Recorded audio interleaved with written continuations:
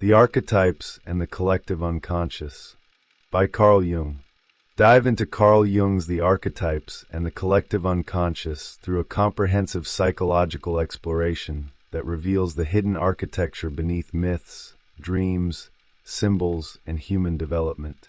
This audiobook follows the unfolding relationship between the Great Mother, the Divine Child, the Spirit Archetype, and the process of individuation, showing how each represents a fundamental movement within the psyche rather than merely a symbolic image. Moving far beyond summary, it uncovers the psychological logic connecting Jung's ideas into one coherent vision of the human mind. More than a study of Jungian psychology, this is an exploration of the invisible forces that shape identity, creativity, meaning, and transformation throughout every human life. Discover why archetypes continue to appear across cultures and history, how dreams anticipate psychological growth, why the ego is not the true center of the personality, and how the journey toward the self becomes the deepest process of becoming fully human. Whether you're new to Jung or already familiar with his work, this audiobook offers a clear, immersive, and thought-provoking guide through one of the most influential books in analytical psychology, a complete digital audiobook production by the Mercurius Foundation. This audiobook has been carefully crafted for your listening experience. We encourage you to pause, rewind, and revisit the passages that speak to you most. Introduction. There is an idea so deeply rooted in modern consciousness that it rarely attracts suspicion. Most people experience themselves as the center of their own psychological lives. Thoughts appear to originate within the mind. Decisions seem to belong entirely to conscious intention. Identity feels inseparable from the voice constantly saying, I. It is an experience so immediate that questioning it almost appears unnecessary. And yet Carl Jung spends hundreds of pages quietly dismantling this certainty, not through philosophical speculation, but through a careful observation of myths, dreams, religious symbols, fairy tales, and the recurring images that humanity has never stopped producing. What gradually emerges from this investigation is not simply another theory of the unconscious. It is something considerably more unsettling. The unconscious is not presented as a hidden storage room where forgotten memories quietly accumulate beneath awareness. Nor is it merely the source of irrational impulses occasionally disrupting otherwise orderly consciousness. Jung reveals an autonomous psychological world whose activity precedes conscious thought, survives beyond it, and continually shapes the development of the personality without asking permission from the conscious mind. The ego, impressive as it appears from within, begins looking less like the ruler of psychic life and more like one participant within a much larger order. This discovery unfolds through a sequence of symbolic encounters that at first seem almost disconnected from one another. A mother whose meaning exceeds every biological relationship. A miraculous child carrying the future of the personality long before consciousness recognizes its own direction. A mysterious guide appearing whenever ordinary understanding reaches its limits. And finally, a psychological movement that slowly dissolves the illusion that consciousness alone defines who a person truly is. Each image initially appears independent. By the end of the journey, they reveal themselves as different expressions of the same hidden architecture. There is something remarkable about the consistency with which humanity has preserved these symbolic figures. Civilizations separated by oceans, languages, and thousands of years repeatedly imagine nurturing mothers who also conceal terrifying depths. They dream of abandoned children destined to transform entire worlds. They populate their stories with wandering sages whose wisdom appears from nowhere precisely when every familiar solution has failed. Modern readers often admire these narratives without asking the question that fascinated Jung most. Why does the human psyche continue producing the same symbolic structures generation after generation, even when cultures possess no direct historical connection with one another? The answer gradually shifts the entire discussion away from mythology and toward psychology. These stories survive because they describe recurring movements within the human mind itself. Myths endure not because ancient civilizations misunderstood reality, but because they observe dimensions of psychological reality that remain active today. Dreams continue speaking the same symbolic language because the unconscious has never abandoned it. Long before psychology existed as a discipline, the psyche had already discovered how to portray its deepest structures through images rather than concepts. What makes this realization especially compelling is that Jung never asks the reader to choose between science and symbolism.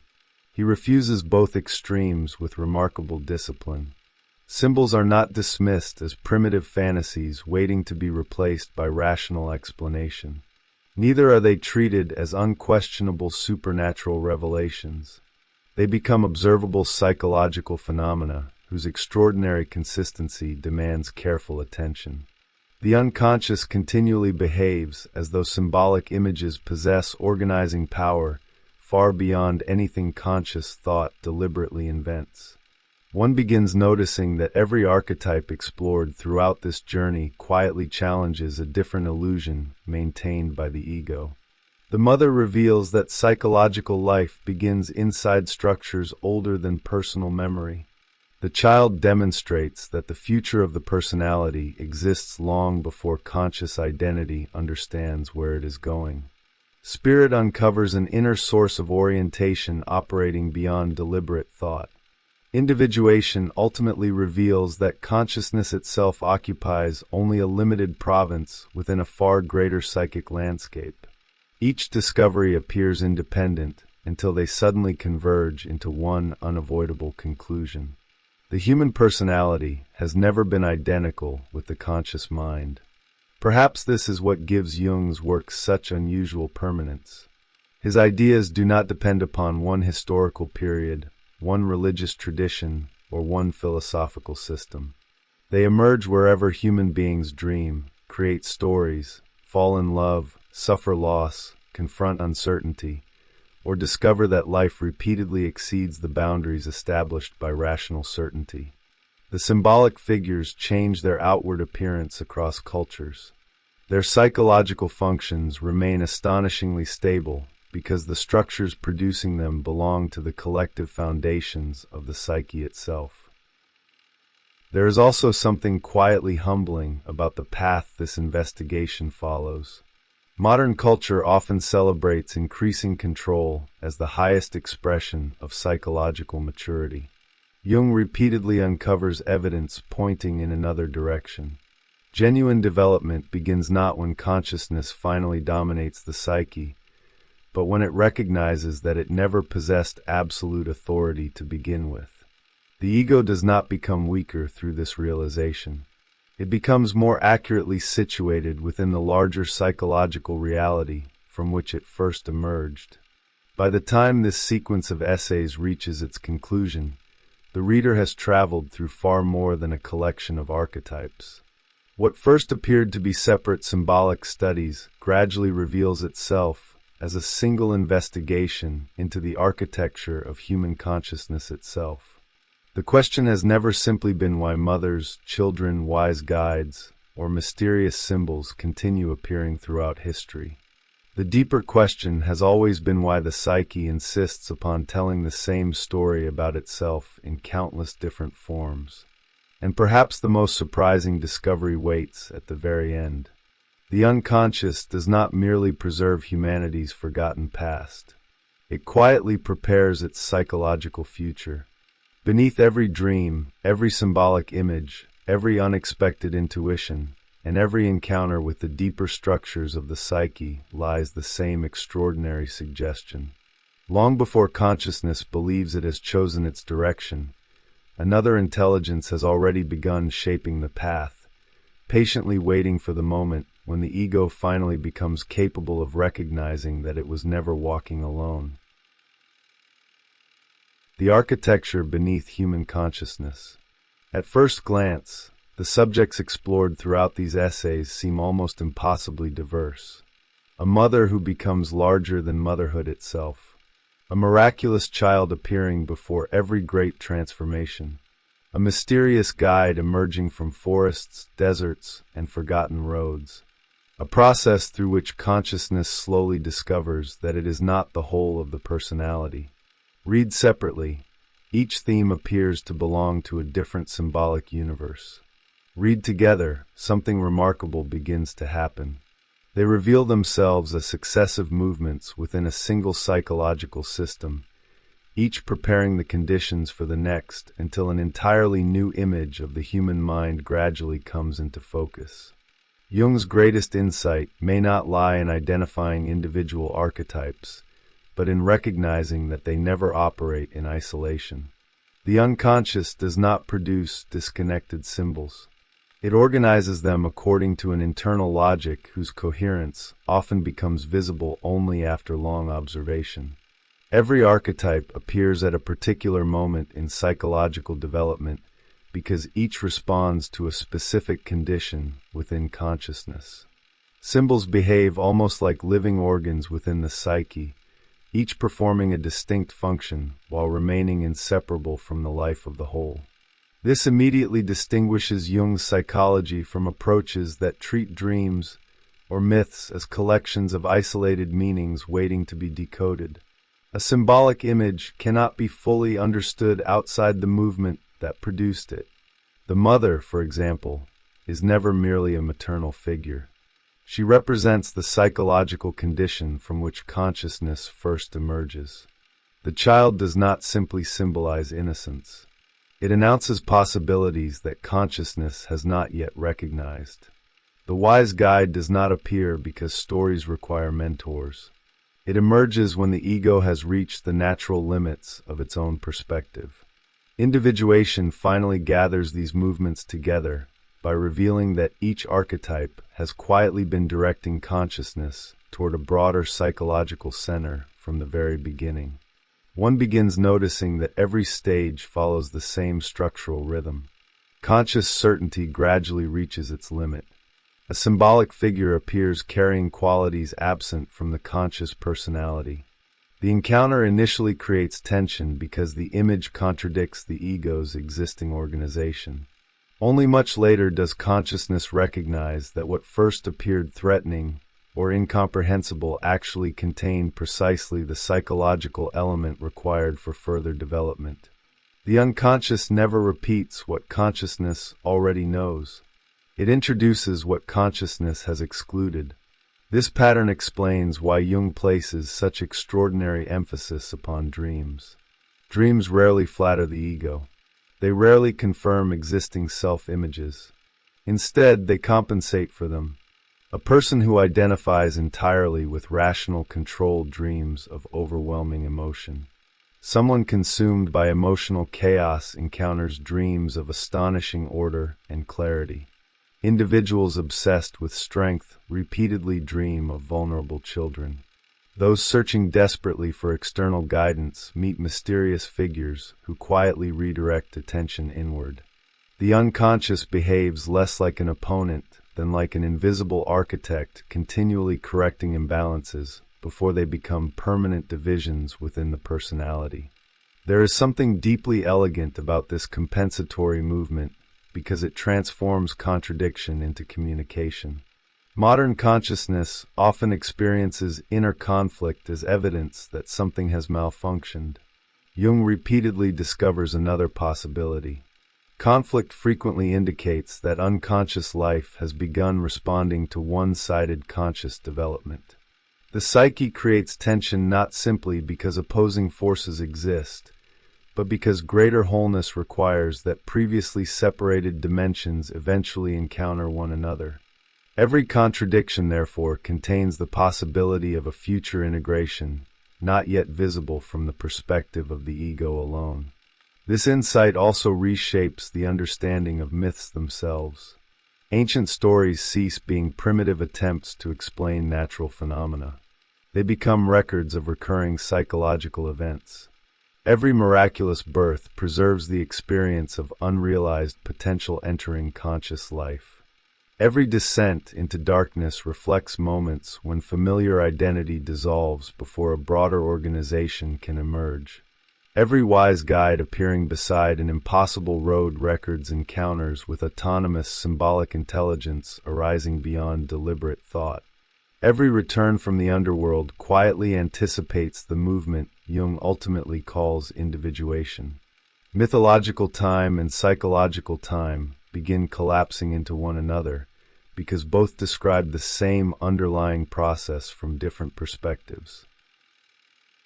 Perhaps the most fascinating aspect of Jung's work is that this symbolic architecture never remains confined to extraordinary experiences. The same principles quietly organize ordinary existence.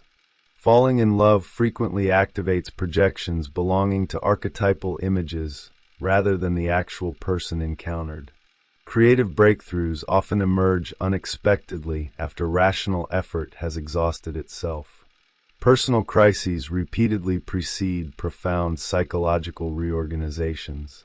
Moments that appear accidental from the perspective of daily life reveal astonishing symbolic coherence when viewed across longer stretches of development. The unconscious seems less interested in isolated events than in the gradual formation of an increasingly complete personality. This continuity also explains why the unconscious consistently resists literal interpretation. Symbols remain alive precisely because they contain more meaning than consciousness can absorb in a single moment. Their significance unfolds gradually as psychological development itself unfolds. A dream remembered in early adulthood may become understandable only decades later after life has created the inner conditions necessary for its interpretation. The unconscious does not communicate according to the chronology preferred by the ego. It speaks according to the deeper rhythms governing psychic growth. There is another feature uniting every archetype explored in these essays. None seeks to eliminate consciousness. This point cannot be overstated. The mother nurtures development, but cannot remain its permanent environment. The child carries future possibility, but must eventually mature. Spirit offers orientation, but never substitutes for lived experience. Individuation enlarges the ego without dissolving it. Again and again Jung rejects both extremes, conscious domination and unconscious possession alike. The psyche appears organized around dialogue rather than conquest. Growth belongs to relationship, not victory. This relationship ultimately becomes the defining characteristic of psychological maturity. The ego gradually discovers that its greatest strength lies not in maintaining absolute control, but in learning how to collaborate with realities exceeding its immediate awareness. Dreams cease being dismissed as irrational disturbances. Emotional contradictions become psychologically meaningful. Symbolic imagination recovers the dignity modern consciousness had often denied it. Every archetype explored throughout this volume quietly prepares consciousness for the same realization. The psyche has always been larger than the ego, yet it has never been foreign to it. By this stage of the journey, the reader stands before a psychological landscape unlike anything suggested by ordinary ideas of identity. Consciousness remains essential, yet it no longer occupies the throne it once believed secure. Beneath every decision, every memory, every symbolic image, and every transformation lies a hidden architecture patiently organizing the movement of the whole personality. The chapters that follow do not merely explore individual archetypes. They reveal how those archetypes cooperate, compensate, and ultimately converge toward one extraordinary conclusion. The deepest center of psychological life has never been the conscious mind alone, but the living totality within which consciousness first learned to recognize itself. The mother, the child, and the first shape of the self. Every psychological system must answer a fundamental question before it can explain development. Where does the personality begin? Modern thought often assumes that it begins with consciousness itself, with the gradual appearance of memory, language, and self-awareness. Jung quietly proposes something far more radical. Consciousness is not the beginning of psychological life. It is one of its later achievements. Before the ego learns to distinguish itself from the world, the psyche already possesses an invisible architecture, one that quietly organizes experience long before the individual becomes capable of reflecting upon it. The first archetype encountered in this architecture is therefore not chosen at random. The mother stands at the beginning because she represents the original condition from which consciousness slowly differentiates itself. It would be tempting to interpret this figure biologically, to imagine that Jung is simply emphasizing the importance of early childhood relationships. Yet his argument moves almost immediately beyond biography. The maternal image repeatedly appears wherever the psyche encounters origin itself. It speaks through the earth, the sea, the cave, the city, the sacred enclosure, the fertile landscape, and every symbolic environment capable of containing life before individuality has fully emerged. This symbolic expansion changes the meaning of motherhood entirely. The mother ceases to be only a person. She becomes the psychological experience of being held within something greater than oneself. Every beginning shares this condition. Consciousness does not appear fully formed.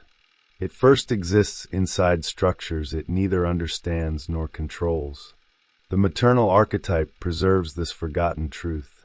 Long before the individual develops an independent identity, psychic life unfolds inside an invisible field of protection, dependence, nourishment, and latent possibility. Yet the unconscious never allows its symbols to remain simple. Almost immediately another face of the mother appears. The same figure capable of nourishing life also threatens to overwhelm it. Protection becomes enclosure. Belonging becomes captivity. The womb gradually resembles the tomb. What first made consciousness possible now risks preventing its further development. Jung repeatedly observes that mythology never separates these opposing qualities because psychological reality itself never separates them. Every force capable of sustaining life also possesses the capacity to prevent its growth if consciousness fails to leave it behind. This paradox prepares the appearance of the second great archetype. If the mother represents the psychological condition from which consciousness emerges, the child represents the direction toward which it moves. At first this seems almost obvious. Every child grows into adulthood. Jung's symbolic interpretation quietly overturns this biological sequence. The archetypal child does not symbolize chronological youth. It symbolizes unrealized wholeness. Again and again mythology presents miraculous children carrying destinies entirely disproportionate to their visible condition. Their weakness conceals an organizing principle far greater than anything existing consciousness can presently understand. One begins noticing that this symbolic movement solves the tension created by the maternal archetype. Consciousness cannot remain indefinitely within psychological origins. Something must gradually separate itself from that original unity without losing contact with the deeper foundations from which it first emerged. The child becomes the image of precisely this movement. It carries the future while remaining rooted in the deepest structures of the past. It belongs simultaneously to beginning and fulfillment, dependence and autonomy, fragility and extraordinary possibility. The relationship between these two archetypes is more intimate than it first appears. Without the mother, the child possesses no symbolic ground from which to emerge. Without the child, the maternal principle becomes permanent enclosure rather than creative origin. One image therefore corrects the limitations of the other. The unconscious quietly balances every archetype through the appearance of another, preventing symbolic life from collapsing into psychological rigidity. This balancing movement reveals one of Jung's most elegant observations. The psyche never develops through isolated symbols. Every archetype enters a larger conversation already underway. The maternal world introduces belonging. The child introduces becoming. Origin gives way to possibility. Containment gradually yields to transformation. Psychological development begins appearing less like a sequence of independent events than like a continuous symbolic dialogue unfolding beneath conscious awareness. It is remarkable how faithfully this rhythm reappears throughout ordinary life. Every meaningful transformation begins by leaving behind some previously secure psychological environment. Every creative breakthrough requires abandoning familiar certainty before new forms become visible. Every mature identity must separate itself from structures that once sustained it without forgetting the psychological foundations those structures originally provided. The unconscious repeatedly returns to the same symbolic grammar because the underlying movement remains unchanged regardless of historical period or individual biography. This also explains why the child repeatedly appears during moments of uncertainty. Consciousness experiences uncertainty as the temporary absence of order. The unconscious often experiences it as the first visible sign of another order beginning to emerge. What the ego interprets as fragmentation, symbolic life interprets as preparation. The miraculous child arrives not after transformation has already occurred, but before consciousness possesses any evidence that transformation is possible at all. Perhaps this is one of Jung's most astonishing reversals. Human beings naturally search for evidence before believing change has begun. The unconscious quietly places symbolic anticipation before visible accomplishment. Dreams introduce future psychological configurations while conscious identity still remains organized around older attitudes. The child appears because the psyche already knows something the ego has not yet recognized. Hidden beneath present identity lies another form of life, waiting for conditions through which it may gradually become conscious. By bringing the mother and the child into relationship, Jung accomplishes far more than the interpretation of two archetypes. He reveals the first complete movement within the architecture of the psyche itself. Human consciousness begins within an encompassing symbolic world it did not create. It gradually differentiates itself without entirely severing contact with that original ground. At the very moment independence becomes psychologically necessary, the unconscious introduces an image carrying the future of development before consciousness can yet imagine its own direction. The journey toward wholeness has already begun, long before the ego suspects that it is moving at all. The guide appears only after the ego gets lost. If the mother establishes the psychological ground from which consciousness emerges, and the child embodies the unrealized future already hidden within the psyche, another problem immediately presents itself. Potential alone cannot guarantee development. The existence of possibility says nothing about the path leading toward it. Something must eventually orient consciousness through territories the ego has never before explored. It is precisely here that the archetype of spirit enters the symbolic landscape. The remarkable feature of this archetype is not simply that it possesses wisdom. It is the timing of its appearance. The wise guide never arrives while the protagonist remains comfortably situated within familiar certainty. Jung repeatedly observes that these figures emerge only after consciousness has exhausted its own resources. The traveler has become lost. The hero faces an impossible decision. Every ordinary solution has failed. Rational certainty reaches its natural boundary. Only then does another form of intelligence quietly become visible. This sequence is psychologically decisive because it reveals the true relationship between consciousness and the unconscious. The unconscious does not compete with the ego, while the ego remains capable of fulfilling its proper function. It intervenes only when conscious organization has reached limits it cannot cross alone. The guide therefore represents compensation rather than replacement. It enlarges consciousness precisely where consciousness has become too narrow to continue developing through its own established methods. There is something deeply paradoxical about this movement. Modern culture often equates intelligence with increasing control, accumulating information until every uncertainty eventually disappears. Jung discovers almost the opposite rhythm. The deepest psychological insights frequently arrive only after certainty begins dissolving. Wisdom emerges not from the uninterrupted expansion of conscious mastery, but from the willingness to encounter realities lying beyond the horizon of deliberate thought. The unconscious waits patiently until the ego finally discovers that it cannot solve every problem using only the tools that created it. This explains why the symbolic guide almost never appears as an obvious authority. Fairy tales repeatedly disguise wisdom beneath forms consciousness initially overlooks. A wandering beggar, an old woman living outside society, a peculiar animal, a forgotten hermit, an insignificant stranger encountered beside an abandoned road. These figures possess almost no external power, yet they quietly redirect the entire movement of the story. Symbolically, the unconscious insists that genuine orientation rarely arrives through the places where the ego instinctively searches for certainty. One begins recognizing that this pattern extends far beyond mythology. Every authentic creative breakthrough follows remarkably similar dynamics. Scientists frequently describe solutions appearing unexpectedly after prolonged frustration. Artists speak of ideas arriving rather than being consciously manufactured.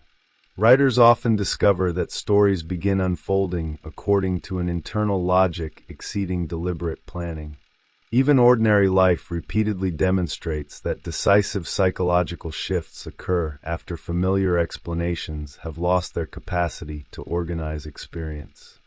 The archetype of spirit quietly reveals itself whenever conscious intelligence reaches the edge of its own territory. This is why Jung refuses to identify spirit with intellect alone. Intellect analyzes, spirit orients.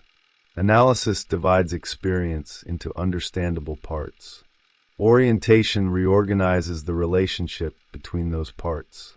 One may possess extraordinary knowledge while remaining psychologically disoriented.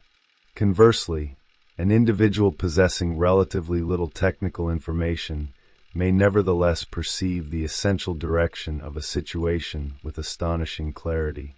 These capacities belong to different dimensions of psychic life. The appearance of the guide, therefore, transforms the meaning of uncertainty itself. Earlier in the journey, uncertainty signaled the emergence of the child, the first hidden movement toward future development. Now uncertainty acquires another function. It becomes the condition under which symbolic guidance becomes psychologically possible. Consciousness stops interpreting confusion exclusively as failure and begins recognizing it as the natural threshold preceding a broader organization of experience. This movement also reveals why dreams occupy such a privileged position throughout Jung's work. Dreams do not simply revisit forgotten experiences. They frequently introduce perspectives the ego has not yet developed. A symbolic figure appears carrying insight unavailable to ordinary consciousness. An unexpected landscape reorganizes emotional experience without offering conceptual explanation. Meaning arrives indirectly because the unconscious communicates through images before consciousness becomes capable of translating those images into reflective understanding. There is something profoundly elegant about this symbolic economy. The mother prepares the ground. The child reveals the direction. Spirit provides orientation. None of these archetypes completes the journey independently. Each solves a psychological problem created by the preceding stage, while simultaneously introducing a new tension requiring further development. The unconscious behaves less like a collection of symbols than like an internally coherent system whose elements continually compensate, correct, and deepen one another. This growing coherence eventually forces consciousness toward its greatest discovery.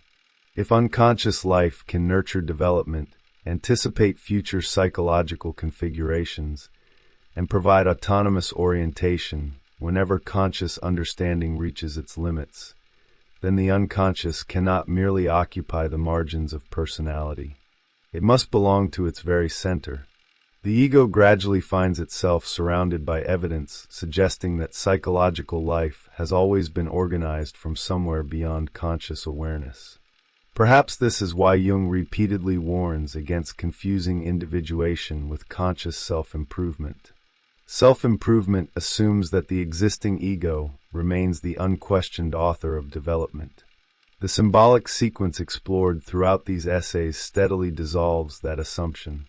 Every decisive movement has originated beyond deliberate intention. Consciousness certainly participates, interprets, and gradually integrates what emerges, yet it rarely initiates the deepest transformations on its own. The psyche repeatedly demonstrates an astonishing capacity to prepare its future before the ego even realizes that change has begun. At this point, the architecture of Jung's argument becomes unmistakable. The archetypes are no longer isolated symbolic figures awaiting interpretation. They have become successive expressions of one living psychological process. Origin unfolds into possibility. Possibility seeks orientation. Orientation gradually reveals a larger organizing principle hidden beneath conscious identity itself. The individual who believed the psyche revolved around the ego slowly discovers that the ego has been traveling through a symbolic landscape whose deepest structure existed long before conscious thought first learned to call itself I. Individuation, the self, and the discovery of the hidden center. Everything developed so far quietly leads toward a single realization. The mother demonstrated that consciousness emerges from psychological structures older than itself. The child revealed that the future of the personality exists before conscious awareness recognizes it. Spirit showed that guidance repeatedly arises from an autonomous intelligence operating beyond deliberate thought. None of these discoveries remains isolated. Together they point toward a conclusion that becomes increasingly difficult to avoid. If the deepest movements of psychological life originate outside the ego, then the ego cannot be the true center of the personality. This realization marks the beginning of what Jung calls individuation. Few concepts have been more frequently misunderstood. It is often interpreted as becoming more individual, more authentic, or more expressive of one's personal identity. Jung's meaning is considerably more precise. Individuation is not the strengthening of the ego. It is the gradual reorganization of the ego around a psychological center larger than itself. The process does not create that center. It reveals that it has always existed. There is something profoundly paradoxical about this movement because it reverses almost every ordinary intuition concerning identity. Consciousness naturally assumes that psychological maturity consists in increasing certainty, stronger control, and greater consistency. Jung repeatedly uncovers another rhythm. Every genuine enlargement of consciousness begins with the recognition that consciousness alone is insufficient. The ego becomes psychologically stronger precisely when it abandons the illusion that it stands alone at the center of psychic life. This explains why individuation is inseparable from dialogue. The unconscious is never treated as an enemy waiting to be conquered, nor as an infallible authority demanding complete surrender. Jung consistently rejects both possibilities. Instead, consciousness gradually learns to establish a living relationship with unconscious life. Dreams cease being dismissed as irrational interruptions. Symbolic images become meaningful communications. Emotional contradictions transform into expressions of a broader psychological movement already unfolding beneath awareness. The relationship itself becomes the process. One begins noticing that every archetype examined throughout these essays has quietly prepared consciousness for this dialogue. The maternal archetype taught that the psyche begins within an encompassing symbolic reality, rather than an isolated individuality. The child introduced the idea that future psychological development already exists in latent form. Spirit demonstrated that unconscious life possesses its own capacity for orientation and symbolic intelligence. Individuation gathers these discoveries into a single psychological movement by showing how consciousness gradually enters into relationship with all of them simultaneously. This relationship changes the meaning of conflict itself. Ordinary consciousness experiences contradiction as evidence that one side must eventually eliminate the other. Jung repeatedly observes that the unconscious behaves according to another principle. Opposing tendencies often persist because they belong to a larger organization not yet visible. Rationality and imagination, independence and belonging, stability and transformation. Conscious identity repeatedly attempts to choose between them.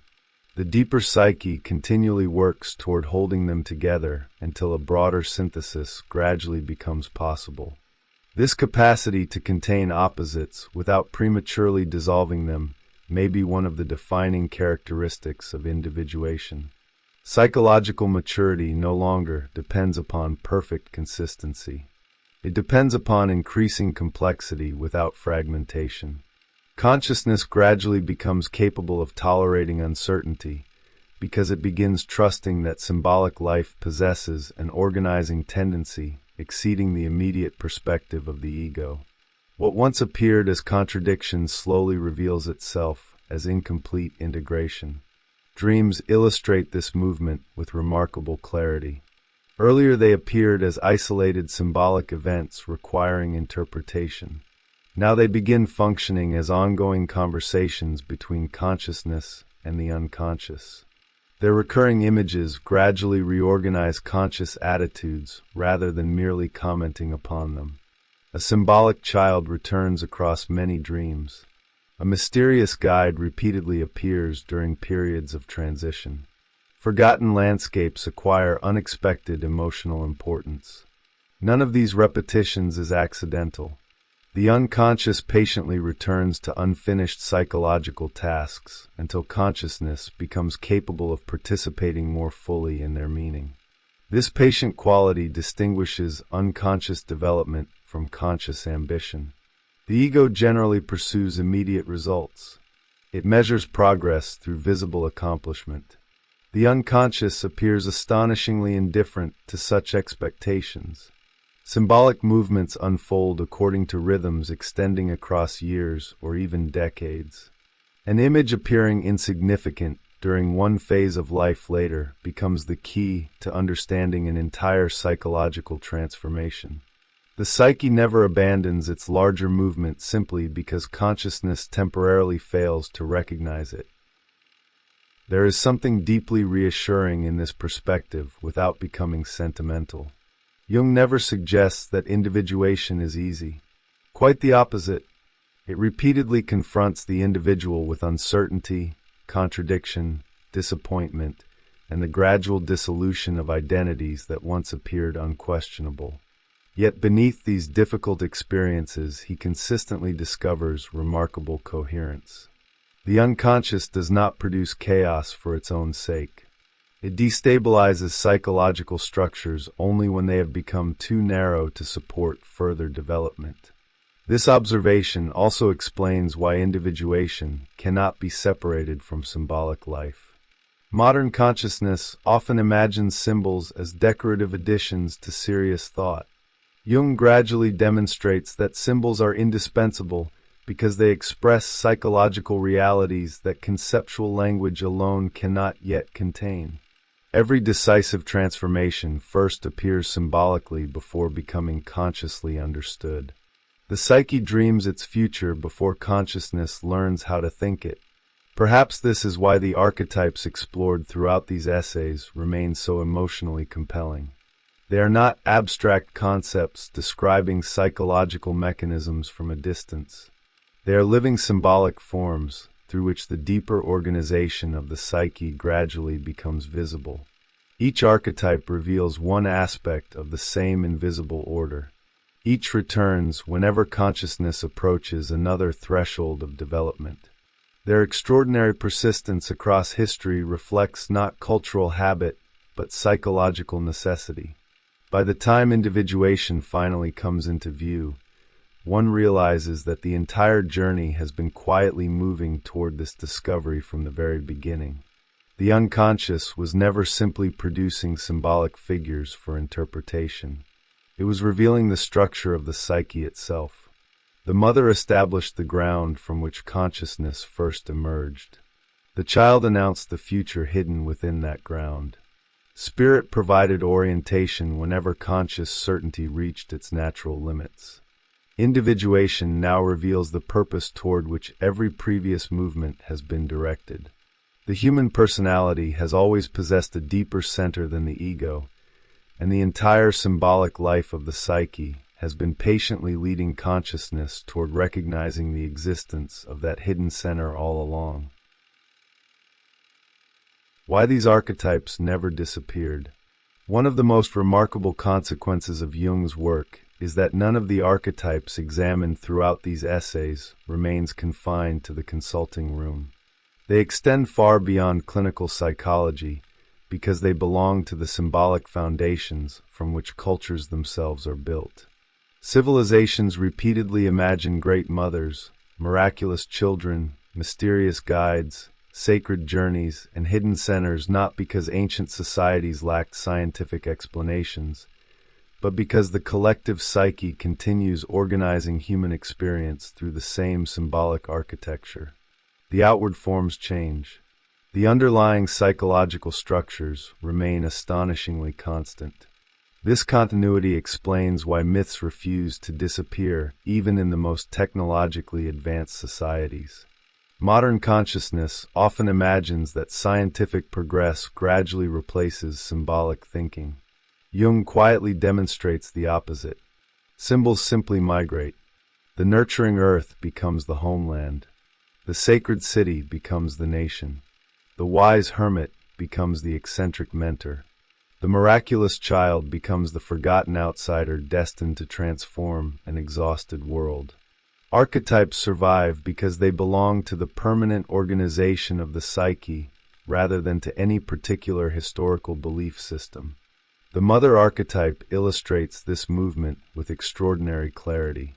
Earlier civilizations located maternal symbolism in goddesses, fertile landscapes, sacred caves, and temples.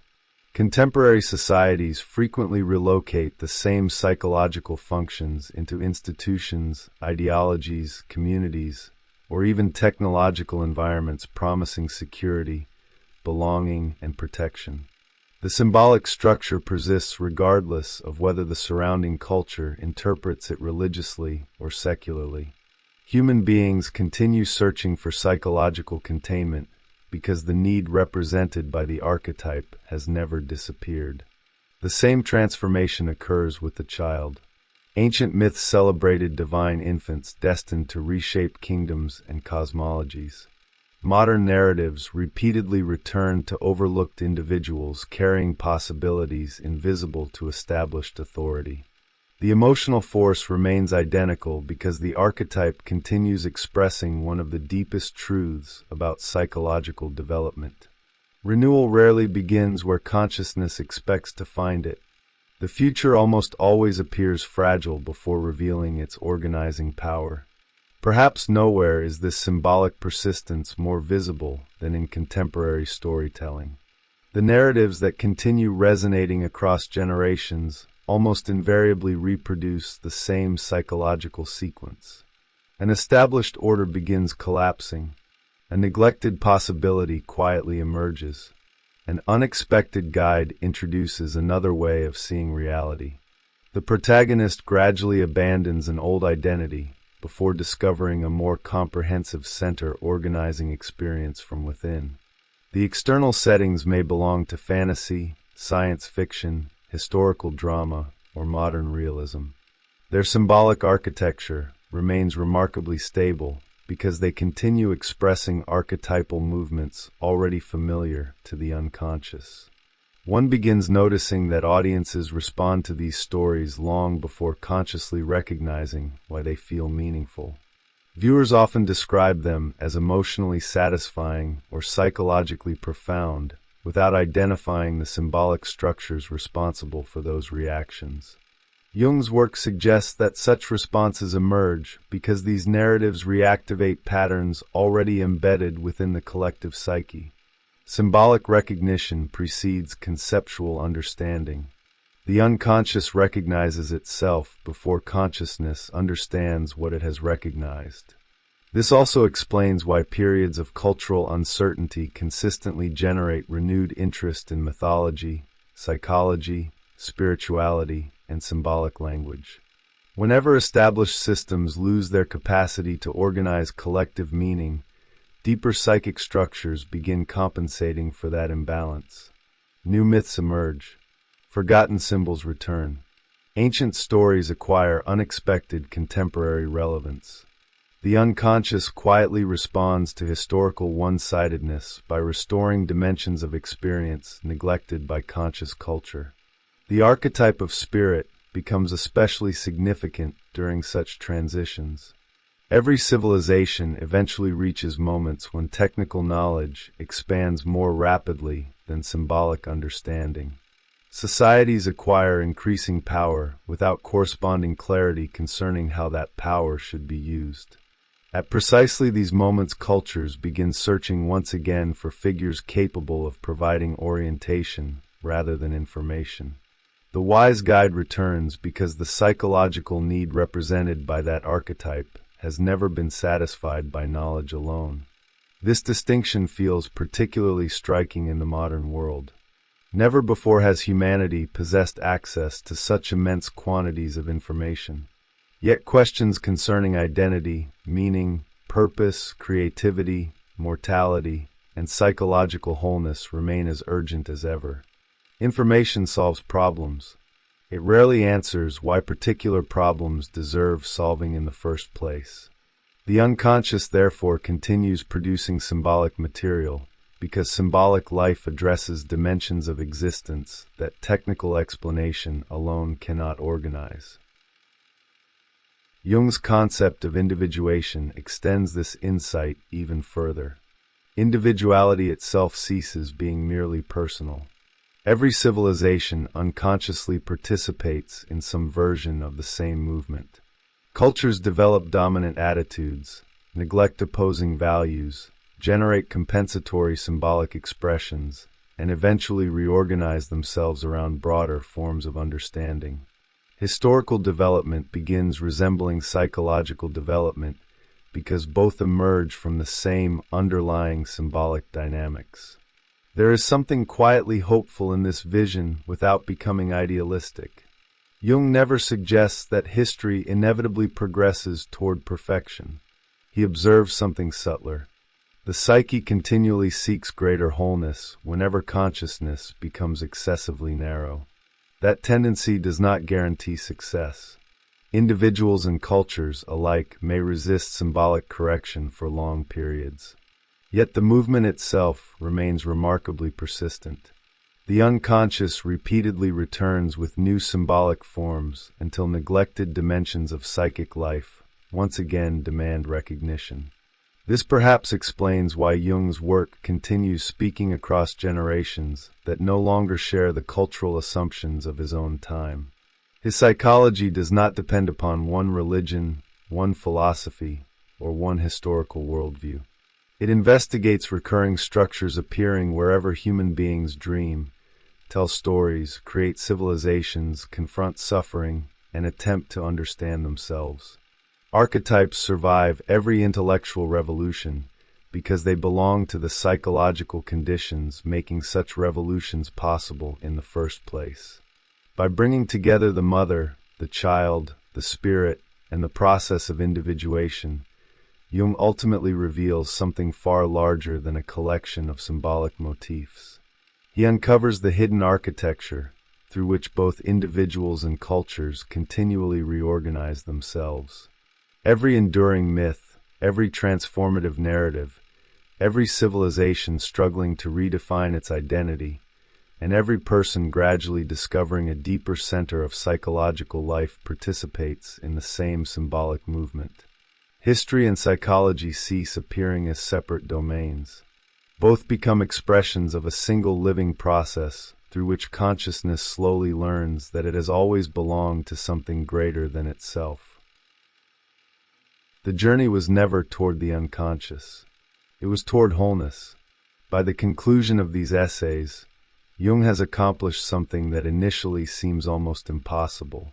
He begins by examining individual symbolic figures, the mother, the child, the wise spirit, and ends by transforming the reader's entire understanding of the human personality. What first appeared to be separate studies of mythology gradually reveals itself as a single investigation into the hidden organization of psychic life. Every archetype has quietly prepared consciousness for one final realization. The unconscious is not simply something the ego possesses. The ego itself exists within a psychological reality vastly greater than its own awareness. This changes the meaning of every stage that preceded it. The mother no longer represents merely the beginning of life. She becomes the symbolic ground from which consciousness first differentiates itself. The child ceases being an image of youth and becomes the living possibility of psychological futures already growing beneath awareness. Spirit reveals that orientation does not originate exclusively through deliberate thought, but repeatedly emerges from autonomous symbolic intelligence. Individuation finally gathers these movements into a coherent whole by demonstrating that every archetype has been directing consciousness toward the same invisible center from the very beginning. There is something deeply elegant about this progression because none of the archetypes replaces the previous one. Each enlarges it. Origin becomes possibility. Possibility seeks guidance. Guidance gradually reveals a broader organization embracing both consciousness and the unconscious alike. Jung's psychology therefore never develops through contradiction. It develops through increasing inclusion.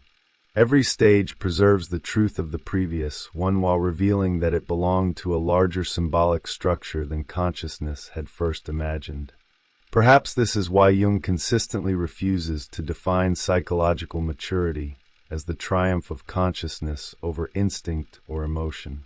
Such a victory would only deepen the illusion that the ego occupies the absolute center of psychic life. Neither does he advocate surrendering consciousness to unconscious forces. That would merely reverse the imbalance rather than resolving it. Wholeness emerges through relationship. The ego remains conscious. The unconscious remains autonomous. Individuation consists in allowing both to enter into a dialogue capable of transforming each without destroying either. This understanding also reshapes the purpose of psychology itself. Healing no longer means simply eliminating suffering or restoring functional adaptation. These may become necessary stages, but they are not the destination. The deeper task is helping consciousness discover its rightful place within the totality of the psyche. Symptoms, dreams, emotional conflicts, symbolic fantasies, creative insights, and periods of uncertainty all become meaningful because they participate in the same larger movement. Every psychological event ultimately asks the same question. Will consciousness continue defending its existing limits, or will it gradually recognize the broader life already unfolding beyond them?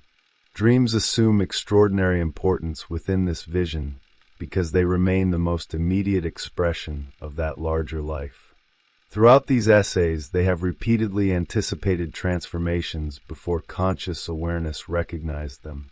They introduced archetypal figures before the ego understood their purpose. They corrected one-sided attitudes, compensated rigid identities, and quietly prepared future psychological developments long before external life reflected them. The unconscious consistently demonstrated that it remembers humanity's symbolic past while simultaneously preparing the individual's psychological future. There is another implication hidden within Jung's work that becomes increasingly difficult to ignore. The archetypes are not extraordinary experiences reserved for mystical personalities or unusual psychological conditions. They belong to ordinary human existence. Every meaningful relationship awakens projections rooted in archetypal structures. Every creative act depends upon symbolic processes exceeding conscious planning. Every major life transition requires abandoning identities that once appeared complete.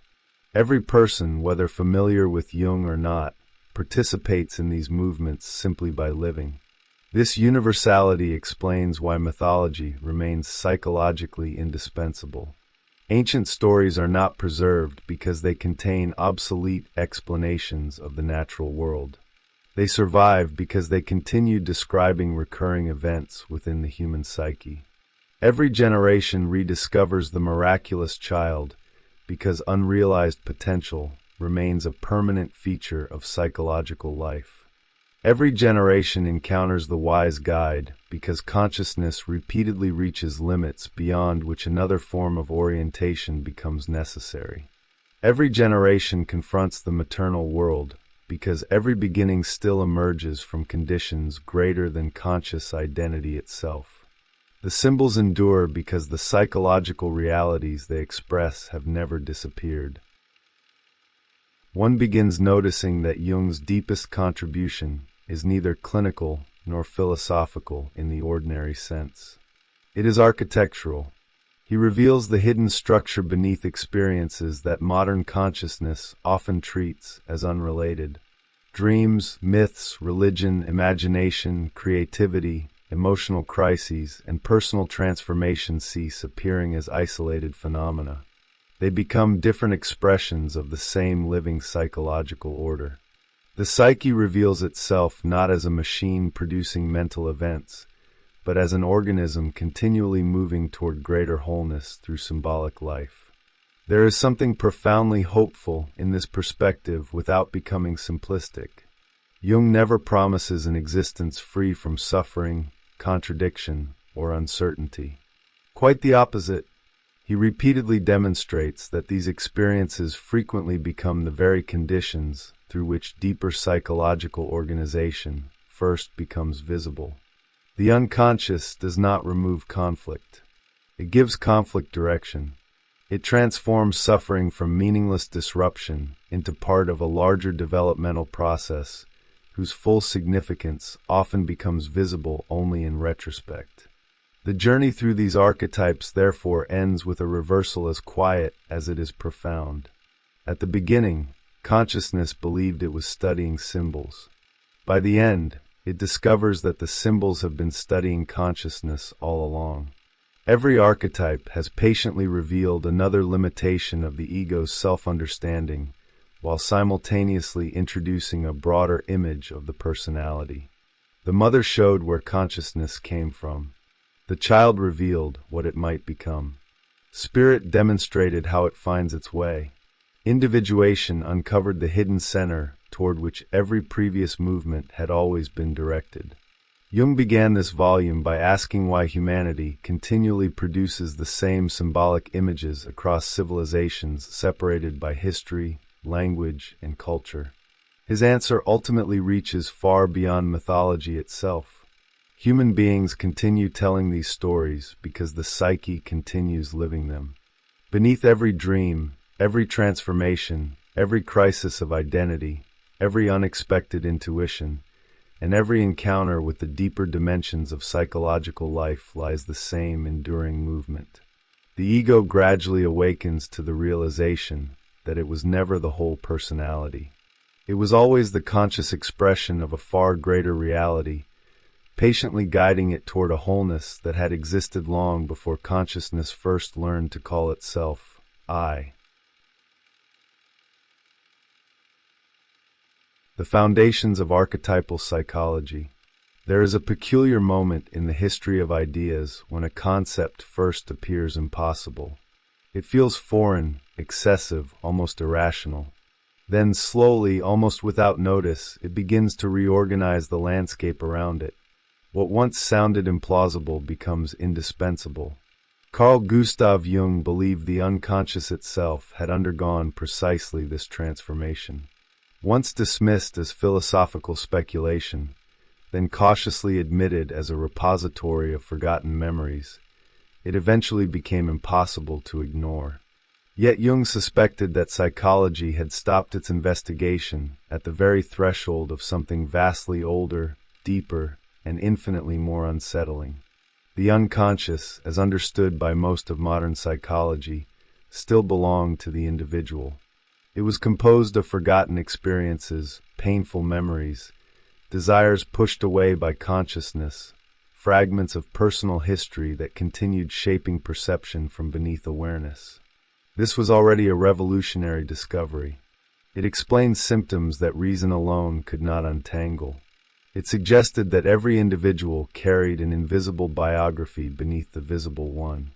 But Jung noticed something that refused to fit inside this model. Again and again, patients who had never met, who belonged to different cultures, languages, religions, and generations, produced dreams that seemed to emerge from the same invisible reservoir. The similarities were too precise to dismiss as coincidence, yet too ancient to be explained by personal experience alone.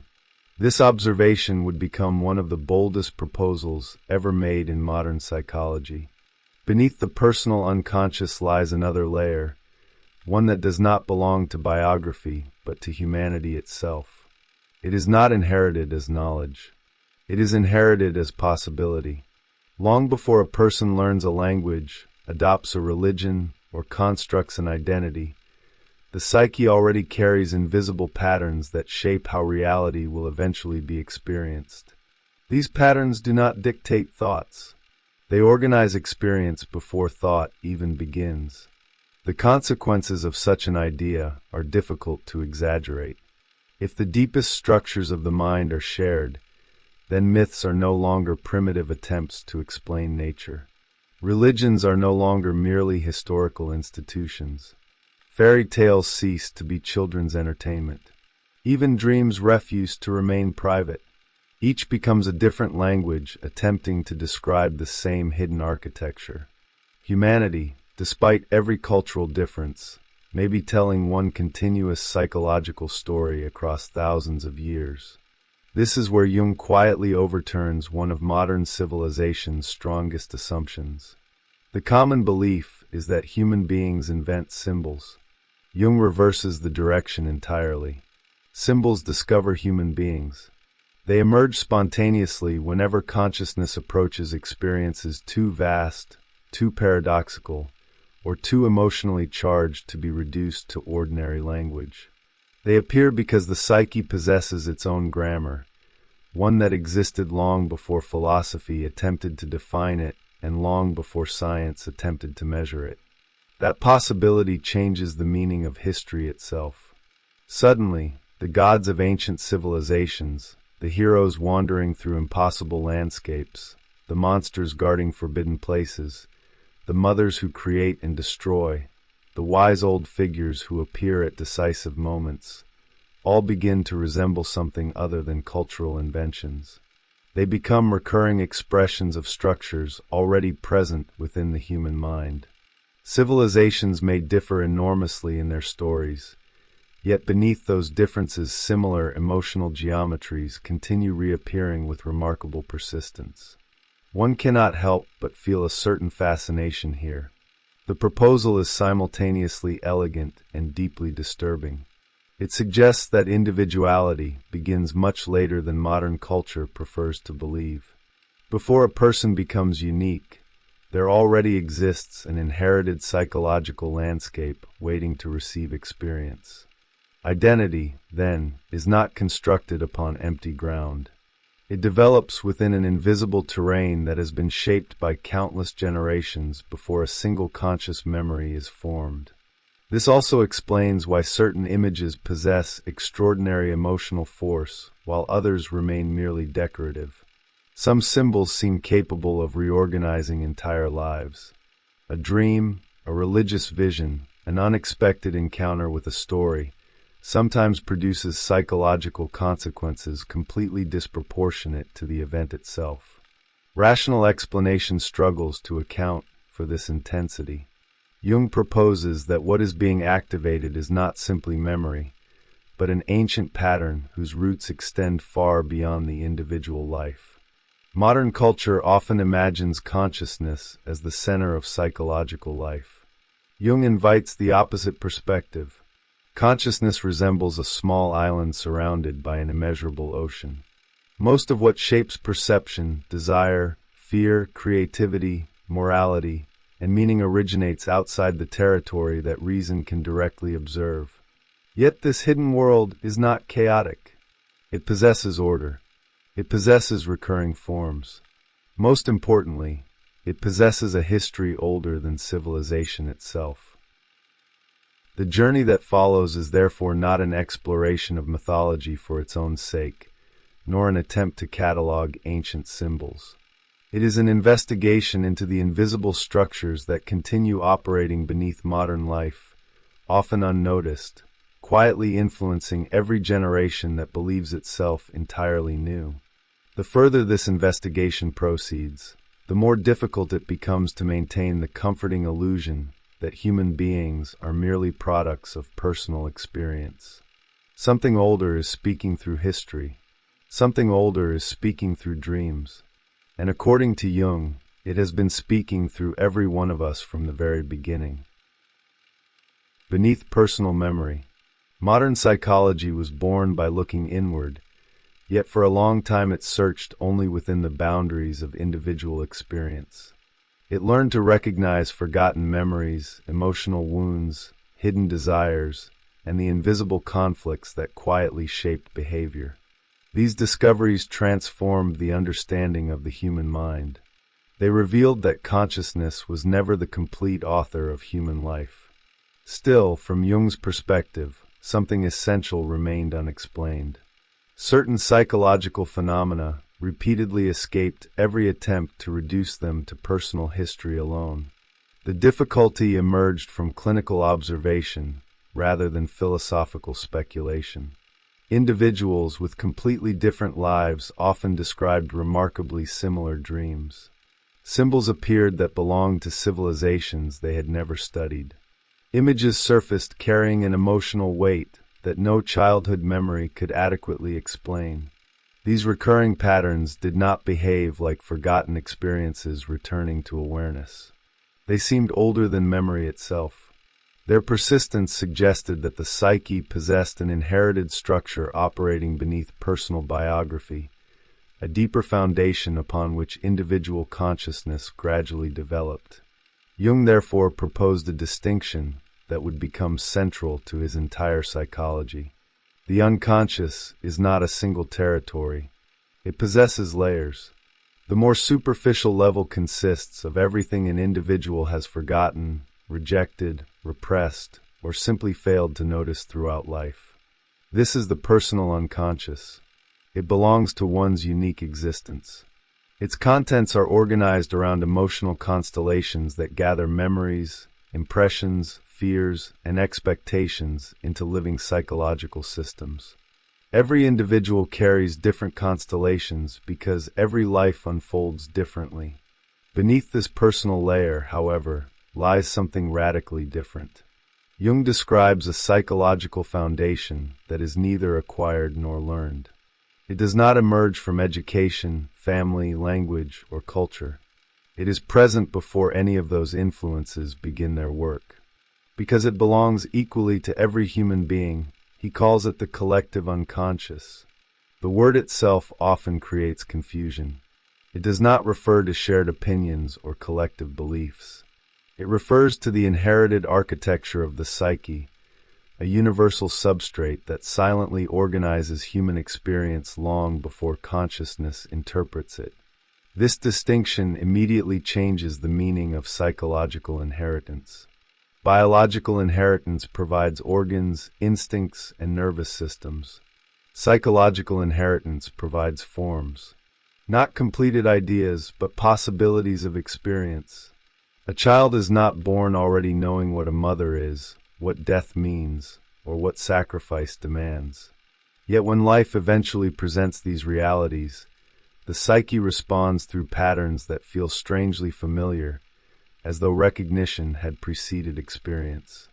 Jung believed this familiarity reveals structures that have accompanied humanity throughout its evolutionary history. The collective unconscious, therefore, cannot be observed directly. Consciousness encounters it only through its manifestations. Dreams become one doorway. Religious symbols become another. Mythology offers another. Great works of art occasionally reveal the same invisible patterns. Even ordinary emotional crises sometimes expose fragments of this deeper organization. The underlying structure itself remains inaccessible, much as gravity remains invisible despite the movements it produces. One never observes the force directly. One observes its effects. This is why Jung becomes remarkably careful when discussing archetypes. Popular imagination often treats them as ready-made characters, fixed personalities, or symbolic figures that exist somewhere inside the mind. Jung's own description is considerably more subtle. What consciousness encounters in myths, dreams, or religious imagery are already interpretations. They are shaped by history, language, culture, and individual psychology. The archetype itself exists at a deeper level than any image capable of representing it. It is not the image. It is the invisible pattern that repeatedly generates images. This distinction may seem abstract at first, yet its consequences become enormous. Consider the countless depictions of heroic figures throughout history. Their appearance changes continuously. They wear different clothing, speak different languages, worship different gods, and inhabit different civilizations. Yet the underlying psychological movement remains astonishingly stable. Again and again there appears an individual who leaves the familiar world, confronts overwhelming danger, descends into darkness, acquires transformative knowledge, and returns changed. The details vary endlessly. The structure hardly changes at all. The same pattern extends far beyond heroic narratives. Images of mothers, children, wise elders, sacred marriages, destructive floods, serpents, forests, mountains, kings, tricksters, and divine children emerge across cultures separated by oceans and millennia. The repetition cannot be dismissed simply as historical influence. Many civilizations developed independently, yet their symbolic worlds often converge upon remarkably similar psychological forms. Jung regarded this convergence as evidence that the psyche itself generates symbolic organization according to inherited principles rather than arbitrary invention. At this point, the discussion begins moving away from mythology and toward psychology proper. Myths survive because they are psychologically effective. They continue speaking across generations because they describe movements already taking place within the human mind. Their endurance does not depend upon historical accuracy. It depends upon symbolic precision. A myth remains alive whenever its images continue expressing realities that consciousness struggles to articulate directly. This observation also explains why purely rational explanations often fail to replace symbolic ones. Facts satisfy curiosity. Symbols reorganize experience. A scientific description of sunrise explains celestial mechanics with extraordinary accuracy. Yet it cannot replace the emotional reality carried by the ancient image of light emerging from darkness. The symbolic event operates in a different dimension altogether. It speaks not about astronomy, but about psychic transformation. Its truth belongs to experience rather than measurement. Jung therefore argues that ancient peoples did not primarily construct myths in order to explain nature. Instead, they projected inner psychological processes onto the natural world. The movement of the sun, the changing seasons, the phases of the moon, storms, rivers, mountains, and forests all became visible mirrors through which invisible psychic dramas could be perceived. Nature functioned less as an object of explanation than as a symbolic language capable of expressing experiences that consciousness had not yet learned to recognize within itself. Projection, in this sense, becomes one of the fundamental mechanisms through which humanity first encountered its own interior life. Before psychological language existed, the soul described itself through the world. Inner conflict appeared as cosmic struggle. Renewal became spring. decline became winter. Divine figures emerged wherever emotional experience exceeded ordinary comprehension. Humanity looked outward because it had not yet discovered how to look inward.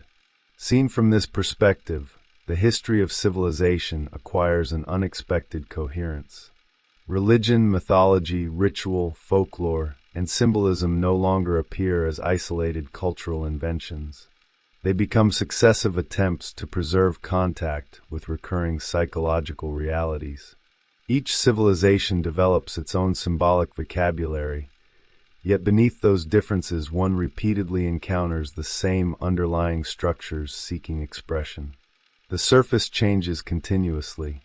The deeper movement remains astonishingly constant. It is precisely here that Jung's proposal begins to feel less like a psychological theory and more like a new map of human existence. Individual consciousness, remarkable though it may be, occupies only the visible portion of a far greater landscape. Beneath every personal story lies an older narrative that no single generation invented. Every dream, every religious vision, every enduring myth, and every symbol capable of surviving centuries seems to point toward the same hidden conclusion. The human mind remembers far more than any individual life has ever lived. The language of symbols. If the collective unconscious exists, then it cannot remain entirely hidden. A structure that never reveals itself would be psychologically meaningless. Jung therefore turns away from abstract definitions and begins searching for the places where these deeper patterns become visible. His answer is remarkably consistent. They emerge wherever consciousness reaches its limits. Dreams, myths, fairy tales, religious visions, and symbolic narratives all become different expressions of the same underlying reality. They do not invent the archetypes. They give them temporary form. This distinction becomes essential because symbols are often mistaken for the realities they express. An archetype is not the heroic king, the divine child, the wise elder, or the terrible mother appearing in a story. Those figures are symbolic realizations shaped by history, language, and imagination. The archetype itself remains invisible, functioning more like an organizing principle than an image. Jung even compares it to an inherited pattern of behavior rather than a concrete representation. Consciousness never encounters the archetype directly. It encounters only the countless symbolic forms through which it becomes partially visible. This explains why myths from distant civilizations often resemble one another without being identical. Their symbols differ because cultures differ. Their psychological movement remains strikingly familiar because they arise from the same invisible source. One civilization imagines a dragon. Another imagines a serpent. Another imagines a sea monster. The external appearance changes according to historical circumstances, yet each figure occupies a similar psychological position. Each represents an encounter with forces larger than ordinary consciousness can safely contain. For Jung, this resemblance is not evidence that ancient peoples borrowed stories from one another, nor is it proof that humanity possesses some universal mythology in the literary sense. Rather, every culture repeatedly confronts the same psychological realities, and similar symbolic solutions emerge because the architecture of the psyche itself remains fundamentally constant. Symbols become local dialects spoken by a universal psychological language. This insight gradually transforms the meaning of mythology. Modern thought often treats myths as failed science, imaginative attempts to explain natural events before rational inquiry became available. Jung rejects this assumption almost completely. Ancient peoples were certainly capable of observing nature.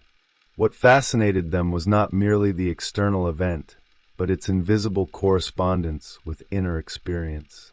The movement of the heavens, the changing seasons, storms, rivers, mountains, forests, and celestial bodies became mirrors in which psychic life discovered its own reflection. The distinction is subtle but decisive. When early civilizations described the sun as a divine being crossing the heavens, they were not simply proposing an astronomical theory. They were expressing a psychological event through the language available to them. The daily cycle of light overcoming darkness became inseparable from the recurring experience of renewal within consciousness itself. Nature supplied the visible stage upon which invisible dramas could appear. The external world became readable because the inner world had first projected itself upon it. Projection, in Jung's understanding, is therefore not merely a psychological mistake. It is one of the original conditions of human consciousness. Before individuals possessed concepts capable of describing complex emotional realities, the psyche displaced its own processes onto mountains, oceans, stars, forests, and gods. Humanity discovered itself by first encountering its own interior life disguised as the structure of the cosmos. The world appeared enchanted because consciousness had not yet separated itself from the symbolic forces through which it perceived reality. This perspective also clarifies one of Jung's most provocative distinctions, the difference between allegory and symbol. An allegory translates something already understood into another form. Its meaning is fixed from the beginning. A symbol functions differently. It points toward something consciousness has not yet fully grasped. Its meaning remains alive precisely because it exceeds complete explanation. The symbol is not an ornament covering an existing idea. It is the psyche's best attempt to approach experiences that remain partially unknown. This is why symbols continue evolving while retaining their emotional force. Every generation interprets them differently because consciousness itself changes. Yet beneath those changing interpretations, something remarkably stable persists. The symbol continues generating meaning long after individual explanations have faded.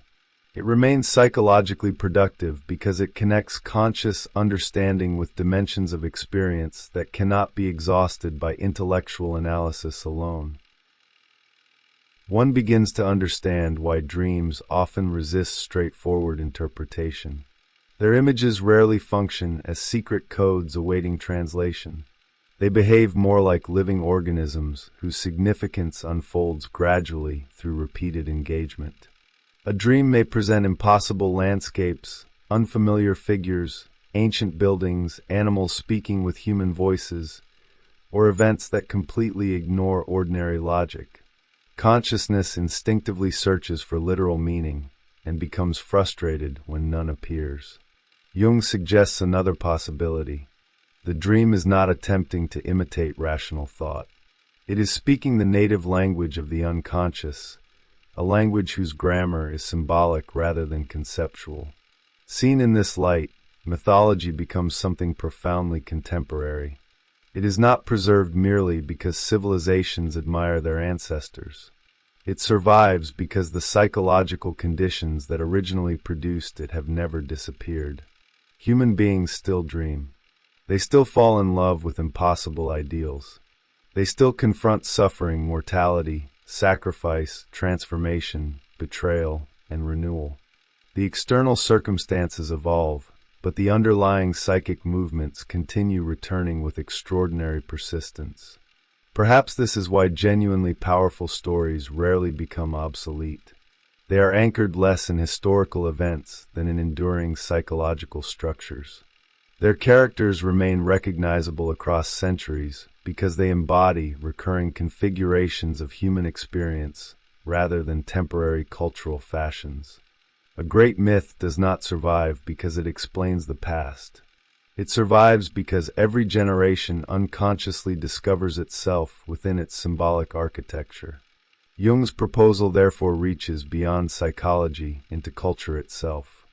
Art, religion, literature, ritual, and collective imagination become different expressions of the same invisible process.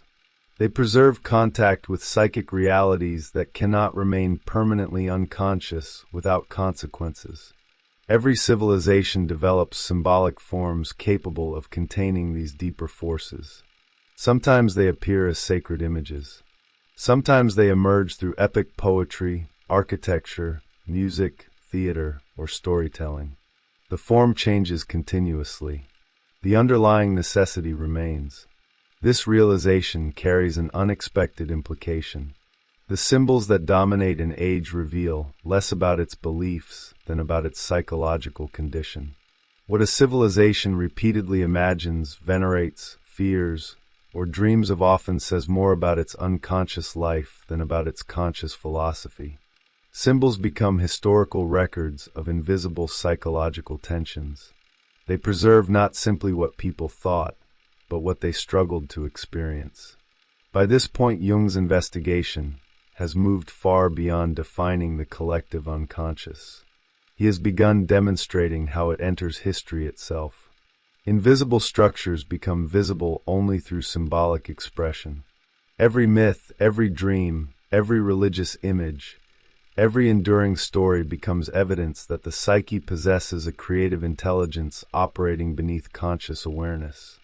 The question is no longer whether symbols matter. The deeper question is why humanity has never succeeded in living without them. Myth, religion, and the architecture of the psyche.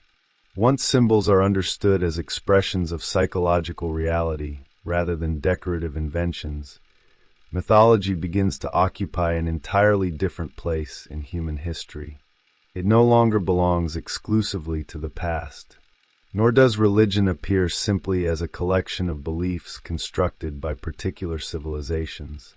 Both become visible as long, continuous attempts to establish a relationship with forces that consciousness neither created nor fully controls. Jung suggests that every enduring symbolic tradition performs the same essential task. It gives form to experiences that would otherwise remain psychologically overwhelming. This observation explains why sacred traditions across history have always treated their stories with extraordinary seriousness. Modern readers often wonder why ancient cultures devoted immense energy to preserving myths whose literal claims seem increasingly implausible. From Jung's perspective, the answer lies elsewhere. Their importance never depended primarily upon historical accuracy. Their power emerged because they organized emotional experience into structures that consciousness could inhabit. They transformed the invisible movements of the psyche into narratives capable of being remembered, shared, and lived. A remarkable paradox appears here. The richer and more elaborate a symbolic tradition becomes, the further it may drift from the original experience that gave birth to it. Every civilization refines its symbols through centuries of interpretation. Rituals accumulate. Theology expands. Institutions emerge to protect and preserve inherited meanings. The symbolic system grows increasingly coherent, increasingly sophisticated, and increasingly beautiful. Yet with every layer of interpretation, immediate psychological experience risks becoming more distant. The symbol survives. The living encounter that first animated it gradually retreats behind doctrine. Jung does not criticize this development. In fact, he recognizes its necessity. Raw encounters with the unconscious possess an intensity that few individuals can safely contain without mediation. Archetypal experience rarely arrives as gentle insight.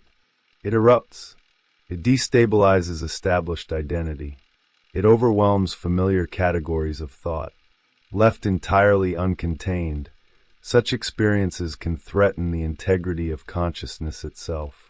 Symbolic systems therefore perform a protective function. They absorb the unbearable force of these encounters and translate them into forms that human communities can gradually assimilate. This protective role becomes vividly illustrated through Jung's discussion of the Swiss mystic brother Nicholas of Flue. His religious vision would later be remembered through the familiar symbolism of the Holy Trinity, a language already recognized and accepted within Christian tradition. Yet Jung carefully distinguishes between the symbolic interpretation and the original experience. According to the earliest accounts, the vision itself was not peaceful or reassuring. It appeared as an overwhelming manifestation whose terrifying intensity visibly altered the mystic's face and profoundly disturbed those who encountered him afterward. This contrast reveals something psychologically profound. The institutional image of divine harmony eventually came to represent an experience that initially emerged as something almost unbearable. The traditional symbol did not invent the vision. It domesticated it. It provided an interpretive structure capable of restoring psychological balance after consciousness had been shaken by an encounter exceeding its ordinary capacity for understanding. What later generations remembered as theological certainty may originally have begun as existential shock. The distinction matters because it reveals how symbols actually function.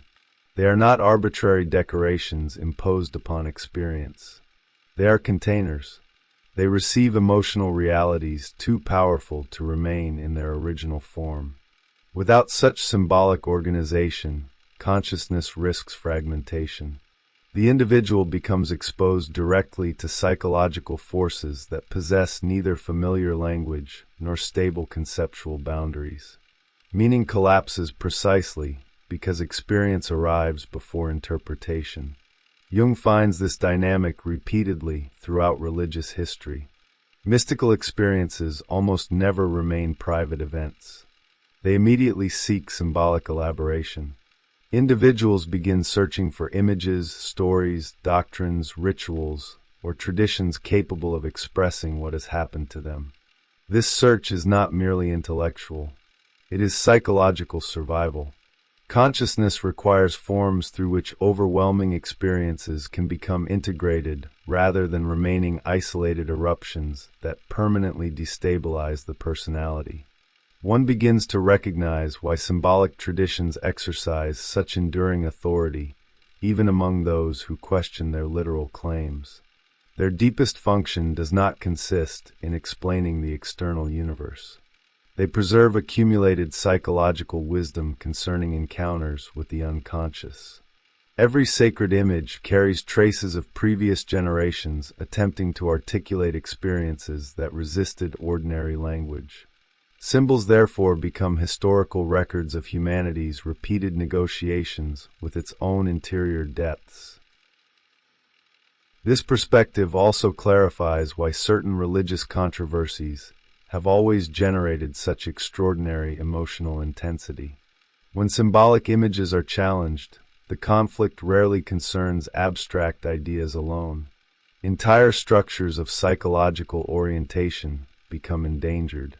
Remove a symbol without understanding the function it performs, and something more than intellectual certainty disappears. The psyche loses one of the forms through which unconscious reality had previously become manageable. What appears outwardly as theological disagreement may conceal a far deeper psychological disruption. Jung observes that symbolic systems accumulate extraordinary stability over centuries because they channel collective psychic energy into recognizable forms. Creeds, rituals, sacred architecture, liturgy, prayer, and visual symbolism together create an environment in which archetypal forces circulate within carefully established boundaries. The unconscious does not vanish. It becomes organized. Its energies flow through patterns refined across generations rather than erupting unpredictably into individual consciousness. This understanding also explains why symbols rarely disappear quietly. Their decline is almost always accompanied by periods of profound cultural uncertainty. As inherited images lose their emotional authority, the psychological energies once contained within them do not simply dissolve. They seek new forms. Consciousness suddenly finds itself confronted by forces that older symbolic systems had long succeeded in mediating.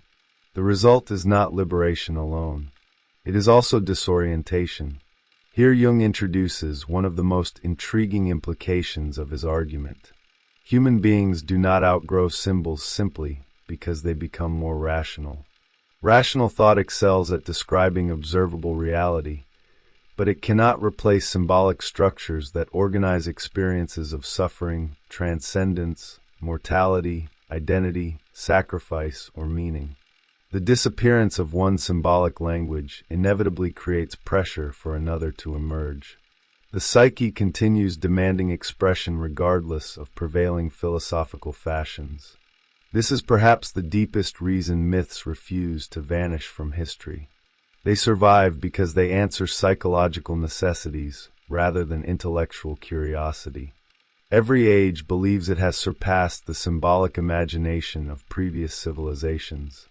Yet new myths continually arise, often disguised beneath political ideologies, cultural narratives, technological dreams, or heroic visions of progress. The forms evolve. The underlying process remains astonishingly familiar. By following the movement from personal experience to religious symbolism, Jung gradually reveals an unexpected truth. Humanity has never merely believed in symbols. It has lived through them. Every civilization constructs images capable of carrying emotional realities larger than any individual life. Those images become bridges between conscious existence and the immense psychological depths from which they first emerged. Understanding them, therefore, requires more than historical scholarship. It requires recognizing that beneath every enduring symbol lies the same ancient dialogue between consciousness and the invisible architecture of the human soul. When symbols collapse, the psychological function of symbols becomes most visible not when they flourish, but when they begin to lose their authority. As long as a symbolic system remains alive, individuals rarely notice the immense psychological work it performs. Rituals feel natural. Religious images appear self-evident. Myths become familiar stories whose emotional force is taken for granted. Their effectiveness lies precisely in their invisibility. They organize psychic life so successfully that few people ever stop to ask how much of their inner stability depends upon them. It is only when those symbols begin to fade that their true significance becomes unmistakable. Jung observes that Western civilization experienced precisely such a transformation. The symbolic world inherited through centuries of Christian tradition gradually ceased functioning with the same immediacy it once possessed. Rational inquiry expanded. Scientific explanation transformed humanity's relationship with nature. Historical criticism questioned inherited narratives. Intellectual progress undoubtedly enlarged human understanding, yet it also produced an unexpected consequence. The protective network of sacred images slowly weakened. What had once mediated the relationship between consciousness and the unconscious no longer carried the same unquestioned authority. It would be easy to interpret this development as simple liberation. Jung refuses that conclusion. Psychological reality rarely disappears simply because belief changes. The unconscious remains active regardless of whether consciousness acknowledges it. Symbols may lose their traditional meanings, but the psychic energies they once organized continue seeking expression. The collapse of one symbolic structure, therefore, creates not an empty space, but an unstable one. Forces previously contained begin searching for new forms capable of carrying them. This observation reveals why periods of cultural transformation often coincide with extraordinary psychological unrest. Individuals suddenly find themselves confronting experiences that earlier generations encountered within established symbolic frameworks. Feelings of meaninglessness, overwhelming anxiety, ecstatic certainty, ideological fanaticism, and profound spiritual hunger frequently emerge together because they arise from the same underlying condition. Consciousness has lost familiar maps while the landscape itself remains unchanged. Jung's concern is therefore not primarily religious. It is psychological. Whether one accepts or rejects particular doctrines matters less than whether the psyche retains viable symbolic structures through which unconscious realities can become integrated. Human beings require images that allow them to approach experiences exceeding ordinary rational comprehension. When those images disappear without replacement, the unconscious does not become weaker. It becomes increasingly autonomous. This is one reason Jung repeatedly distinguishes between living symbols and dead concepts.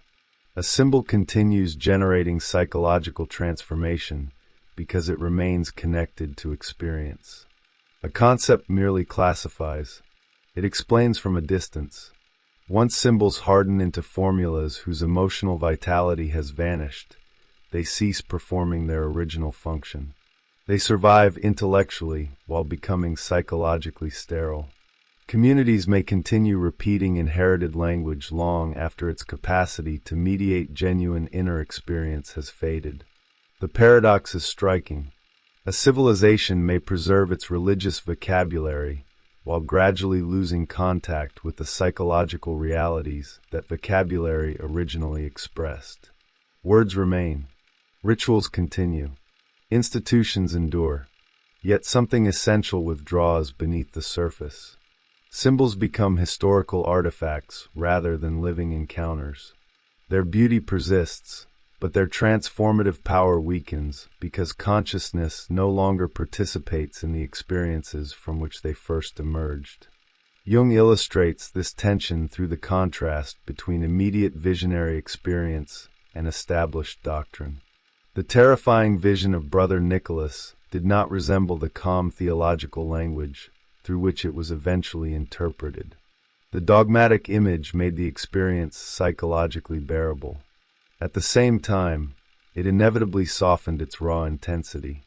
This dual function lies at the heart of every symbolic tradition. Symbols preserve experience by transforming it. They protect consciousness precisely because they never transmit the original encounter unchanged. There is something quietly profound about this process. Human beings rarely confront the unconscious directly. They encounter it through layers of symbolic mediation accumulated across generations. Every inherited image represents countless previous attempts to approach realities that exceeded ordinary language. Tradition therefore becomes less a collection of beliefs than an archive of psychological negotiations extending across centuries. Each generation inherits not only stories, but solutions to recurring encounters with the unknown. Yet history never remains still. As symbolic forms lose their vitality, new ones inevitably arise. Jung does not suggest that modern societies have escaped mythology. On the contrary, he implies that mythology simply changes its appearance.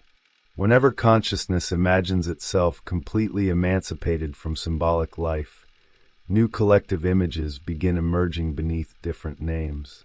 They may appear through political movements, national identities, technological utopias, cultural heroes, revolutionary promises, or visions of inevitable historical progress. Their vocabulary changes. Their psychological function remains remarkably familiar. This continuity suggests something fundamental about human nature. The psyche appears incapable of existing without symbolic organization. Whenever one system collapses, another begins taking shape. The transition may unfold gradually or erupt with startling speed, but the underlying movement remains constant. Human beings repeatedly construct frameworks capable of containing hope, fear, sacrifice, destiny, belonging, and transcendence because these experiences cannot remain permanently unstructured. Perhaps the most surprising implication of Jung's argument is that the greatest danger is not believing too deeply in symbols, but forgetting that symbols exist at all. A person convinced that every psychological movement is purely rational becomes especially vulnerable to unconscious influence. What is denied internally often returns externally. Images no longer recognized as symbolic begin masquerading as objective reality. Projection intensifies precisely because it is no longer visible. This mechanism helps explain why modern societies, despite unprecedented scientific sophistication, continue generating collective passions whose emotional intensity often exceeds rational explanation. Entire populations become captivated by narratives that promise redemption, purity, absolute security, or historical destiny. These movements frequently present themselves as entirely practical or objective, yet they exhibit unmistakably symbolic structures. The unconscious has simply found contemporary languages through which ancient patterns continue expressing themselves. Jung's analysis therefore reaches an unsettling conclusion. Civilization does not advance by abandoning symbols. It advances by becoming increasingly conscious of the symbolic forces already shaping perception. The deepest psychological task is not the destruction of inherited images, nor their uncritical preservation. It is learning to recognize when symbols are speaking through history, through culture, and through one's own inner life without mistaking them for literal reality. At this stage of Jung's investigation, the collective unconscious has ceased to be a speculative hypothesis. It has become a principle capable of explaining why myths endure, why religions organize civilizations, why dreams repeatedly transcend personal biography, and why every historical period develops symbolic languages uniquely suited to its own psychological condition. The invisible architecture beneath consciousness has begun revealing itself, not through abstract theory, but through the recurring forms that humanity has never stopped creating. The invisible inheritance of civilization. One of Jung's most enduring contributions lies in the realization that culture cannot be understood independently of the psychological structures that continuously generate it. Civilizations often imagine themselves as products of political institutions, economic systems, technological innovation, or philosophical ideas. These forces undoubtedly shape history, yet beneath them there exists another current, slower, deeper, and remarkably persistent. Long before societies consciously define themselves, they have already inherited symbolic patterns that influence how they imagine authority, morality, family, destiny, heroism, sacrifice, and transcendence. The collective unconscious does not replace history. It quietly provides many of the forms through which history becomes psychologically intelligible. This perspective immediately transforms the way cultural continuity is understood. Traditions are usually described as collections of beliefs transmitted across generations. Jung's analysis suggests something more profound. What is inherited is not only doctrine or custom, but symbolic orientation itself.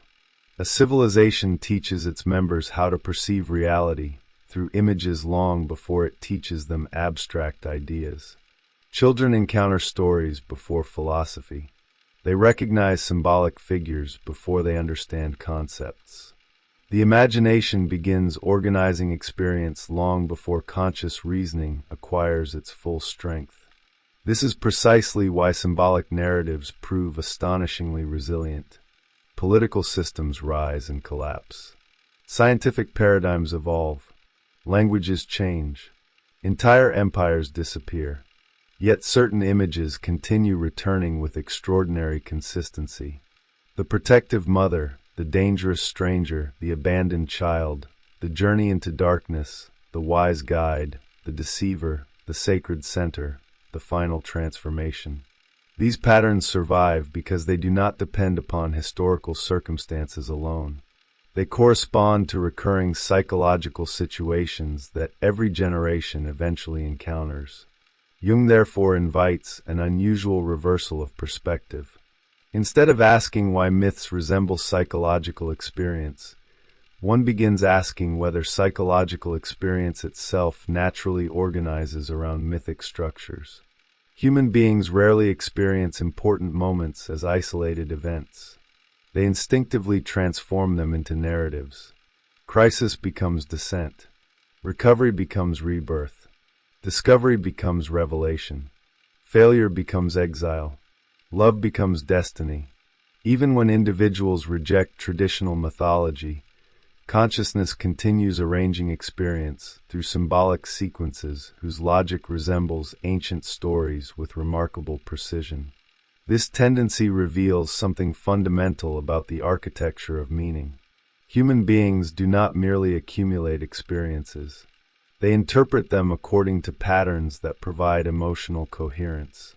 Without such organization, existence fragments into disconnected events lacking direction or significance.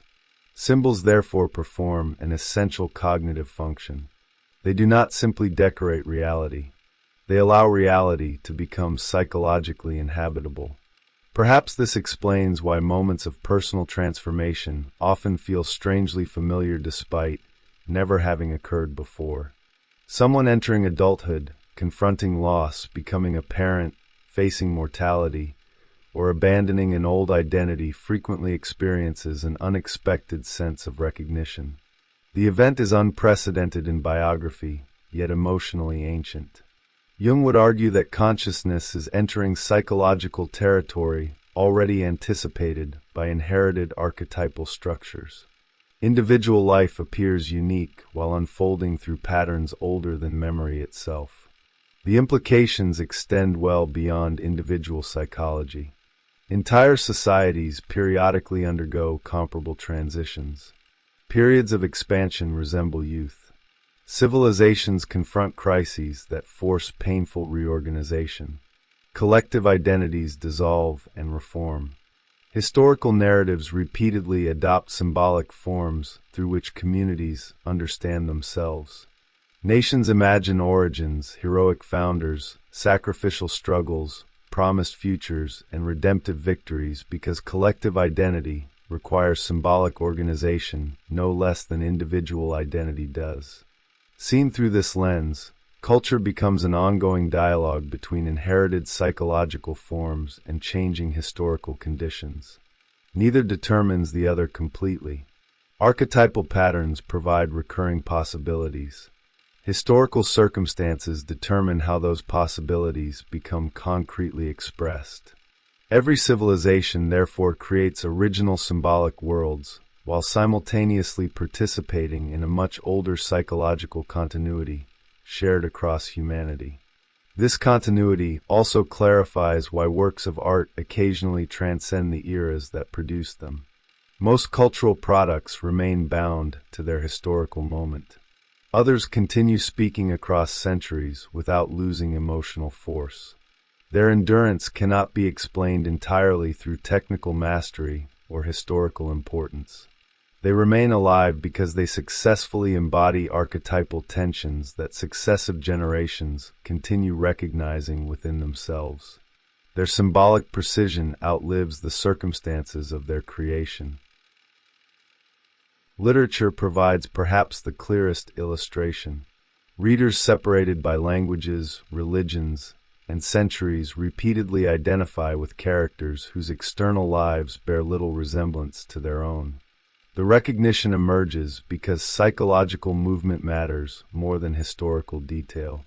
Whenever a narrative touches structures rooted within the collective unconscious, it begins operating simultaneously as fiction and as symbolic experience. The reader does not simply observe the story. The story quietly reorganizes the reader's perception of inner life. The same principle extends into visual art, architecture, music, and ritual. Certain spaces evoke reverence before conscious interpretation begins. Certain melodies produce emotional responses whose intensity exceeds personal memory. Certain images appear immediately significant without requiring explanation. Their effect often precedes understanding because symbolic communication operates through levels of the psyche that reason reaches only afterward. Consciousness gradually interprets what the unconscious has already recognized. This does not imply that symbols possess fixed meanings. Jung repeatedly resists such simplification. A symbol remains psychologically alive precisely because it cannot be exhausted by one interpretation. Each historical period discovers new dimensions within inherited images because consciousness itself continues evolving. Symbols preserve continuity without preventing transformation. They remain stable enough to connect generations while remaining flexible enough to acquire fresh significance within changing cultural worlds.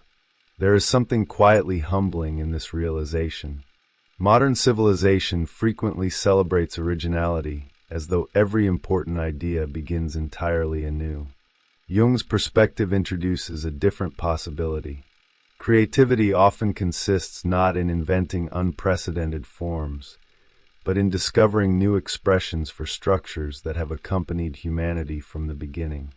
Innovation becomes dialogue rather than rupture. Every genuinely original work simultaneously carries echoes of something immeasurably ancient. This helps explain why symbolic illiteracy produces consequences extending far beyond academic misunderstanding. When societies lose the capacity to recognize symbolic processes, they do not become purely rational. They simply become unconscious of the forces already influencing them. Collective emotions increasingly attach themselves to political narratives, technological promises, cultural identities, or historical myths without recognizing their archetypal foundations. Projection intensifies because symbolic awareness declines. Jung's analysis therefore carries a subtle warning. Psychological maturity does not require abandoning symbolic thought. It requires learning to distinguish symbolic truth from literal belief. Symbols reveal realities that cannot be reduced either to objective facts or subjective fantasies. They occupy an intermediate territory where individual experience meets the inherited structures of human existence. Misunderstanding this distinction leads equally to naive superstition and sterile rationalism. One mistakes symbols for external facts. The other dismisses them as meaningless inventions. Both lose contact with the psychological realities symbols were originally created to express. By the time Jung reaches this point, the collective unconscious has become more than a psychological hypothesis.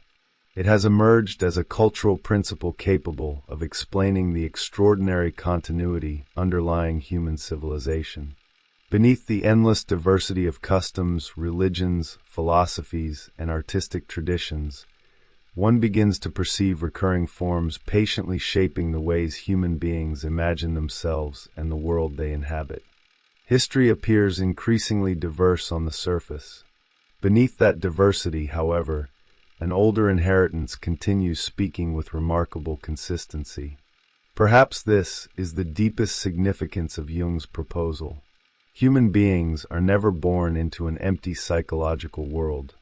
Before language is acquired, before identity is constructed, before personal memory begins accumulating, consciousness already enters a landscape prepared by countless generations that came before. The individual certainly creates a unique life. Yet uniqueness develops within patterns whose origins disappear into the earliest history of humanity itself. The invisible inheritance of civilization is therefore not contained only in books, monuments, or institutions.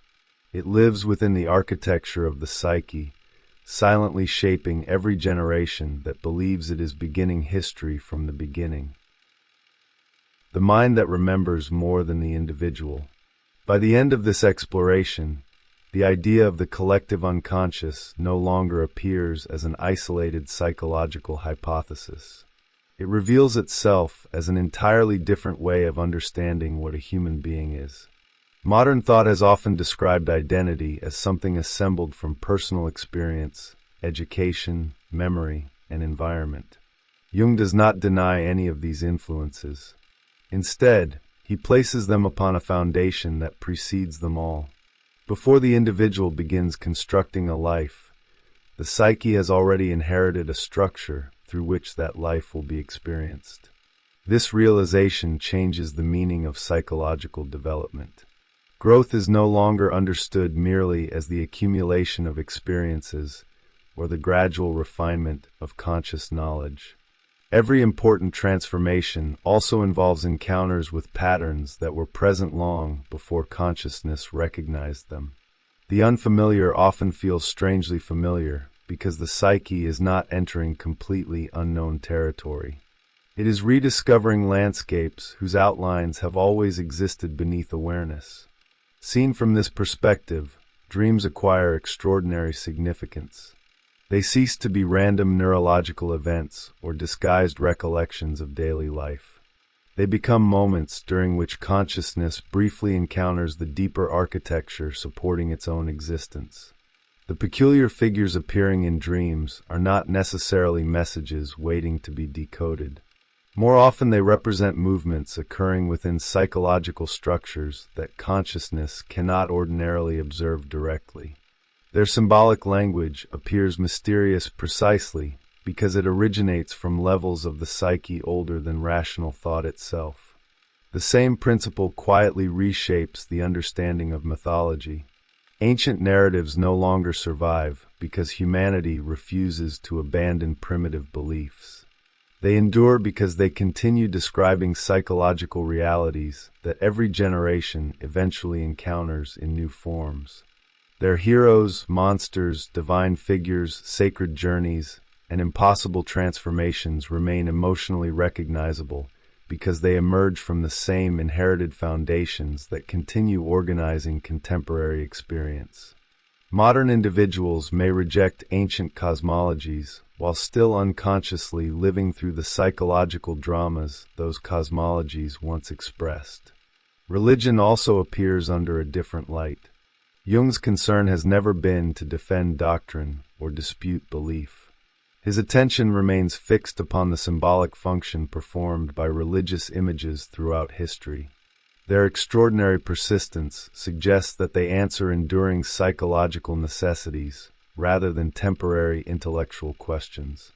They organize encounters with experiences too vast, too paradoxical, or too emotionally overwhelming to remain entirely within the boundaries of ordinary consciousness.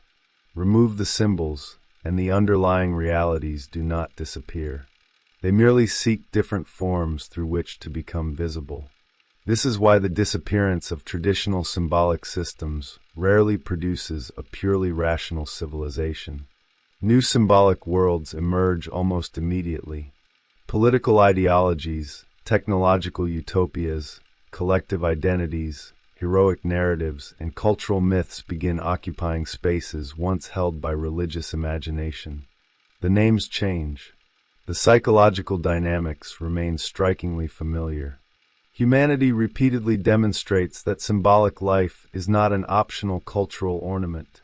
It is one of the conditions through which consciousness organizes meaning itself. Perhaps this is one of Jung's most unsettling observations. Human beings often believe they have escaped mythology precisely when mythology has become most invisible. Symbols no longer appear as sacred images carved in stone or painted upon cathedral walls. They emerge through narratives of progress, redemption, crisis, identity, destiny, and historical inevitability. Because these new forms rarely identify themselves as symbolic, they often become even more psychologically influential than the traditions they replace. The collective unconscious, therefore, invites an unusual form of humility. It reminds consciousness that it is neither entirely autonomous nor entirely transparent to itself. Much of what feels intensely personal originates within structures shared across humanity. Individual lives remain unique, yet they unfold inside psychological patterns whose origins disappear into prehistory. Personal identity resembles a distinctive melody played upon an instrument fashioned long before the musician was born. This perspective does not diminish individuality. Quite the opposite. It explains why individual experience can resonate so profoundly with works of art, myths, literature, and religious imagery created thousands of years earlier. Recognition occurs because consciousness is not encountering foreign material. It is rediscovering aspects of its own deeper organization. The symbolic world feels ancient because part of the psyche truly is ancient. There is also an unexpected comfort hidden within this realization. Human suffering often appears isolating because consciousness experiences itself as radically separate from every other life. Jung's psychology gently undermines this impression. Fear, transformation, loss, longing, sacrifice, renewal, and the search for meaning belong not only to individual biography, but to recurring movements woven into the psychological inheritance of humanity itself. The individual suffers personally while participating in patterns infinitely older than any single existence. Yet Jung never allows this recognition to become sentimental. Archetypal realities are neither inherently comforting nor reassuring. They possess tremendous creative power precisely because they also carry destructive potential. Symbols capable of inspiring civilizations can also overwhelm them. Religious visions may heal or destabilize. Collective images may unite communities or drive catastrophic conflicts. The unconscious contains possibilities rather than guarantees. Becoming aware of its existence does not eliminate its influence. It merely transforms blind participation into conscious relationship. This transformation is perhaps the deepest aim implicit within Jung's work. Knowledge alone cannot replace symbolic experience, nor can rational analysis abolish the unconscious. What consciousness can achieve is a more mature relationship with the forces continuously shaping perception from beneath awareness. Instead of mistaking symbolic realities for literal facts or dismissing them as irrational fantasies, the individual gradually learns to recognize them as expressions of psychological truths operating within the structure of the mind itself. The remarkable consequence is that mythology, religion, dreams, and culture cease belonging to separate disciplines. They become different windows opening onto the same hidden landscape. Each preserves fragments of an inheritance carried silently within every human being. Each reveals another aspect of the architecture supporting consciousness. Together they suggest that the human mind is not merely a product of history, but also one of history's oldest creators. Jung began with a deceptively simple question. What if the unconscious extends beyond personal memory? Following that question leads far beyond psychology as it was traditionally understood. It leads toward a vision of humanity connected through invisible structures older than civilization, older than language, perhaps as old as consciousness itself. Individual lives come and go. Cultures rise and disappear. Religions evolve. Empires collapse. Yet beneath these endless historical transformations, the same symbolic patterns continue returning with extraordinary persistence, patiently reminding every generation that the mind remembers far more than the individual life could ever contain. The origins of the psyche. Every human being enters the world through the same paradox.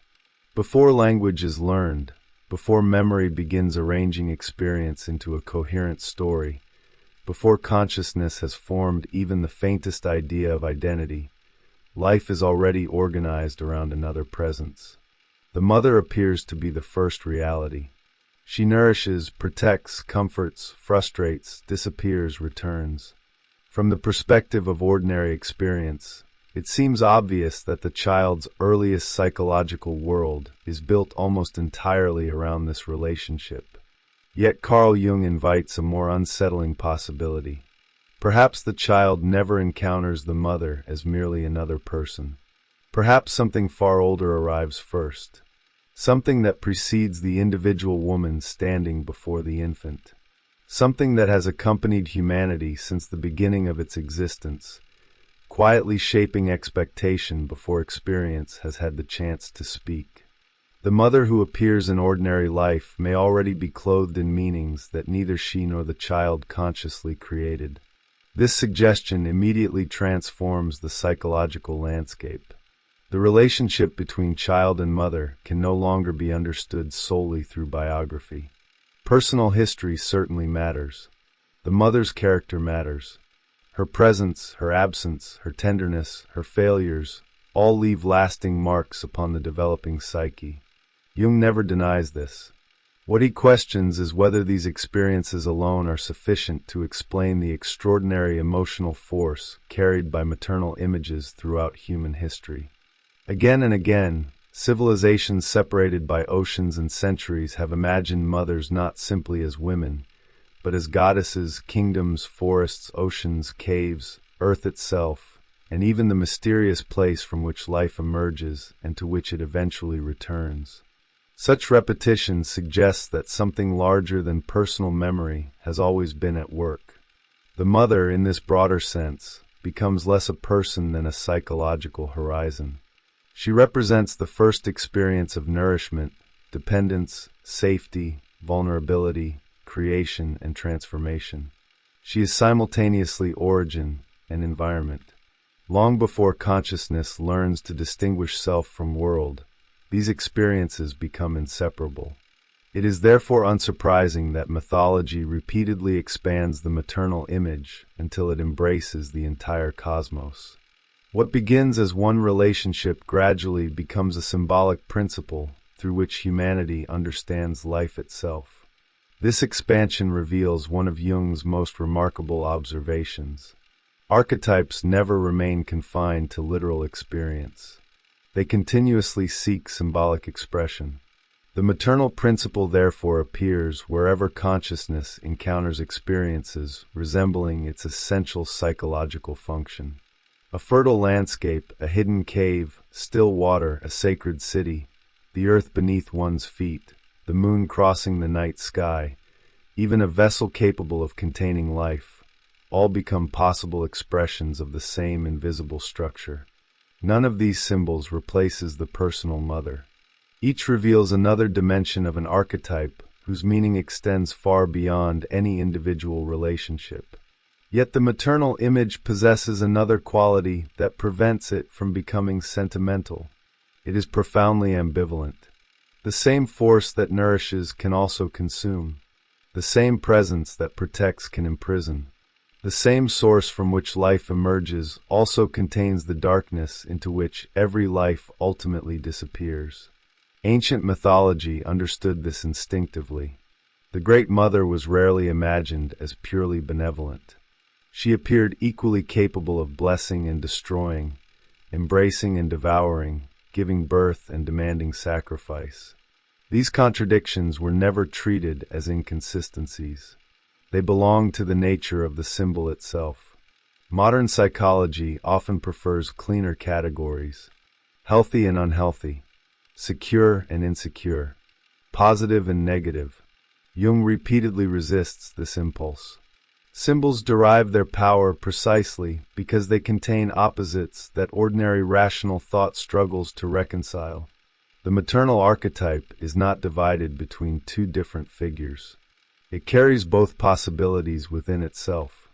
Consciousness encounters one aspect or the other, depending not only upon external circumstances, but also upon the invisible condition of the psyche approaching it. This insight leads toward a deeper realization. Human beings do not simply perceive reality. They meet it through inherited forms that quietly organize expectation before experience becomes conscious. The child does not approach the mother as a neutral observer. The psyche already possesses an ancient readiness to experience protection, abandonment, nourishment, mystery, dependence, fear, and longing through this relationship. Personal history fills the pattern with concrete experience, but the pattern itself was waiting long before biography began. The implications extend far beyond childhood. If the maternal archetype continues shaping perception throughout life, then every search for belonging, every longing for safety, every desire to return to an imagined place of wholeness may carry echoes of this original psychological structure. The individual believes they are pursuing entirely new experiences. The psyche quietly recognizes movements it has rehearsed since the earliest history of the species. Jung's investigation, therefore, begins with what appears to be the most intimate of all human relationships. Yet it gradually reveals something immeasurably larger. The mother is never merely the first person one encounters. She is also the first symbolic landscape through which consciousness begins learning what existence itself feels like. Understanding that landscape requires looking beyond biography, beyond memory, and even beyond history. Somewhere beneath the countless faces of individual mothers lies an image that humanity has never stopped rediscovering, an image whose influence extends from the first moments of life to the deepest symbolic creations of civilization itself. Beyond the personal mother, The temptation to explain the maternal image entirely through personal experience is almost irresistible. Every individual has a mother. Every childhood unfolds through a relationship that leaves visible emotional traces. It therefore seems natural to assume that whatever psychological significance the mother possesses begins and ends with that concrete human being. Jung argues that this assumption, persuasive though it appears, ultimately confines psychology within boundaries too narrow to explain its own observations. The first step beyond this limitation requires an important distinction. The mother who exists in the external world is not identical to the mother who exists within the psyche. The two remain connected throughout life, often so closely that they appear inseparable, yet they never completely coincide. The external woman possesses her own personality, virtues, limitations, history, and contradictions. The internal figure gradually becomes something far more expansive. It absorbs personal experience, certainly, but it also gathers expectations, fears, fantasies, inherited symbolic patterns, and unconscious projections whose origins cannot be traced exclusively to biography. This distinction immediately clarifies a phenomenon familiar to every observer of human relationships. Two siblings raised by the same mother often carry remarkably different psychological images of her. Their memories may contradict one another so profoundly that it becomes difficult to believe they grew up in the same household.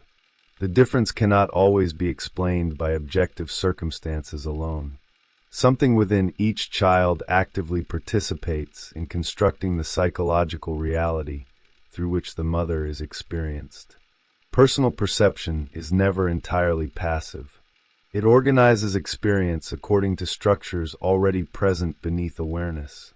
Jung therefore introduces one of the central mechanisms of analytical psychology, projection. The child does not merely observe the mother. The psyche unconsciously invests her with meanings that exceed her actual personality. She becomes larger than herself. She acquires an emotional gravity that no ordinary human being could naturally possess. Authority appears almost absolute. Comfort feels limitless.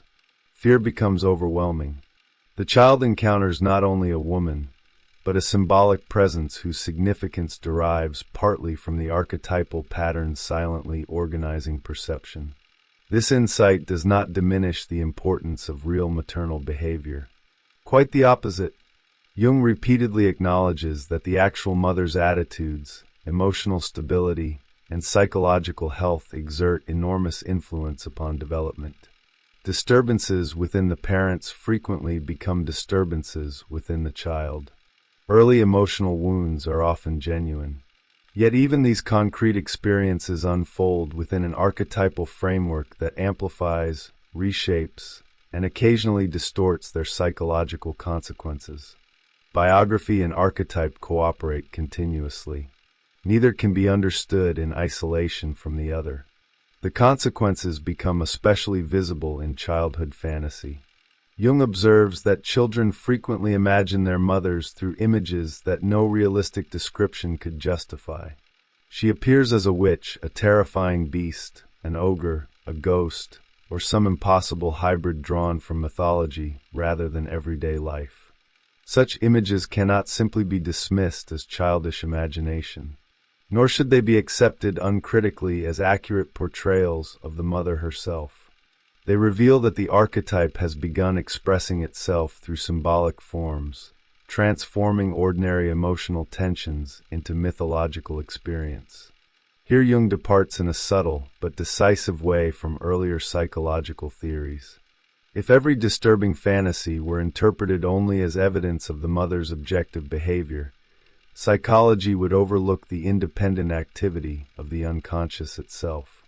Conversely, if every fantasy were reduced entirely to archetypal symbolism, concrete family dynamics would disappear from consideration. Jung rejects both simplifications. Human development unfolds through an ongoing dialogue between lived experience and inherited psychic structure. The mother contributes to the formation of the image. The archetype simultaneously contributes to the perception of the mother. One begins to appreciate how difficult this distinction becomes in practice. Consciousness instinctively confuses the external person with the internal image. Adults continue responding emotionally to authority figures, partners, institutions, and even places as though they carried qualities originally attributed to the mother. The projection quietly migrates from one object to another while preserving its emotional intensity. Individuals often believe they are reacting to present reality when they are, at least in part, responding to an ancient symbolic pattern whose original source remains invisible. This process explains why the maternal archetype appears in forms far removed from biological motherhood. Jung's catalog of maternal symbols initially seems astonishingly broad. The earth, the sea, caves, forests, churches, cities, nations, universities, sacred vessels, gardens, wells, and even enclosed spaces capable of holding or protecting life all become possible expressions of the same underlying structure. At first glance, these associations may appear arbitrary. Their coherence emerges only when one recognizes that the archetype is defined not by literal appearance, but by psychological function. Wherever consciousness encounters containment, origin, nourishment, fertility, protection, or mysterious transformation, the maternal pattern becomes capable of manifesting itself. The extraordinary diversity of these symbols also reveals another essential feature of archetypes. They are never exhausted by a single representation. The maternal principle is not imprisoned within one goddess, one religion, one culture, or one relationship. It continuously seeks new forms because the psychological realities it expresses accompany human life under endlessly changing circumstances. Symbols evolve. The organizing pattern remains. This becomes especially evident when Jung turns toward mythology. Civilizations repeatedly create maternal figures whose powers extend far beyond ordinary human possibility. Some nurture entire worlds. Others govern fertility, harvest, wisdom, destiny, or spiritual rebirth. Others descend into terrifying darkness, becoming queens of death, destruction, or inevitable fate. These stories differ enormously in their cultural details, yet their psychological architecture remains remarkably stable. Humanity repeatedly imagines the maternal as both the place from which life emerges and the force before which life ultimately yields. It is precisely this ambivalence that distinguishes the archetype from sentimental idealization. The mother does not symbolize goodness alone. She represents totality. Everything that shelters also possesses the power to imprison. Everything that nourishes can become possessive. Every source of life carries within it the possibility of dissolution. Ancient mythology understood this without embarrassment.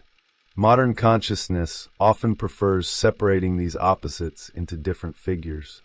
Jung patiently reunites them, arguing that psychological reality itself rarely conforms to such neat divisions. Perhaps the most surprising implication of this analysis is that psychological maturity does not require escaping the maternal archetype. Such escape would be impossible. The deeper task lies in recognizing when unconscious projections have transformed symbolic realities into literal perceptions. As long as projections remain unnoticed, the individual continues encountering archetypal forces disguised as ordinary people, institutions, or relationships. The world becomes populated not only by others, but by invisible images borrowed from the deepest layers of the psyche itself. At this point, Jung's discussion of the mother archetype quietly expands into something much larger than family psychology. He has begun describing one of the fundamental mechanisms through which consciousness constructs reality. Human beings do not merely perceive the world. They continuously participate in shaping it through inherited symbolic forms. The mother is only the first great example. Once this mechanism becomes visible, it becomes increasingly difficult to believe that any profound human relationship is ever entirely free from the silent influence of the collective unconscious. The loving mother and the terrible mother. Once the maternal archetype is understood as something larger than the biological mother, its most striking characteristic begins to emerge. It is not its universality alone. It is its profound internal contradiction. Jung insists that the maternal image has never appeared throughout history as an exclusively benevolent force. Every civilization that has imagined a great mother has also imagined her capacity to overwhelm, consume, imprison, or destroy. This duality is not an accident of mythology. It belongs to the structure of the archetype itself. Modern consciousness often struggles with this conclusion because it instinctively divides psychological qualities into separate moral categories. Nurturing belongs to one figure. Destruction belongs to another. Protection is imagined as independent from danger. Jung repeatedly demonstrates that symbolic life refuses such neat divisions. The very force capable of sustaining existence is also capable of dissolving it. Birth and death, growth and decay, shelter and confinement, all emerge from the same symbolic center. This becomes immediately visible in the astonishing range of maternal symbols Jung assembles. Some evoke unmistakable warmth. The fertile earth, the garden, the spring, the nourishing animal, the sacred vessel, the protective enclosure. Others belong to an entirely different emotional atmosphere. The grave, deep water, the cave, the underworld, the devouring beast, the serpent, the dragon, the witch. At first these images seem incompatible, yet they perform variations of the same psychological function. Each represents an encounter with the mysterious source from which life emerges and into which consciousness may disappear. This symbolic continuity reveals something remarkable about the way the unconscious organizes experience. Consciousness naturally distinguishes between beginning and ending. The unconscious often treats them as neighboring expressions of the same process. The womb and the tomb, despite their obvious differences, share a common symbolic grammar. Both surround, both contain, both remove the individual from ordinary life. One prepares emergence, the other prepares dissolution. The archetype therefore links experiences that rational thought prefers to separate. This helps explain why maternal symbolism so frequently appears in places rather than people. Jung's list initially appears almost overwhelming. The sea, the forest, the moon, the church, the city, the homeland, the earth itself, caves, wells, gardens, sacred circles, enclosed vessels. None resembles a mother in literal appearance. Yet all participate in experiences of containment, origin, mystery, nourishment, protection, or transformation. The unconscious recognizes functional resemblance long before consciousness notices visual similarity. Perhaps nowhere is this more fascinating than in the symbolic treatment of enclosed spaces. A cave shelters and conceals. A temple protects what is sacred. A city surrounds its inhabitants. A vessel contains life. A garden preserves fertility within carefully maintained boundaries. Even architecture begins participating in archetypal expression because buildings silently reproduce emotional structures already present within the psyche. Civilization itself unconsciously builds according to psychological patterns inherited long before cities existed. The same principle extends into mythology with extraordinary consistency. The Virgin Mary embodies infinite compassion, while simultaneously becoming inseparable from sacrifice and suffering. Kali nourishes life, while wearing the terrifying face of destruction. Demeter sustains the world through fertility, while plunging creation into despair through loss. These figures are not contradictory because mythology failed to achieve conceptual precision.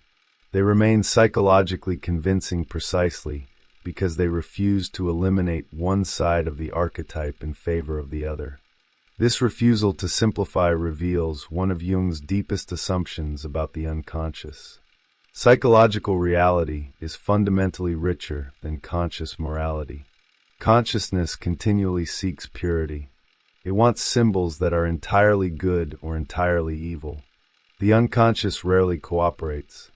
Its most powerful images contain opposing possibilities held together in dynamic tension.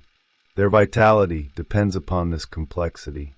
Remove one pole, and the symbol loses much of its psychological force. There is an intriguing consequence to this observation. Fear itself often arises not because an image is entirely negative, but because it combines attraction and danger simultaneously. The maternal archetype rarely terrifies through violence alone. It terrifies through fascination. The individual longs to return while fearing what that return might require. Safety becomes inseparable from surrender. Protection begins resembling dependence. The place that promises complete belonging also threatens the disappearance of individuality. This tension appears repeatedly throughout ordinary psychological life. People frequently seek environments that promise unconditional security, while simultaneously fearing the loss of autonomy such environments may impose. Institutions offering certainty often demand conformity. Relationships providing profound emotional protection may gradually become possessive. Even success occasionally creates invisible prisons built from comfort itself. The archetype quietly reveals that every form of shelter contains the possibility of enclosure. Jung's discussion therefore extends well beyond maternal relationships. He begins describing one of the central paradoxes governing human existence. Every force that allows development must first contain what it wishes to develop. Seeds require the darkness of the earth before reaching sunlight. Infants require dependence before independence becomes possible. Every creative process begins inside conditions that temporarily limit freedom. The archetype preserves this truth through symbolic images whose emotional logic remains immediately recognizable despite cultural variation. This perspective also reshapes the understanding of evil within symbolic life. The terrifying mother is not simply a malicious figure opposing the loving mother. More often she represents the maternal principle when psychological growth becomes obstructed or distorted. Nourishment becomes suffocation. Protection becomes imprisonment. Guidance becomes domination. The symbolic transformation is gradual rather than absolute. One function slowly overwhelms the others until the original balance disappears. What was once life-giving begins consuming the life it originally sustained. One begins to understand why Jung repeatedly emphasizes that archetypes cannot be evaluated according to ordinary moral categories. They precede morality because they belong to the fundamental structures through which consciousness experiences existence itself. Their positive and negative expressions emerge from the same underlying pattern. The task of psychology is therefore not to divide them into acceptable and unacceptable images, but to understand how each manifestation reflects a different relationship between consciousness and the unconscious. This insight prepares the ground for one of Jung's most important developments. If the maternal archetype possesses both creative and destructive possibilities from the beginning, then every individual relationship with the mother inevitably unfolds within this larger symbolic field.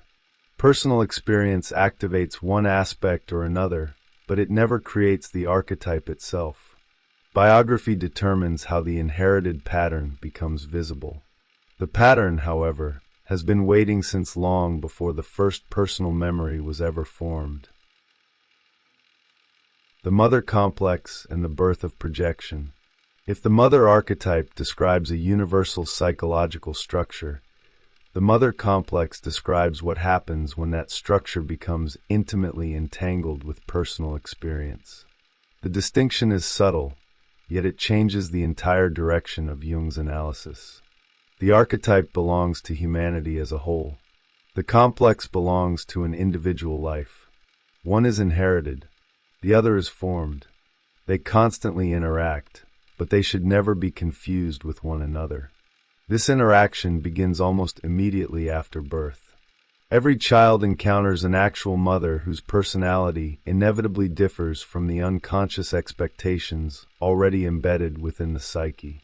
Sometimes the correspondence between archetype and experience is harmonious. Sometimes it becomes painfully fragmented. The child then faces not merely disappointment, but a widening distance between symbolic expectation and lived reality. It is within this tension that the mother complex gradually takes shape. Jung is careful not to reduce this development to a single cause. He openly acknowledges that the real mother's attitudes, emotional condition, fears, and unconscious conflicts frequently influence the psychological life of the child. Disturbances within the parents often become disturbances within the family as a whole. Yet he simultaneously insists that objective behavior alone never tells the complete story. Something inside the child actively participates in constructing psychological reality. The unconscious continuously interprets experience through archetypal patterns that often magnify, distort, or reorganize what has actually occurred. This insight marks one of Jung's most significant departures from purely personal psychology. Earlier theories frequently searched for the decisive traumatic event that explained later neurosis. Jung shifts attention toward the invisible dialogue between event and imagination. Experience alone does not create psychological meaning. Meaning emerges through the encounter between external reality and the symbolic structures already waiting within the unconscious. Two children may endure remarkably similar circumstances while developing entirely different inner worlds because the archetypal configuration activated within each psyche differs. Childhood fantasy becomes one of the clearest places where this interaction can be observed. Jung repeatedly notices that the images appearing in children's fears often exceed anything found in ordinary family life. A mother may become a dragon, a witch, a monstrous animal, a ghost, or some impossible mythological creature. These fantasies cannot simply be interpreted as realistic descriptions of maternal behavior, nor can they be dismissed as meaningless imagination. They reveal that the unconscious has begun translating emotional experience into symbolic language. This translation performs an essential psychological function. The unconscious does not think in abstract concepts. It organizes emotional reality through images. Whenever experience becomes emotionally overwhelming or difficult to integrate, symbolic imagination begins constructing figures capable of expressing psychological truth more effectively than literal description ever could. The frightening mother appearing in fantasy may therefore represent not only the external parent, but also the child's experience of overwhelming dependence, abandonment, anxiety, or emotional engulfment. Symbolic precision often surpasses factual accuracy. It is here that projection becomes indispensable to Jung's understanding of development.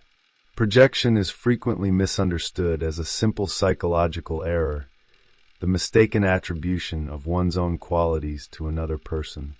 Jung proposes something considerably more profound. Projection is one of the primary mechanisms through which unconscious contents first become visible.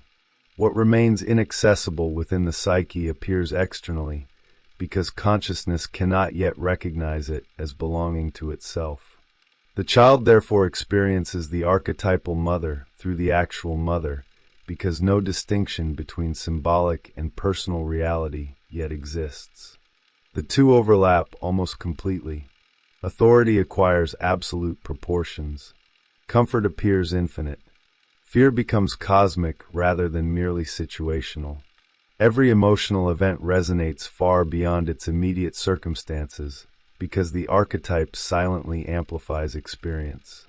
The external relationship serves as the visible surface upon which much older psychological structures become projected. This process continues far beyond childhood.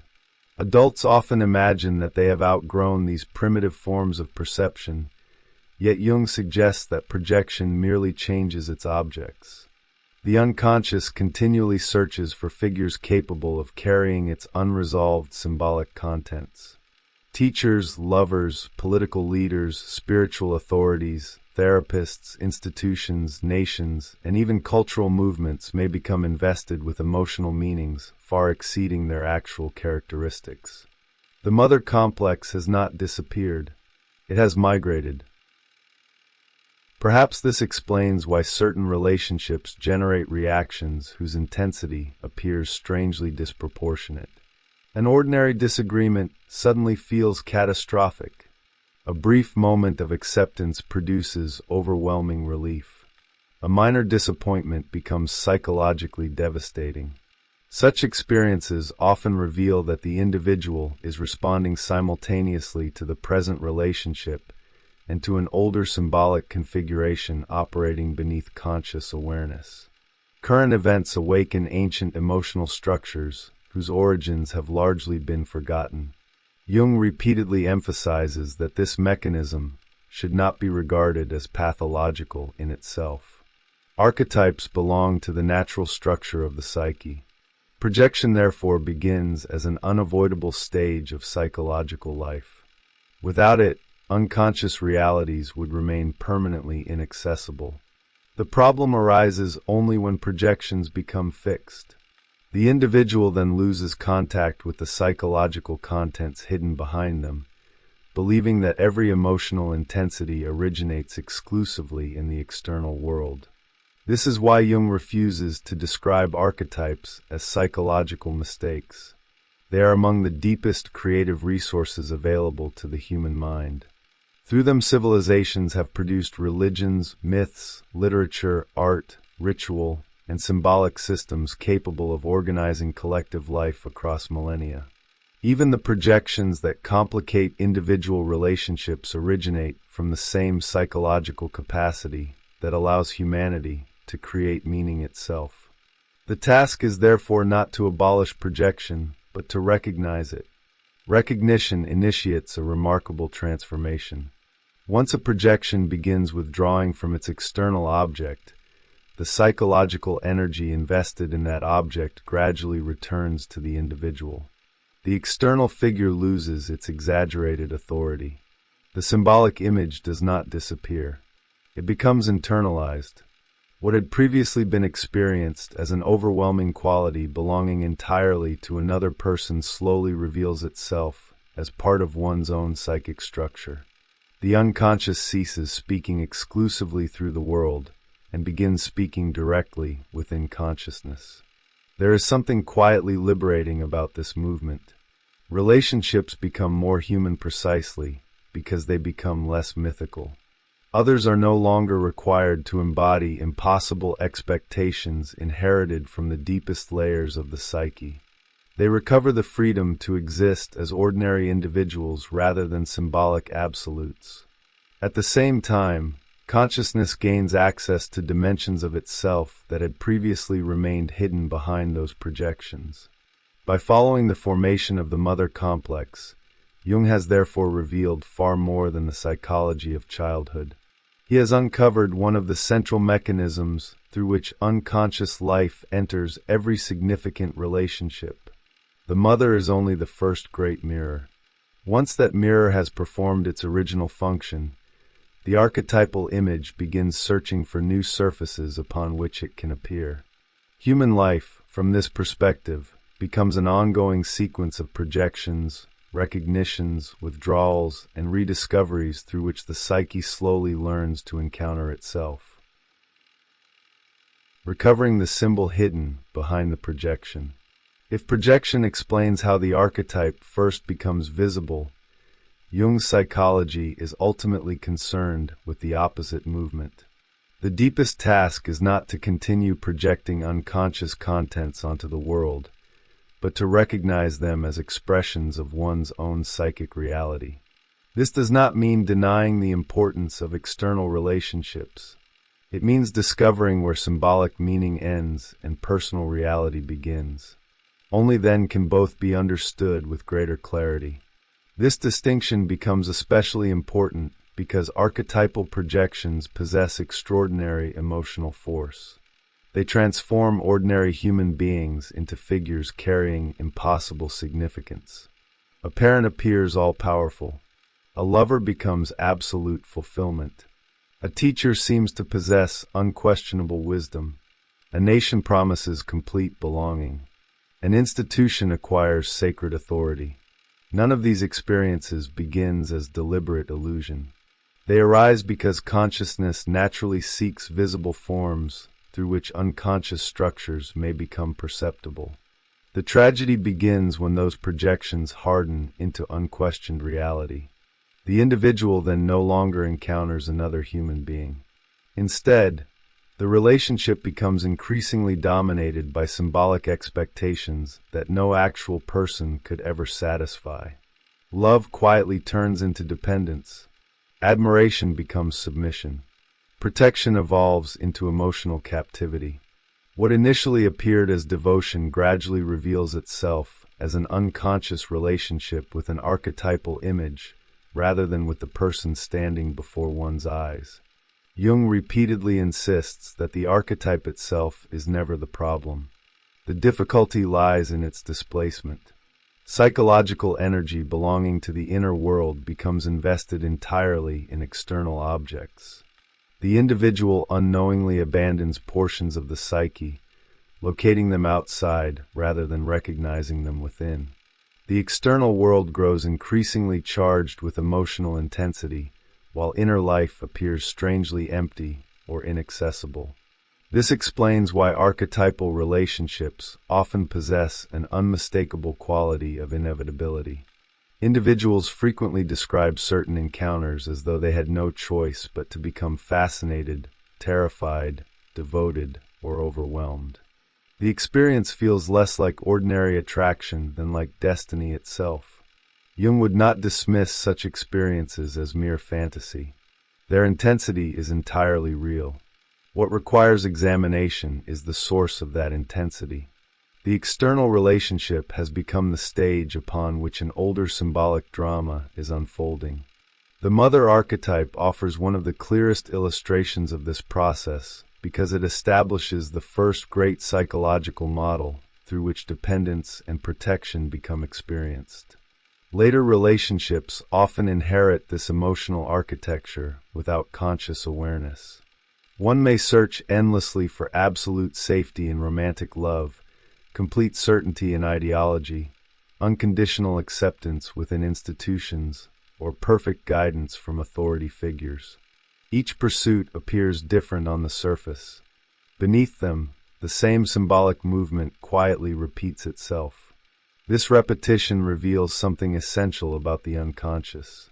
It does not simply preserve memories. It preserves unfinished psychological configurations. Whenever circumstances resemble an earlier symbolic pattern, the archetype becomes activated once again. Consciousness experiences the present moment while simultaneously responding to emotional structures formed long before. The result is a peculiar doubling of experience. Reality belongs partly to the present and partly to an invisible psychological continuity, extending far beyond immediate circumstances. It is precisely here that Jung's understanding of therapy begins diverging from approaches focused exclusively upon explanation. Insight alone rarely dissolves archetypal projections. One may intellectually understand that another person has become invested with exaggerated significance while continuing to experience the same emotional intensity. The unconscious does not relinquish its symbolic images simply because consciousness has named them. Recognition marks only the beginning of a much longer psychological transformation. This transformation requires recovering what projection has scattered throughout the external world. Jung speaks of dissolving projections, an expression whose meaning is often misunderstood. To dissolve a projection does not mean denying the value of another person or dismissing emotional experience as unreal. It means allowing the symbolic content hidden within the projection to return gradually to the individual psyche. What appeared entirely outside slowly reveals itself as belonging partly within. The consequences are profound. External relationships lose neither depth nor importance. Instead, they become more authentic because they are no longer burdened with impossible symbolic demands. The mother is permitted to become a human being rather than an absolute principle of nourishment or destruction. The beloved ceases carrying responsibility for completing an unfinished inner life. Authority becomes limited by reality rather than inflated by unconscious expectation. The world grows less enchanted in one sense while becoming psychologically richer in another. There is an unexpected humility within this movement. Consciousness gradually discovers that many of the qualities most passionately sought in others belong partly to its own unrealized potential. Strength, wisdom, creativity, protection, mystery, compassion, even destructive power, all begin returning from external figures to their proper place within the developing personality. The world loses some of its overwhelming emotional exaggeration because the psyche has reclaimed what it unknowingly surrendered.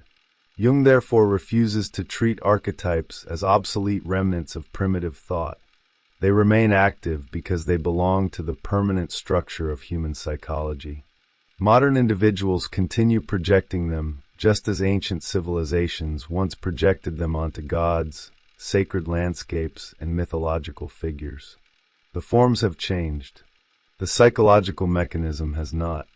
The collective unconscious continues seeking visible expression because consciousness still depends upon symbolic images to approach realities exceeding direct conceptual understanding.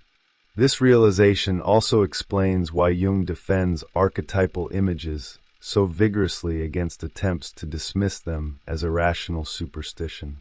He argues that these images constitute some of the highest achievements of the human psyche. They have shaped religions, myths, philosophies, works of art, and entire civilizations. To reject them entirely would not liberate humanity from illusion. It would sever consciousness from one of its deepest sources of psychological meaning. The challenge, then, is neither blind belief nor cynical rejection. It is symbolic literacy. Human beings must learn to recognize archetypal realities without mistaking them for literal facts. Symbols become psychologically valuable precisely when they are understood as symbolic. Their function is not to replace reality, but to illuminate dimensions of reality that ordinary language cannot fully contain. By the conclusion of Jung's discussion of the mother archetype and the mother complex, an unexpected picture has emerged. The child does not simply inherit a relationship with one woman. The child inherits a symbolic architecture through which the entire world will initially be experienced. Every later projection, every search for belonging, every encounter with authority, every longing for protection, and every struggle for independence carries traces of this original psychological landscape. The mother, therefore, remains far more than the first relationship of life. She becomes the first symbolic language through which the psyche begins learning to recognize itself, and eventually, if development succeeds, to distinguish its own ancient images from the ordinary, yet extraordinary human beings upon whom those images were first projected. The mother archetype and the hidden structure of culture.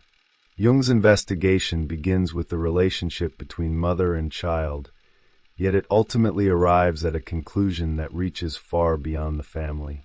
The maternal archetype proves to be one of the fundamental organizing principles of human culture itself. Once its symbolic function becomes visible, it begins appearing everywhere. Not because every object secretly represents a mother, but because entire civilizations repeatedly organize experiences of origin, protection, fertility, belonging, death, and renewal through the same underlying psychological pattern. What first appears as personal psychology gradually reveals itself as cultural architecture. This realization changes the way symbols are understood. Modern thought often treats symbolic systems as products of historical imagination. Jung quietly reverses the direction. Civilizations do not arbitrarily invent their most enduring symbols. They discover forms capable of expressing structures already active within the collective psyche. The remarkable recurrence of maternal imagery across religions, myths, rituals, sacred geography, and artistic traditions therefore reflects something deeper than cultural exchange. It reveals that humanity repeatedly encounters the same psychological realities and gives them different historical faces. This helps explain why the earth itself so often becomes feminine. Fertility, nourishment, patience, cyclical transformation, and the mysterious capacity to generate life all converge within a symbolic field that consciousness instinctively recognizes. The image does not emerge because ancient societies misunderstood biology. It emerges because the earth performs, on a cosmic scale, functions psychologically analogous to those first experienced through the maternal relationship. Symbolic thinking proceeds according to experiential structure rather than scientific classification. The same pattern extends into architecture and sacred space. Temples, caves, churches, shrines, enclosed gardens, sacred cities, and ritual circles frequently evoke feelings that cannot be explained by their physical construction alone. They surround, contain, protect, and separate ordinary life from transformed experience. Jung's discussion of caves, vessels, wells, and enclosed forms suggests that these spaces derive much of their emotional power from the maternal archetype operating beneath conscious awareness. Entering sacred space becomes psychologically analogous to entering a protected interior where transformation becomes possible. This symbolic continuity also illuminates one of the oldest themes in mythology, the descent into darkness before renewal. Heroes repeatedly disappear beneath the earth, enter caves, descend into underworlds, or become enclosed within symbolic womb-like spaces before returning transformed. These stories are rarely concerned with geography alone. They dramatize a psychological movement in which regression becomes the necessary condition for development. Consciousness temporarily relinquishes its familiar structures so that something new may emerge. Here the maternal archetype acquires extraordinary complexity. Modern imagination frequently associates maturity with uninterrupted progress, constant independence, and permanent movement away from dependence. Jung's symbolic analysis suggests a more paradoxical rhythm. Genuine development often requires periodic returns to psychological sources that consciousness had believed it had permanently left behind. Such returns are not regressions in the ordinary sense. They become opportunities for renewal precisely because they reconnect the individual with deeper foundations of psychic life. This rhythm appears not only in mythology but throughout human creativity. Every significant artistic movement, philosophical revolution, or spiritual awakening seems to involve a temporary dissolution of established forms before a new order gradually crystallizes. Creation repeatedly begins in uncertainty, obscurity, and symbolic darkness. Jung would likely recognize in this pattern another manifestation of the maternal principle. New forms emerge from invisible depths before becoming fully conscious realities. The cultural significance of this observation becomes even more striking when one considers how societies respond to periods of uncertainty. During moments of historical instability, civilizations often generate renewed interest in images of origin, homeland, ancestry, fertility, sacred tradition, or protective community. These responses are rarely accidental. Collective anxiety naturally constellates archetypal patterns capable of restoring symbolic orientation. The maternal image frequently becomes central because it promises continuity when historical certainty begins dissolving. Yet this same process carries considerable danger. The archetype that nourishes collective identity can also imprison it. Jung's insistence upon the ambivalence of the maternal image proves especially relevant here. Communities seeking absolute security sometimes become increasingly hostile toward difference, uncertainty, or individual autonomy. Protection gradually transforms into enclosure. belonging becomes conformity. The symbolic mother who once sheltered life begins demanding complete psychological dependence in return. This dual possibility appears repeatedly throughout political, religious, and cultural history. Societies often imagine themselves as protective families, sacred homelands, eternal mothers, or chosen communities. Such images can inspire extraordinary solidarity and compassion. They can also justify exclusion, possessiveness, and fear of everything experienced as foreign. Jung's psychology suggests that neither outcome originates primarily in ideology. Both emerge from different expressions of the same archetypal structure operating at the collective level. One begins to appreciate why Jung refuses to condemn archetypal images despite their potential dangers. Their psychological power cannot simply be eliminated. Attempts to suppress them usually result only in unconscious displacement. A civilization denying symbolic life does not become free of archetypes. It merely becomes unaware of the forms through which archetypal energies continue organizing collective imagination. The maternal principle, denied religious expression, may quietly reappear within political myths, consumer culture, technological utopias, or romantic fantasies promising absolute emotional fulfillment.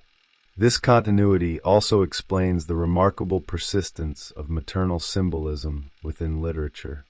Readers often recognize certain places before understanding why they feel so emotionally significant. Hidden islands, enchanted forests, forgotten libraries, ancient cities, abandoned houses, mysterious gardens, and subterranean worlds repeatedly evoke feelings of longing, safety, fear, or transformation.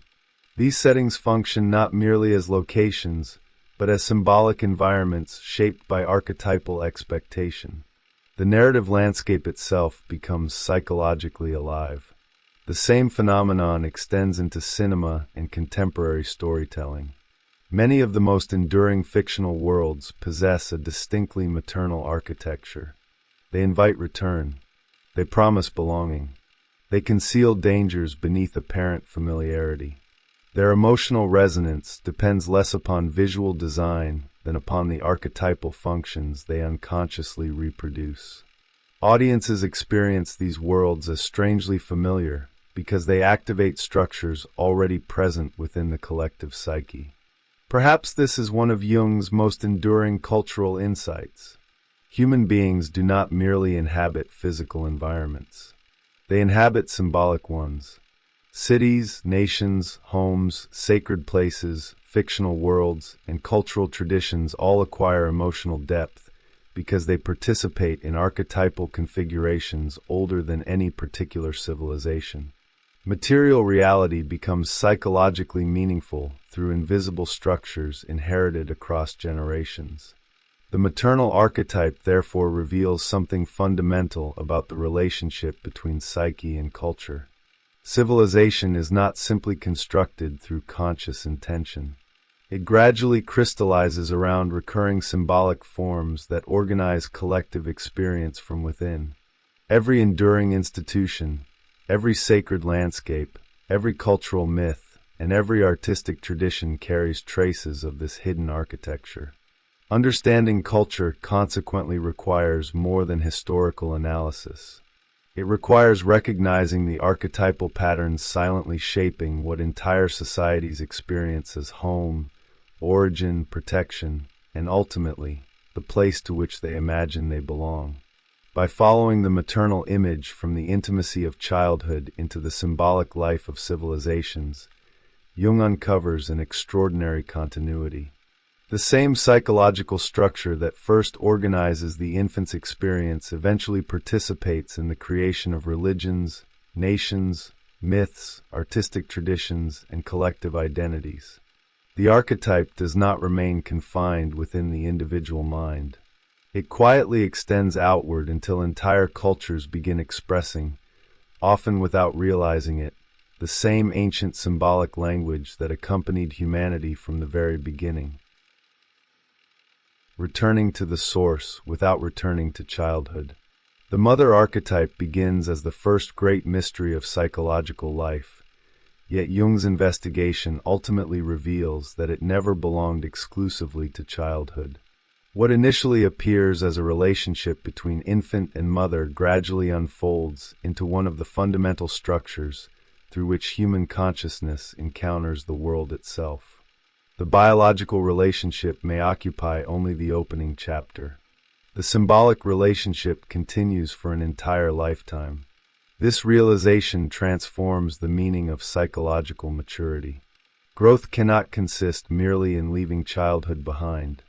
If the maternal archetype accompanies consciousness throughout life, then development requires something subtler.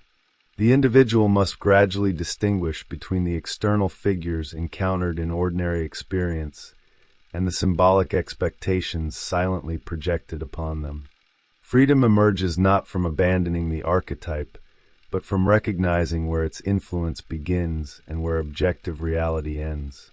This distinction explains why so many of life's decisive moments carry an emotional intensity that seems disproportionate to the events themselves.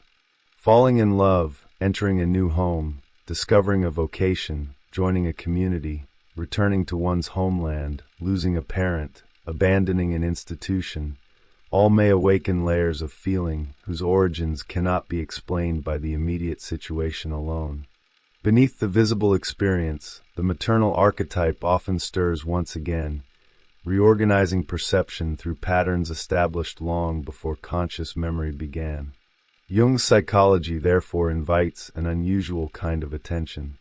Whenever a person feels irresistibly drawn toward absolute safety, perfect belonging, unconditional acceptance, or complete emotional certainty, another question quietly appears beneath the surface. Is this longing directed entirely toward the present situation, or has an older symbolic image entered the relationship without being recognized? The question does not diminish the reality of the desire. It simply broadens its psychological horizon. This is precisely why Jung insists that archetypes should never be dismissed as obsolete remnants of ancient mythology. They continue shaping contemporary experience because they belong to the permanent architecture of the psyche. Their symbolic language changes with every historical period, yet their psychological function remains astonishingly constant. Humanity no longer gathers around the same temples or invokes the same goddesses, but the search for protection, origin, renewal, and belonging continues, organizing individual and collective life with remarkable consistency. The mother archetype also reveals something profoundly hopeful about symbolic life. Projection is not a permanent condition. What is unconsciously invested in the external world can gradually be recognized, understood, and integrated. This movement does not impoverish experience. It enriches it. Relationships become more authentic because they are no longer burdened with impossible symbolic expectations. The world becomes less enchanted in the magical sense, yet infinitely richer in psychological meaning.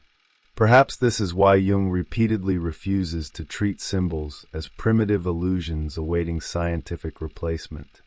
Symbols preserve dimensions of human experience that concepts alone cannot adequately contain.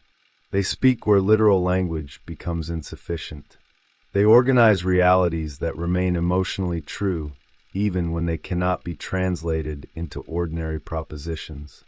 The maternal archetype survives because every generation must still confront dependence, nourishment, transformation, separation, loss, and renewal. These experiences require symbolic expression as much today as they did thousands of years ago.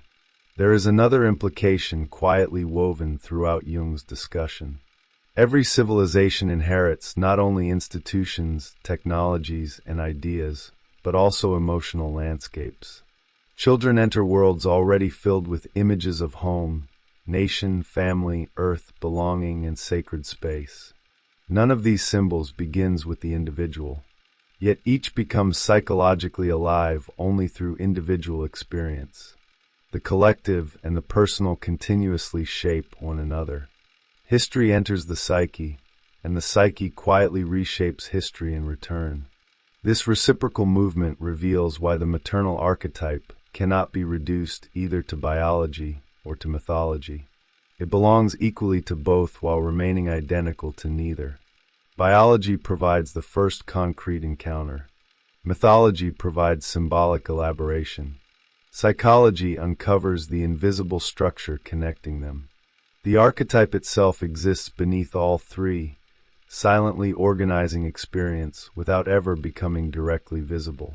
By the conclusion of this investigation, Jung has accomplished something remarkably subtle. He has shifted attention away from the question of what the mother is toward the question of how the psyche encounters motherhood as a universal pattern of meaning. The emphasis no longer rests upon one individual relationship, however important it may be. It rests upon a symbolic principle capable of appearing through countless people, places, institutions, and experiences across an entire lifetime.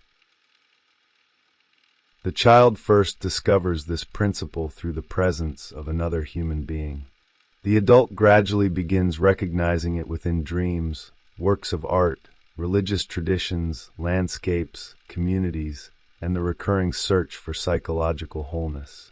What once seemed like separate experiences slowly reveal themselves as different expressions of the same underlying structure. Jung's discussion of the mother archetype therefore prepares the ground for everything that follows in his psychology. If one archetype can silently organize perception from the first moments of life onward, then perhaps every major movement of the psyche unfolds according to similar inherited patterns. The maternal image becomes the first great demonstration that consciousness never develops upon empty ground. It grows within an invisible architecture already waiting to receive experience. The journey that began with one relationship ends with an entirely different understanding of the human mind. Beneath personal memory, beneath biography, beneath even the earliest emotional experiences, there exists a symbolic inheritance shared by every human being. The mother is its first great face, but never its final one. She opens the first doorway into the collective unconscious, revealing that the deepest structures of the psyche were already present long before any individual learned to call another human being by that most intimate of names, mother. The birth of the self. Few images appear more familiar than that of a child. It seems almost impossible to misunderstand. Childhood belongs to biology, to family, to memory, to the first years of life. Every human being has once occupied that place. Yet Carl Jung begins from an entirely different intuition. The child that appears throughout mythology is rarely about infancy itself. It represents something that existed before the individual child and continues long after childhood has vanished. The symbolic child belongs not to one stage of life, but to the permanent architecture of the psyche. This immediately raises an unsettling question.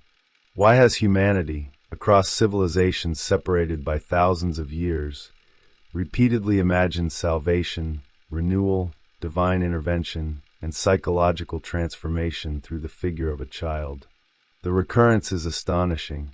Sacred children, miraculous births, abandoned infants destined to become kings, mysterious boys appearing in dreams, radiant children emerging from impossible places. The historical settings change. The symbolic structure barely moves. Such consistency suggests that these stories are describing something far more enduring than biological development. Jung proposes that mythology should not be approached as a collection of primitive explanations for natural events, nor should it be reduced to poetic fiction. Myths preserve recurring movements of the psyche itself. They are spontaneous expressions of psychological realities that consciousness repeatedly discovers but never invents. The child motif therefore survives because it corresponds to one of the deepest tendencies within the collective unconscious, a tendency that continues manifesting in dreams, visions, religious experience, and works of imagination long after ancient civilizations have disappeared. This reverses the ordinary direction of explanation. Modern thought often assumes that myths are created by people. Jung quietly suggests that people first experience archetypal realities, then gradually construct myths capable of expressing them. The symbolic child is not an artistic invention. It is a psychological discovery. Civilization merely provides successive languages through which the discovery becomes visible. There is something quietly remarkable about this proposal. It implies that the deepest images guiding human culture are neither arbitrary nor historically accidental. They arise because consciousness repeatedly encounters structures already present within the unconscious. The child is one such structure. Every generation finds it again because every generation must eventually confront the psychological possibility that it represents. At first glance, the image appears paradoxical. Childhood normally signifies weakness, dependence, incompleteness, vulnerability. Yet mythology consistently grants the divine child astonishing powers. The smallest figure defeats giants. The abandoned infant becomes the founder of civilizations. The newborn possesses wisdom surpassing kings. The fragile child quietly contains a future capable of reorganizing the entire world. Rational thought finds this inversion surprising. Symbolic thought treats it as perfectly natural. The paradox deepens even further. Jung notices that the child frequently appears precisely when psychological life reaches moments of uncertainty, fragmentation, or crisis. It emerges not during periods of stability, but at the threshold of transformation. Dreams begin presenting mysterious children. Religious visions center upon miraculous births. Myths tell stories of hidden infants whose significance remains invisible until the proper moment. Again and again, the unconscious chooses the image least likely to inspire confidence according to ordinary logic. This recurring choice reveals an important psychological principle. Genuine transformation rarely announces itself through symbols of established power. The unconscious prefers beginnings over conclusions, possibilities over accomplishments, seeds over finished structures. The child therefore represents not what consciousness already possesses, but what it has not yet become. It embodies latent totality rather than completed identity. Seen from this perspective, the child ceases to represent immaturity. Instead, it becomes the symbolic expression of unrealized wholeness. Something within the psyche appears capable of existing before consciousness fully recognizes it. Development then consists less in acquiring an entirely new identity than in gradually becoming what has been silently present from the beginning. This possibility introduces one of Jung's most fascinating themes. The future of the personality may already exist within its deepest foundations. Psychological growth does not proceed exclusively forward. It also involves recovering something ancient that has accompanied the individual from the very beginning without ever becoming fully conscious. The child therefore belongs simultaneously to the past and to the future. It remembers origins while anticipating transformation. Such an image cannot remain confined to mythology. If Jung is correct, the child archetype continues operating within contemporary psychological life exactly as it operated within ancient symbolic traditions.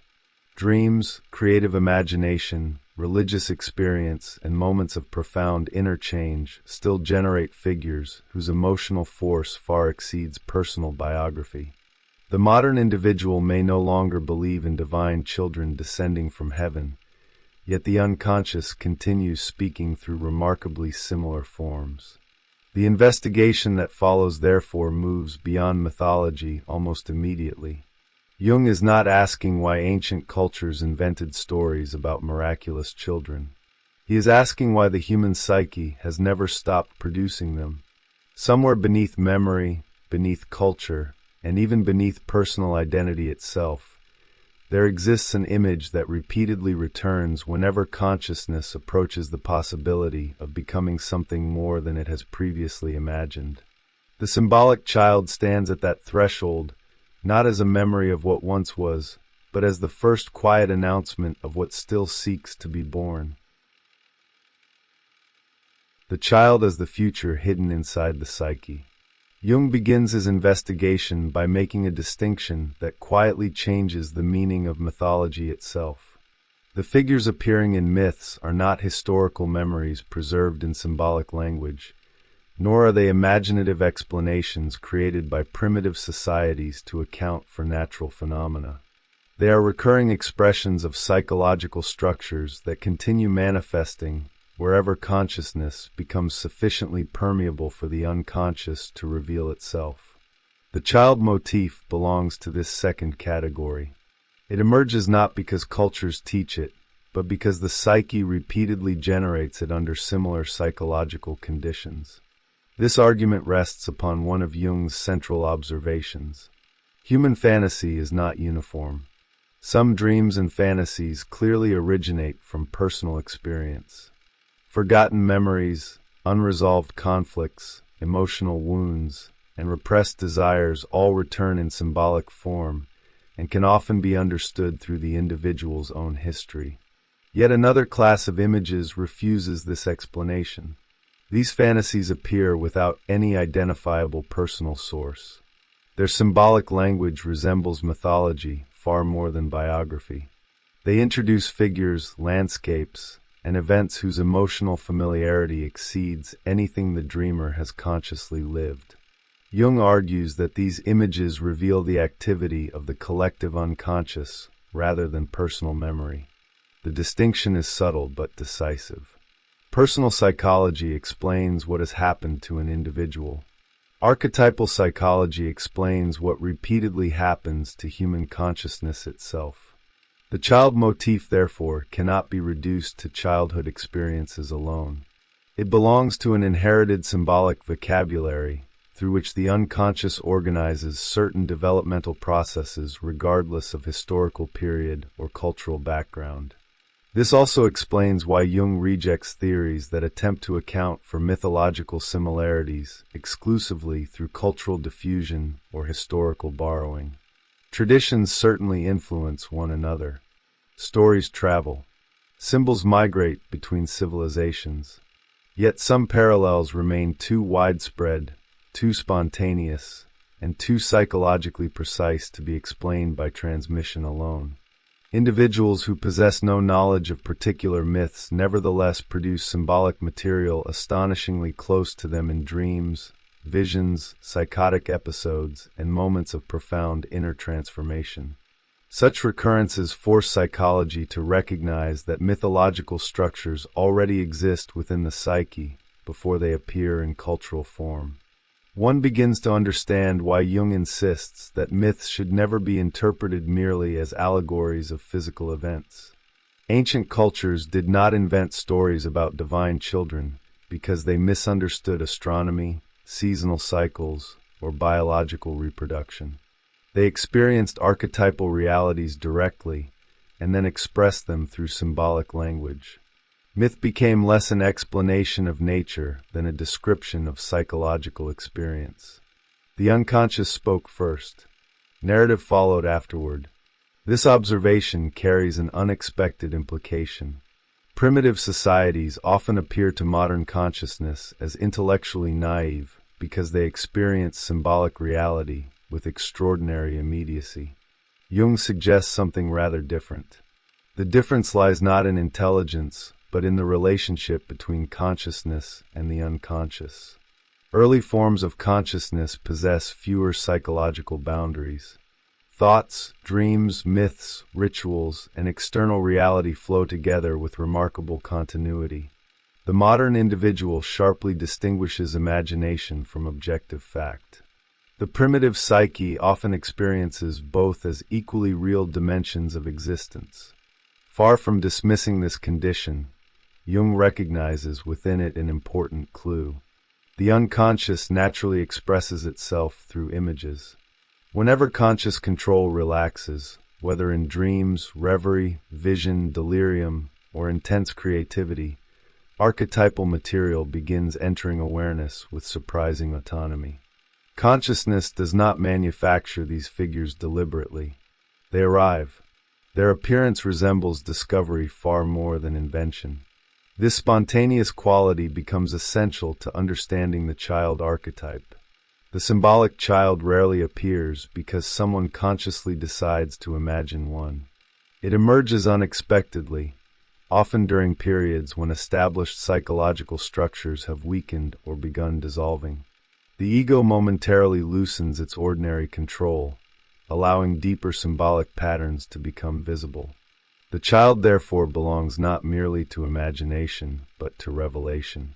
Something previously hidden quietly steps into awareness. Jung's methodological caution deserves careful attention here. He repeatedly warns against believing that archetypes can ever be fully explained. Every interpretation remains approximate because symbols point toward realities that exceed conceptual language. Their meaning can be circumscribed, approached, illuminated through metaphor, but never exhausted by definition. The intellect naturally seeks final explanations. Archetypal images continually resist them. This resistance is not a weakness of analytical psychology. It reflects the nature of symbolic experience itself.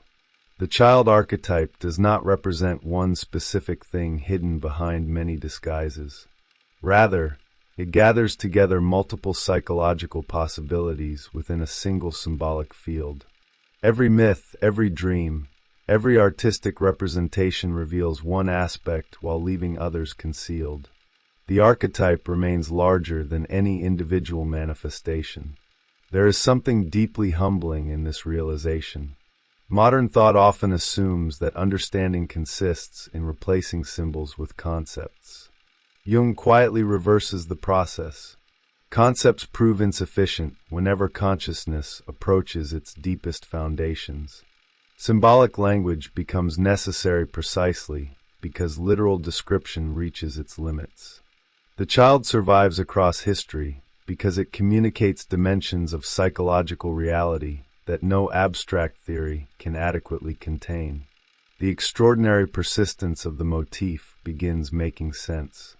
It appears among ancient gods, medieval mystics, fairy tales, alchemical visions, religious imagery, dreams, psychotic fantasies, and contemporary analysis because it is not tied to any one symbolic system. Each culture discovers it anew. Each individual encounters it under different circumstances. Yet the emotional atmosphere surrounding the image remains strikingly consistent. Something vulnerable yet indestructible, insignificant yet decisive, hidden yet destined to emerge, continually returns as though consciousness itself required this figure in order to understand its own capacity for transformation.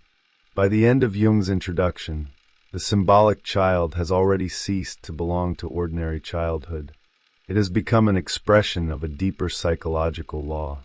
Whenever consciousness approaches renewal, whenever an old identity begins losing its authority, whenever the unconscious prepares to reorganize the personality from within, the psyche repeatedly reaches for the same image.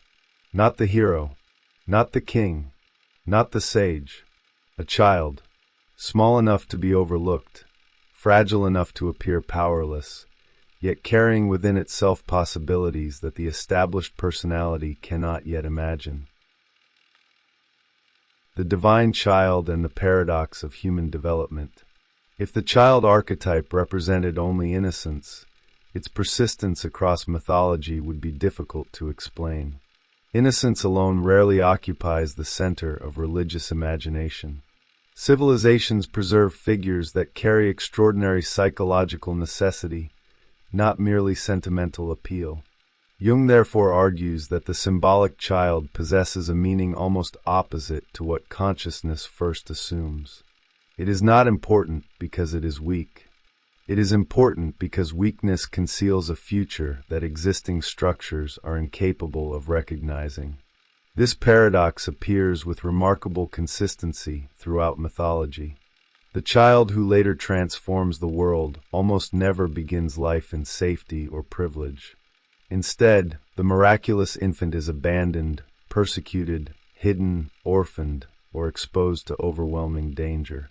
Before becoming a savior, a king, or a divine figure, the child repeatedly occupies the most vulnerable position imaginable. The symbolic pattern is too stable to dismiss as narrative coincidence. Jung sees within it the psychological logic of transformation itself. The unconscious seems to insist upon an uncomfortable truth. Whatever possesses the greatest potential for development initially appears insignificant. Consciousness naturally places its confidence in established forms.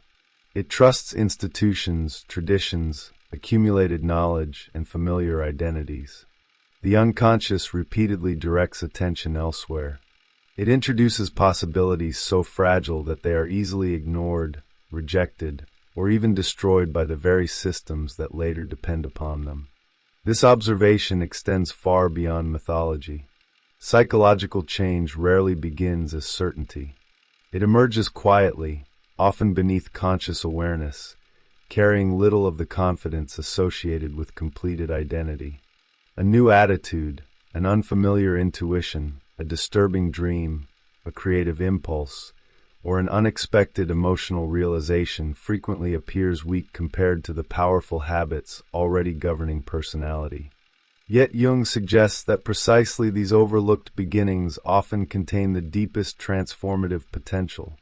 One begins to understand why the divine child repeatedly faces persecution. Mythological kings attempt to destroy miraculous infants long before their destiny becomes visible. Monsters pursue abandoned children. Entire kingdoms fear newborns who have done nothing except exist. These stories dramatize more than historical tyranny.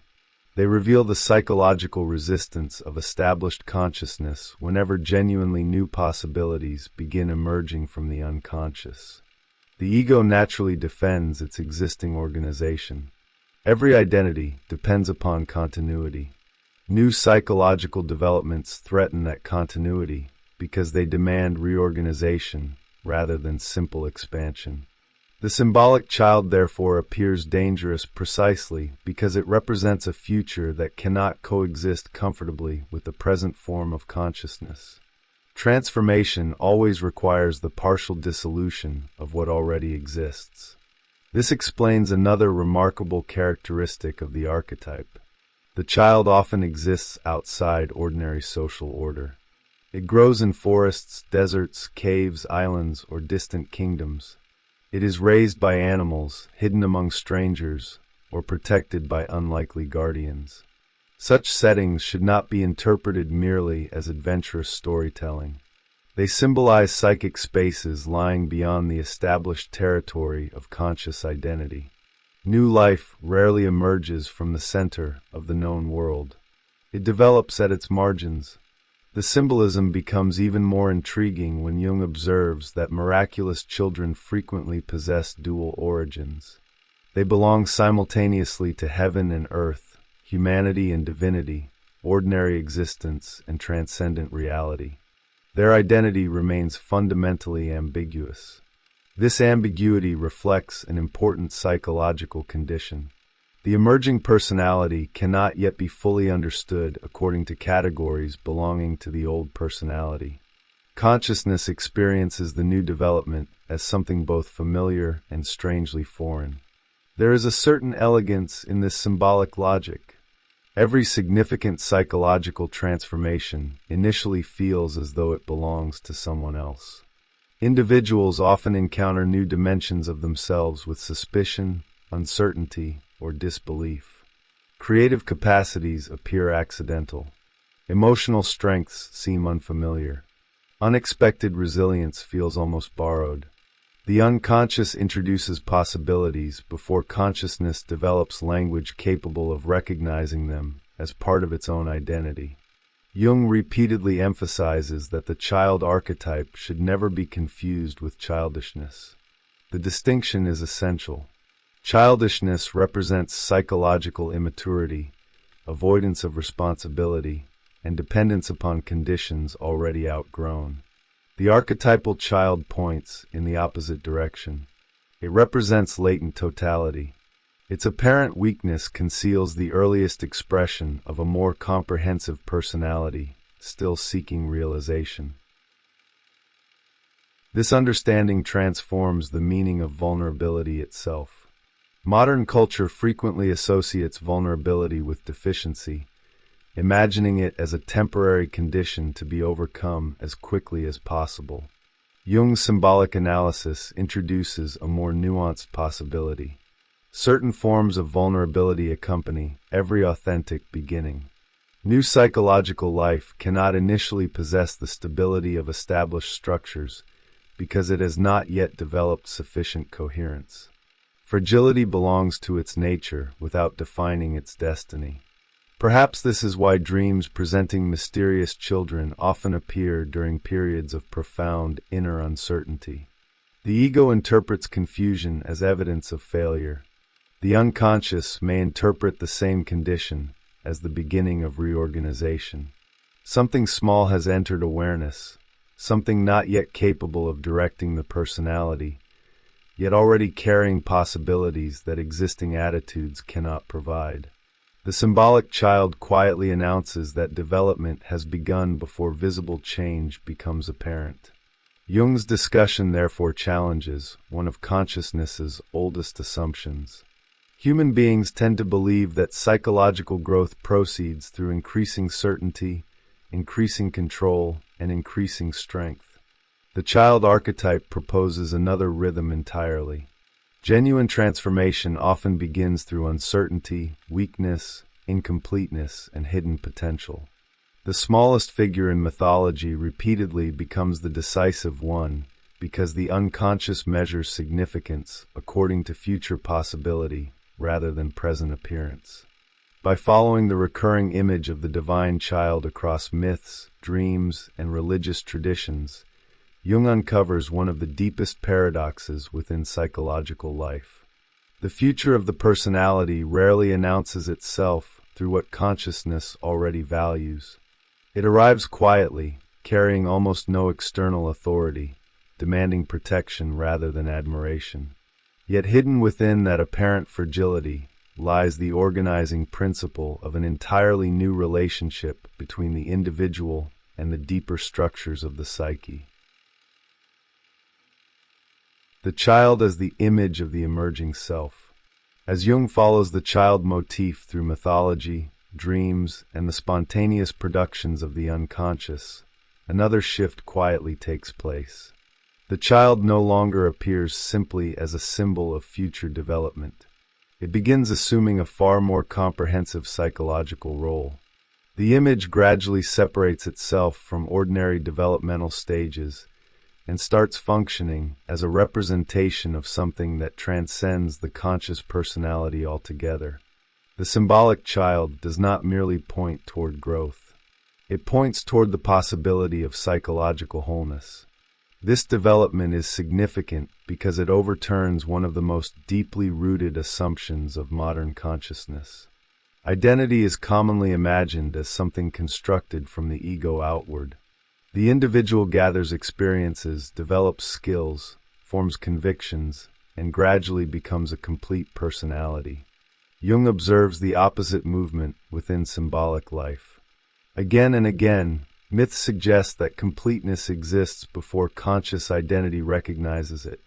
The task of development is not to manufacture wholeness, but to uncover a totality that has always exceeded the limits of the ego. The child therefore occupies a curious psychological position. It is both incomplete and complete at the same time.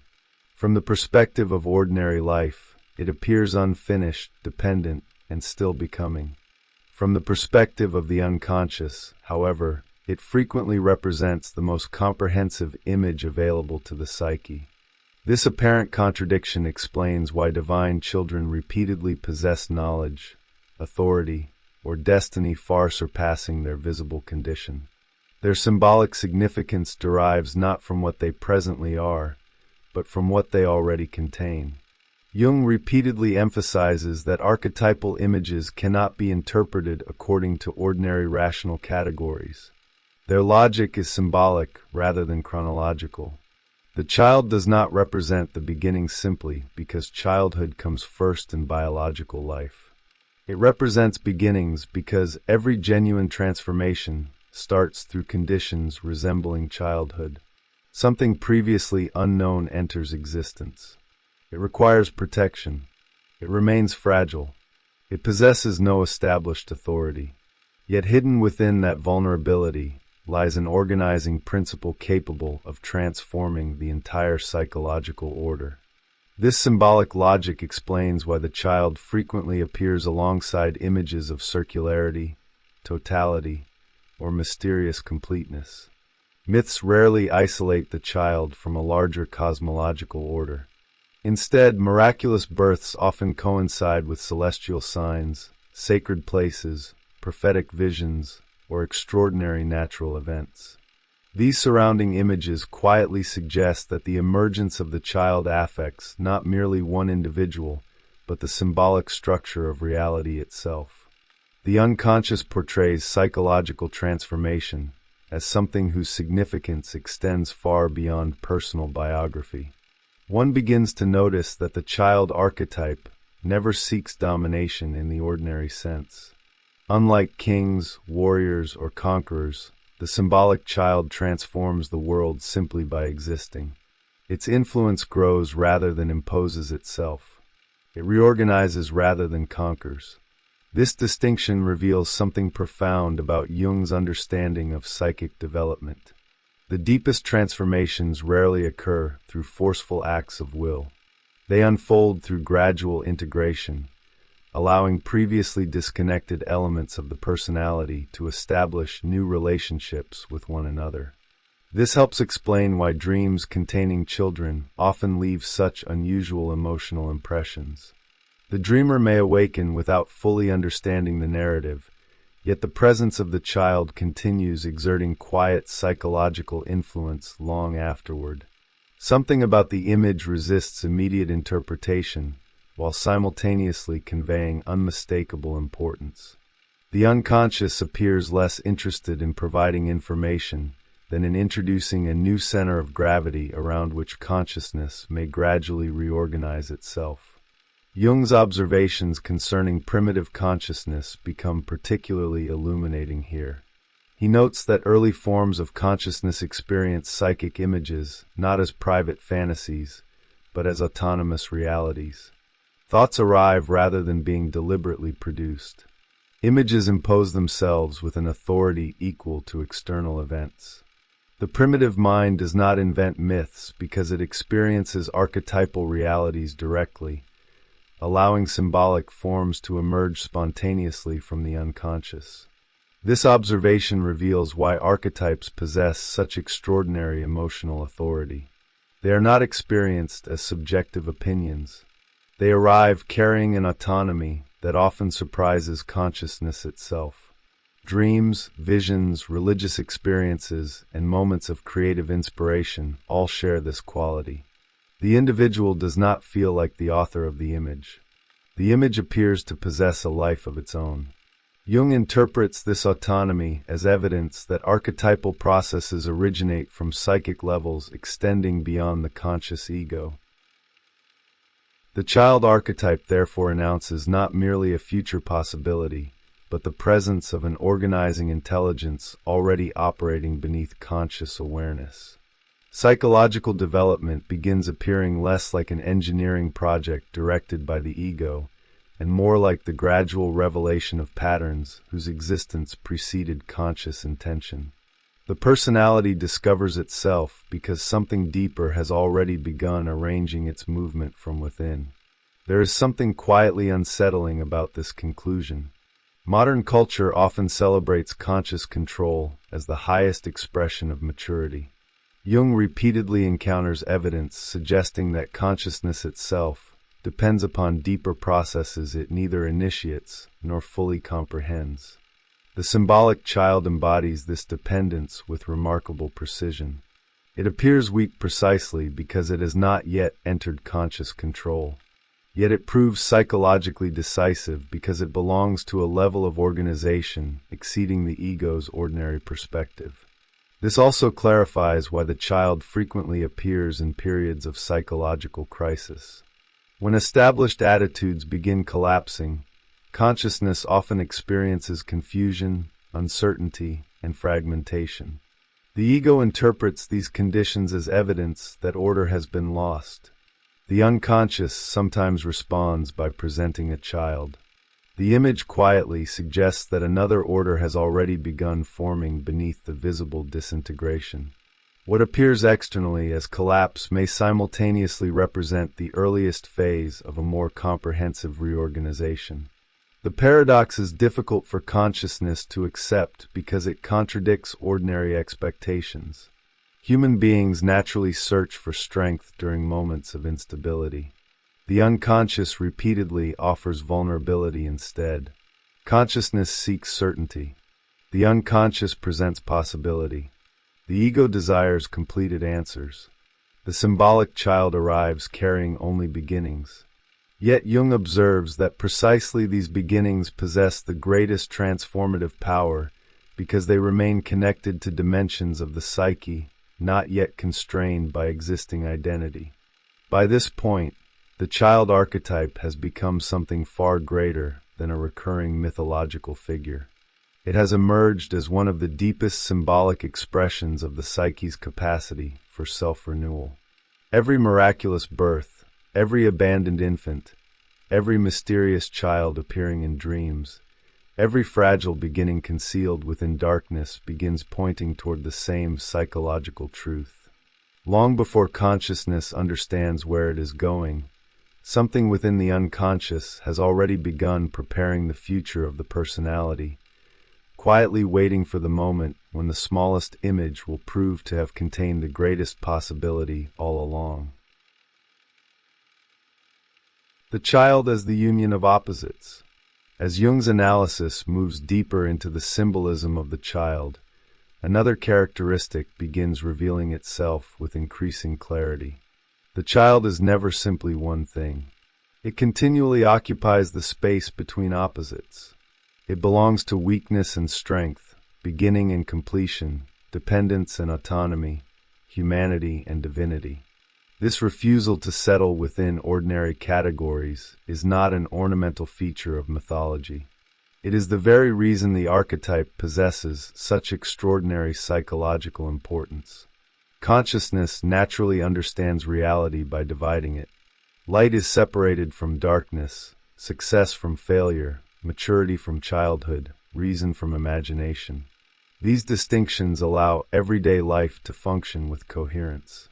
Yet Jung repeatedly observes that the unconscious operates according to a different logic.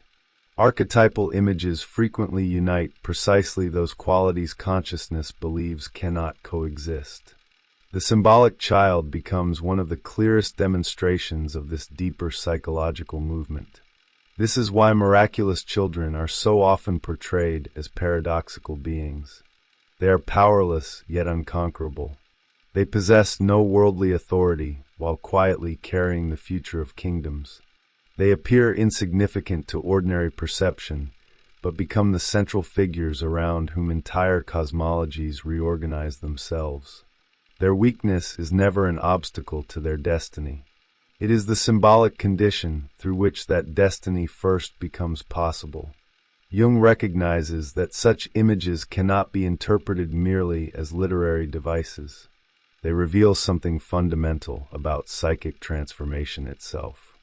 Every genuinely new psychological development initially exists alongside its opposite. A new attitude emerges while old habits continue exerting influence. Greater awareness appears without immediately dissolving unconscious patterns. The personality becomes divided between what has already begun and what has not yet fully arrived. The child perfectly embodies this intermediate condition because it belongs simultaneously to both worlds. This intermediate position explains another recurring feature of mythological children. They frequently occupy thresholds rather than permanent locations. They are found crossing rivers, wandering through forests, emerging from caves, traveling between kingdoms, descending from heaven, or rising from hidden places beneath the earth. These movements should not be understood simply as adventurous narratives. They symbolize transitions between psychological states. The child exists wherever one form of consciousness begins yielding to another. Thresholds possess remarkable significance in Jung's psychology because transformation never occurs inside fixed identities alone. Consciousness changes only by entering uncertain territory, where familiar structures no longer provide complete orientation. The symbolic child inhabits precisely this uncertain space. It belongs neither entirely to what has already become conscious nor entirely to what remains hidden. It serves as a bridge between them. There is something fascinating about the consistency with which the unconscious chooses such liminal figures. It rarely announces transformation through completed images. Instead, it repeatedly presents beings who remain unfinished. The child has not reached adulthood. The hero has not completed the journey. The seed has not become the tree. The dawn has not yet become daylight. These symbols all emphasize becoming rather than being. The unconscious appears more interested in movement than in arrival. This observation gradually reveals why Jung associates the child with the deepest processes of psychological renewal. Development is not simply the accumulation of experience. It involves maintaining contact with possibilities that remain incomplete. The finished personality, however stable it may appear, risks becoming psychologically rigid if it loses the capacity to encounter what has not yet entered consciousness. The child preserves precisely this openness. The image therefore acquires another layer of meaning. It represents not only future development, but also psychic adaptability. The child remains capable of becoming because it has not yet surrendered itself entirely to fixed identity.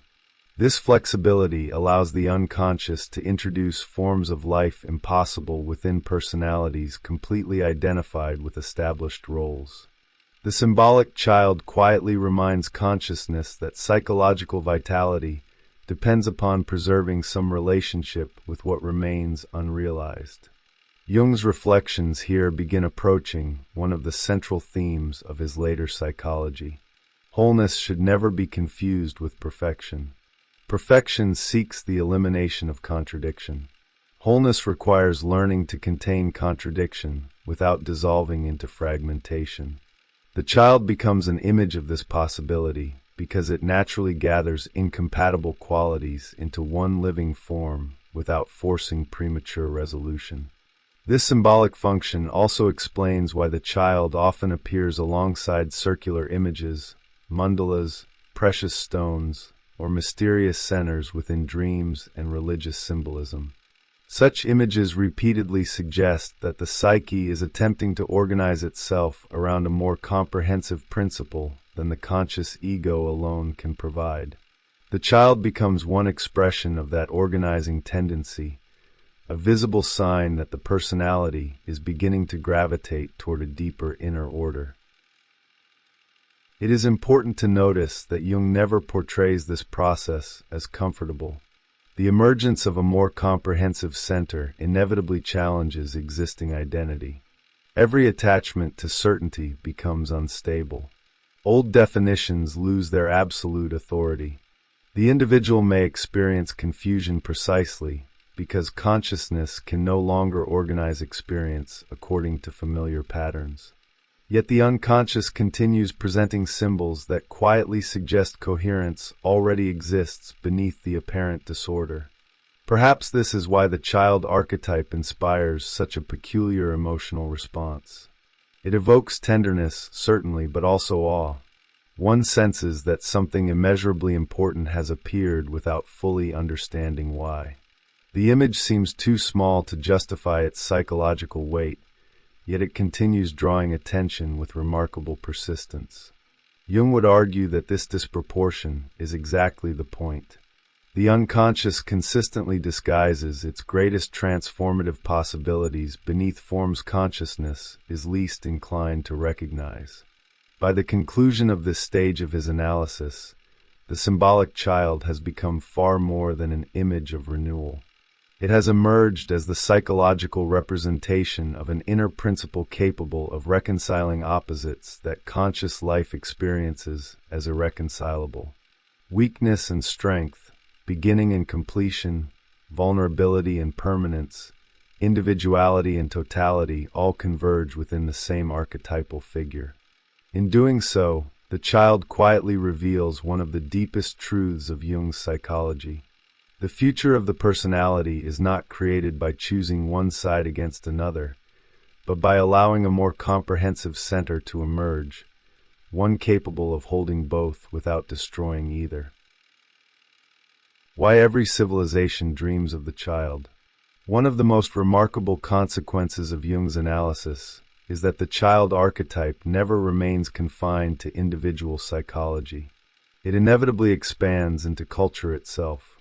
Every civilization, regardless of its theology, political structure, or historical circumstances, eventually begins telling stories about miraculous children, hidden heirs, abandoned infants, or mysterious young figures whose significance exceeds every reasonable expectation. The recurrence is so persistent that it ceases to look like literary preference and begins resembling psychological necessity. At first, these stories appear remarkably different. One culture speaks of a divine son. Another tells of an abandoned prince raised in secrecy. Another imagines a child discovered among reeds, protected by animals, or hidden inside a mountain. Their religious meanings differ enormously. Their symbolic movement remains almost unchanged. The future repeatedly enters history through what appears least capable of carrying it. Human imagination returns to this structure with such consistency that one begins suspecting the stories are not inventing a pattern at all. They are recognizing one. This recognition tells us something fundamental about the human relationship with time. Consciousness generally understands history through the accumulation of what already exists. Power grows stronger. Institutions become more stable. Traditions acquire greater authority. The unconscious consistently interrupts this expectation. It introduces renewal not through established strength, but through beginnings so fragile they almost escape notice. Culture repeatedly imagines its future arriving from the margins rather than from the center. This symbolic movement extends far beyond religion. Entire civilizations often define themselves through narratives of improbable origins. Great cities are imagined as emerging from abandoned settlements. Nations remember themselves through stories of vulnerable founders overcoming overwhelming odds. Revolutionary movements frequently portray themselves as insignificant beginnings destined to reshape history. Even when these narratives possess historical foundations, their emotional power derives from something deeper than factual accuracy. They reproduce the same archetypal structure through which the unconscious understands transformation itself. One begins to recognize that societies require these stories because collective identity depends upon symbolic continuity no less than individual identity does. Communities cannot live by institutions alone. They need narratives capable of explaining why the future remains possible even when the present appears exhausted. The child archetype quietly fulfills this function. It reminds culture that genuine renewal rarely begins where existing power expects to find it. This may explain why periods of historical uncertainty often produce renewed fascination with youthful figures. During moments when inherited structures begin losing their authority, literature, religion, philosophy, and art frequently return to images of childhood, rebirth, innocence, hidden potential, or forgotten beginnings. Such returns should not be interpreted as nostalgia alone. Jung would likely see them as archetypal compensations. The unconscious responds to psychological exhaustion by presenting symbols capable of restoring orientation toward the future. The phenomenon becomes particularly striking within artistic creation. Many enduring works of literature place children at the center of stories that are, in reality, about civilizations confronting transformation. The child frequently enters a world whose established order is collapsing. Adults appear trapped by habits they no longer understand. Institutions continue functioning while gradually losing their symbolic vitality. Into this exhausted landscape arrives a figure who possesses almost no conventional authority, yet whose presence quietly reorganizes every surrounding relationship. The symbolic precision of these narratives explains why they remain emotionally persuasive across centuries. Audiences do not respond primarily to the child's age. They respond to the psychological movement embodied by the figure. Something new has entered an old world. Something vulnerable confronts structures that have become rigid.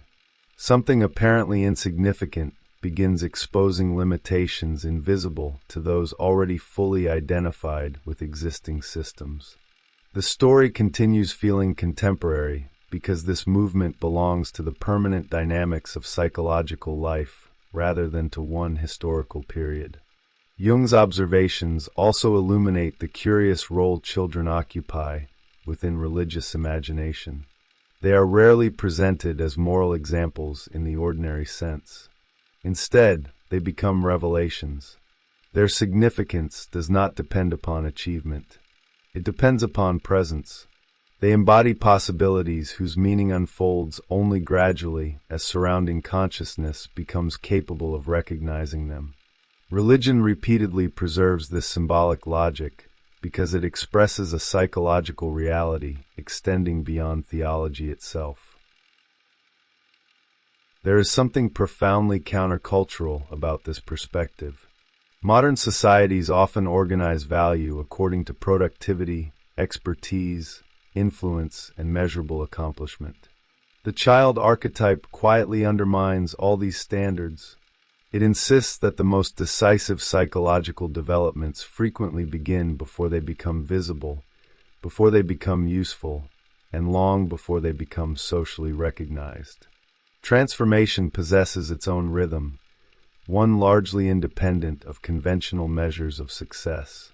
This insight reaches beyond mythology into the structure of creativity itself. Every genuinely original idea begins in conditions remarkably similar to those represented by the symbolic child. It appears uncertain, incomplete, vulnerable to criticism, and lacking established authority. Most disappear before reaching maturity. A few survive. Those that do often reorganize entire fields of thought precisely because they were allowed to develop despite their initial fragility. The unconscious seems to understand innovation according to archetypal rather than institutional principles. The same movement appears throughout psychological development. New dimensions of personality rarely emerge fully formed. They first appear as faint intuitions, unusual dreams, unexpected emotional responses, or creative impulses whose significance remains difficult to evaluate. Consciousness naturally dismisses such beginnings because they lack the certainty associated with established identity. The child archetype repeatedly suggests another possibility. What appears psychologically weakest may already contain the organizing principle of future development. This observation helps explain why Jung refuses to reduce archetypes to literary metaphors or anthropological curiosities.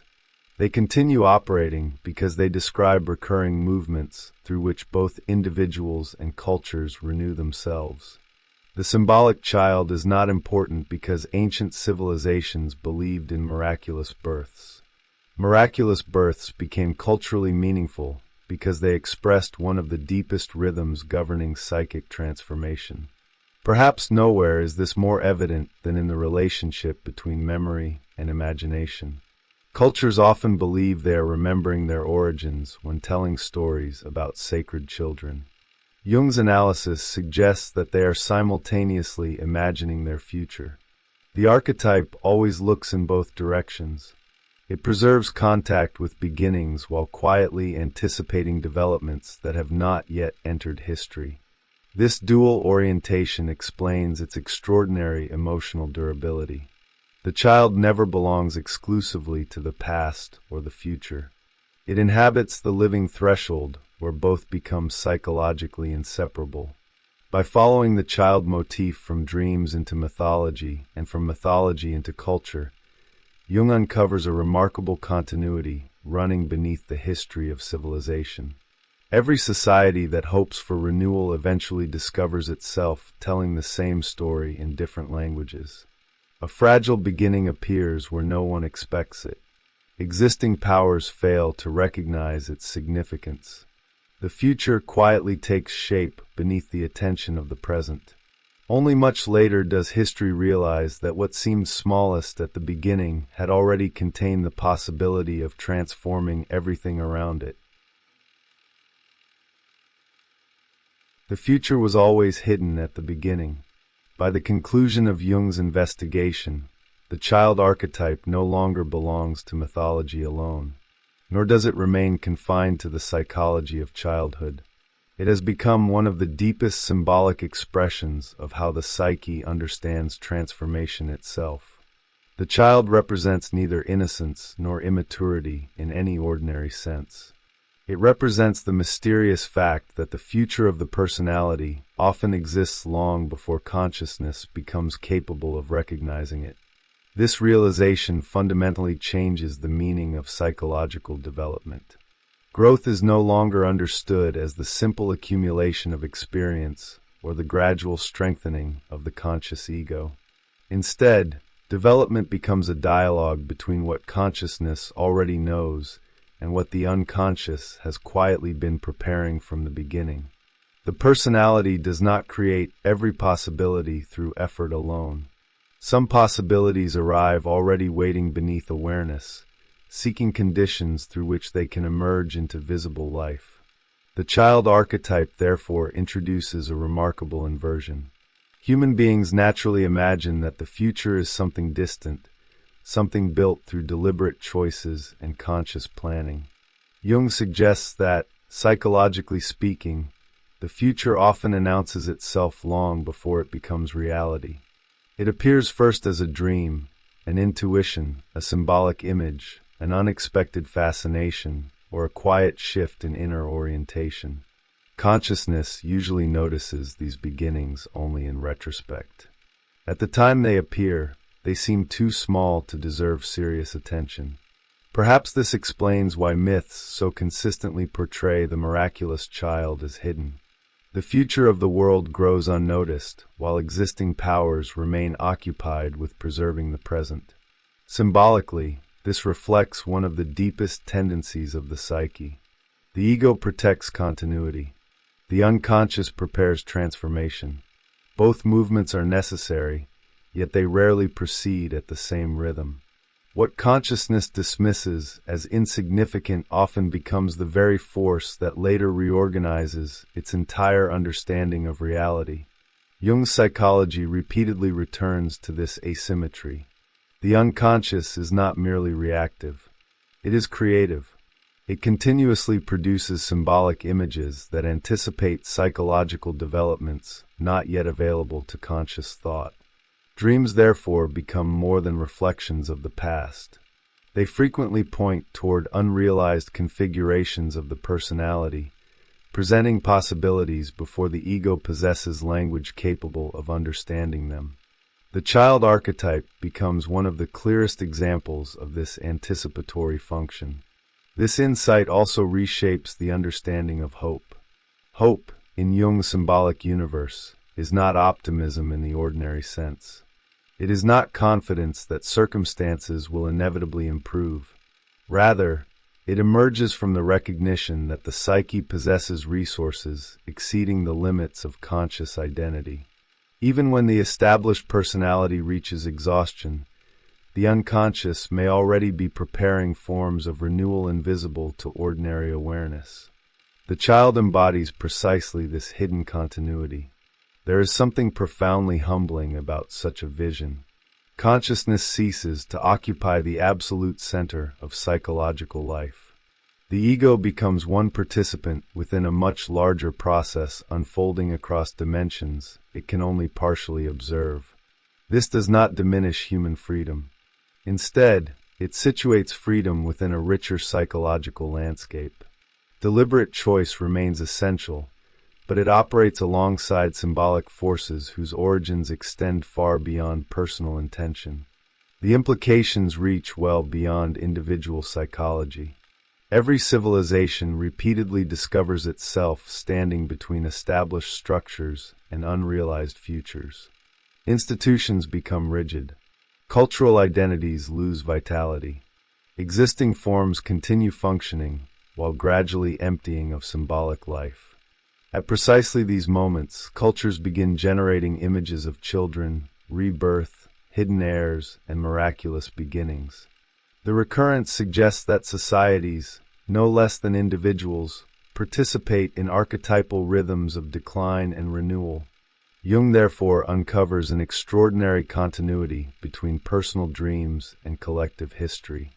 The same symbolic figure that appears in an individual's unconscious also appears in the foundational myths of civilizations. This continuity reveals that the psyche does not distinguish sharply between personal and collective transformation. Both unfold through remarkably similar structures because both emerge from the same collective unconscious. One of the most fascinating aspects of the child archetype is that it never abolishes uncertainty. The symbolic child never arrives carrying completed answers. It offers direction rather than certainty. Its appearance indicates that psychological life has begun reorganizing itself, but it does not reveal exactly how that reorganization will unfold. This preserves one of the central tensions running throughout Jung's psychology. Symbols illuminate the path without eliminating mystery. They orient consciousness without replacing the necessity of lived experience. The child also leaves behind an important lesson concerning vulnerability. Modern consciousness often treats vulnerability as evidence that development has not yet been achieved. Jung quietly reverses this expectation. The beginning of every authentic transformation necessarily appears vulnerable because it has not yet acquired stable form. Fragility is therefore not always a sign of weakness. Sometimes it is simply the visible condition of something still becoming what it already contains in potential.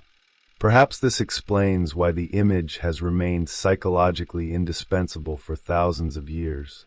Humanity repeatedly forgets that genuine renewal rarely begins through established power. It arrives quietly, often unnoticed, carrying possibilities disproportionate to its outward appearance. Every generation rediscovers this truth because every generation eventually confronts moments when familiar structures no longer provide sufficient orientation. At those moments, the unconscious reaches once again for the same ancient symbol. The journey through the child archetype therefore ends where it secretly began. What appeared to be an investigation into one recurring mythological figure gradually becomes an exploration of the psyche's own relationship with possibility. The child reveals that the unconscious is never merely a repository of forgotten experiences. It is also the source of psychological futures not yet realized. Hidden beneath memory lies anticipation. Hidden beneath established identity lies becoming. Jung began by asking why humanity continually imagines miraculous children. His answer reaches far beyond mythology. Civilizations preserve these stories because they describe a permanent feature of psychological life. The future does not suddenly appear from nowhere. It grows silently within the deepest structures of the psyche long before consciousness recognizes its presence. The child remains the enduring symbol of that invisible beginning, quietly reminding every generation that the smallest image carried by the unconscious may already contain the shape of an entirely different human life.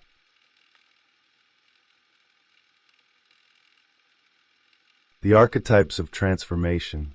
There is a peculiar moment that appears again and again throughout mythology, dreams, and fairy tales. Someone has reached the limits of ordinary understanding.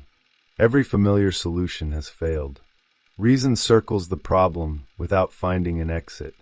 Then something unexpected enters the story. Not a stronger hero, not a more sophisticated argument, not greater force. Instead, an old man appears beside the road. A mysterious traveler offers impossible advice. A talking animal interrupts the journey. A strange voice emerges from nowhere. The story suddenly changes direction because wisdom has arrived from a place the conscious mind could never have anticipated. Most readers instinctively understand these figures without asking why they exist. Fairy tales have accustomed humanity to accepting them as natural inhabitants of symbolic worlds. Yet Jung notices something remarkable. These mysterious guides are far too consistent to belong merely to literary imagination. Their appearance follows an astonishing psychological pattern. They emerge only when consciousness has exhausted its own resources. They never replace human effort. They appear precisely at the point where effort alone becomes insufficient. This observation becomes the starting point for one of Jung's most subtle investigations. Previous essays explored the archetypes of the mother, rebirth, the child, and the hidden structures of psychological development. Each revealed how the unconscious quietly organizes experience beneath ordinary awareness. Now another question begins to take shape. If the unconscious continually guides psychological growth, through what symbolic figure does guidance itself become visible? If transformation requires more than instinct, where does wisdom enter the symbolic landscape? The answer repeatedly appears through what Jung simply calls the spirit. The word immediately presents a difficulty because almost everyone believes they already understand it. Religious traditions associate spirit with God. Philosophy identifies it with intellect. Everyday language speaks of school spirit, national spirit, creative spirit, or the spirit of an age. Psychology sometimes reduces it to thought itself. The same word quietly gathers together meanings so diverse that its apparent familiarity conceals extraordinary ambiguity. Jung refuses to begin with definitions. Definitions belong to concepts. Symbols behave differently. Instead, he adopts the same phenomenological method guiding the entire volume. Before asking what spirit is, he asks how spirit appears. Psychology, after all, possesses no privileged position outside the psyche from which it can examine consciousness as though observing an external object. The mind investigates itself using its own instruments. Whatever certainty psychology achieves must therefore emerge from observing recurring patterns rather than making metaphysical claims about ultimate reality. This restraint is more important than it first appears. Jung is not attempting to prove whether spirits objectively exist. Such a question belongs to theology or metaphysics rather than psychology. His concern lies elsewhere. Human beings repeatedly experience something behaving as though it possessed intelligence independent of conscious intention. Dreams deliver advice never consciously formulated. Symbols appear carrying knowledge the dreamer does not seem to possess. Moments of inspiration arrive unexpectedly, often solving problems long before rational analysis reaches a conclusion. Psychology cannot ignore these phenomena simply because their ultimate origin remains uncertain. Here the investigation begins moving into fascinating territory. Spirit gradually reveals itself not as a supernatural doctrine, but as a recurring psychological experience. Across cultures, across centuries, and across entirely different symbolic systems, consciousness repeatedly encounters figures embodying insight beyond the limits of the ordinary ego. Sometimes they appear as wise old men, sometimes as mysterious women, sometimes as children, strangers, ghosts, animals, or voices whose authority seems impossible to explain through personal memory alone. Their forms change. Their function remains astonishingly stable. What makes these figures particularly compelling is the fact that they rarely comfort the individual. More often they disrupt familiar assumptions. They redirect journeys already underway. They demand difficult choices. They reveal truths consciousness would rather avoid. In fairy tales, they frequently arrive disguised as insignificant travelers or peculiar old beggars whose importance becomes apparent only much later. Symbolically, wisdom almost never announces itself through obvious authority. It prefers disguise. One begins to recognize that this movement resembles the child archetype explored earlier, though operating on an entirely different level. The child represented unrealized wholeness. The spirit represents orientation toward that wholeness. One embodies possibility. The other embodies insight. Together they suggest that psychological development depends not merely upon hidden potential, but also upon an inner capacity capable of recognizing and guiding that potential toward realization. Perhaps this is why stories from entirely different civilizations continue producing almost identical symbolic encounters. The external details differ enormously, yet the emotional structure remains recognizable. The lost traveler meets an impossible guide. The confused hero receives unexpected instruction. The individual standing before an impossible decision suddenly encounters a figure whose knowledge seems to exceed ordinary human understanding. Such consistency invites an uncomfortable possibility. These stories may not simply entertain. They may preserve one of the deepest recurring experiences available to the human psyche. The chapters that follow gradually reveal that spirit, in Jung's psychology, cannot be reduced to intellect, religious belief, or philosophical abstraction. It belongs to a much older psychological reality, one that first appeared long before formal theology, systematic philosophy, or scientific psychology ever existed. Humanity did not invent the image of the wise guide. Rather, the psyche repeatedly produced it whenever consciousness approached the boundaries of its own understanding. Long before reason knew how to explain wisdom, the unconscious had already discovered how to symbolize it. What does the psyche mean by spirit? Jung begins his investigation with an observation that feels almost deceptively simple. The word spirit has accumulated so many meanings throughout history that it risks meaning almost nothing at all. It may refer to God, to intellect, to inspiration, to the soul of the dead, to the atmosphere of an era, to creative genius, to invisible beings, to emotional vitality, or even to alcohol and vapor in older alchemical language. Such diversity might appear to make psychological investigation impossible. Jung sees the opposite. The extraordinary range of meanings suggests that all these usages revolve around a common psychological experience whose outer interpretations have changed while its inner structure has remained remarkably stable. The modern tendency is to resolve this ambiguity by choosing one definition and discarding the others. Spirit becomes intellect, or consciousness, or religious belief. Jung refuses this reduction because it ignores the way symbols actually function within the psyche. Symbols expand rather than contract. They accumulate meanings because they point toward realities larger than any single concept can contain. The history of the word, therefore, becomes psychologically significant in itself. Humanity has repeatedly approached the same phenomenon from different directions without ever exhausting its meaning. One notices that many of the oldest conceptions of spirit share an unexpected characteristic. They describe movement, breath, wind, air in motion, invisible activity. Ancient languages repeatedly associate spirit with something impossible to grasp directly, yet unmistakably alive in its effects. Breath cannot be seen, yet life depends upon it. Wind remains invisible, while transforming everything it touches. Spirit enters symbolic life carrying exactly this paradox. It possesses no stable form of its own, yet continually reveals itself through its influence upon consciousness. This recurring symbolism quietly anticipates Jung's psychological interpretation. What consciousness eventually calls spirit first appears as spontaneous psychic activity. Thoughts arise unexpectedly. Images enter awareness without deliberate effort.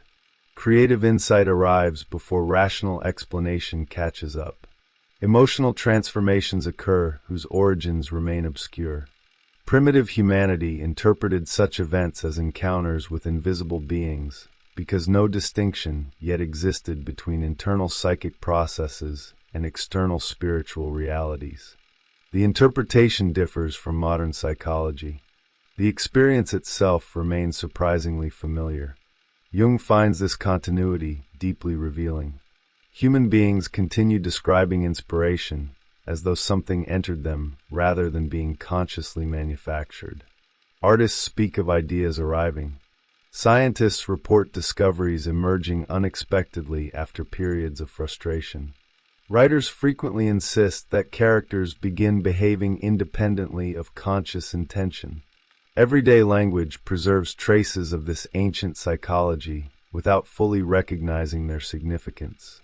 Consciousness still experiences certain mental events as autonomous. This autonomy becomes one of Jung's defining characteristics of spirit.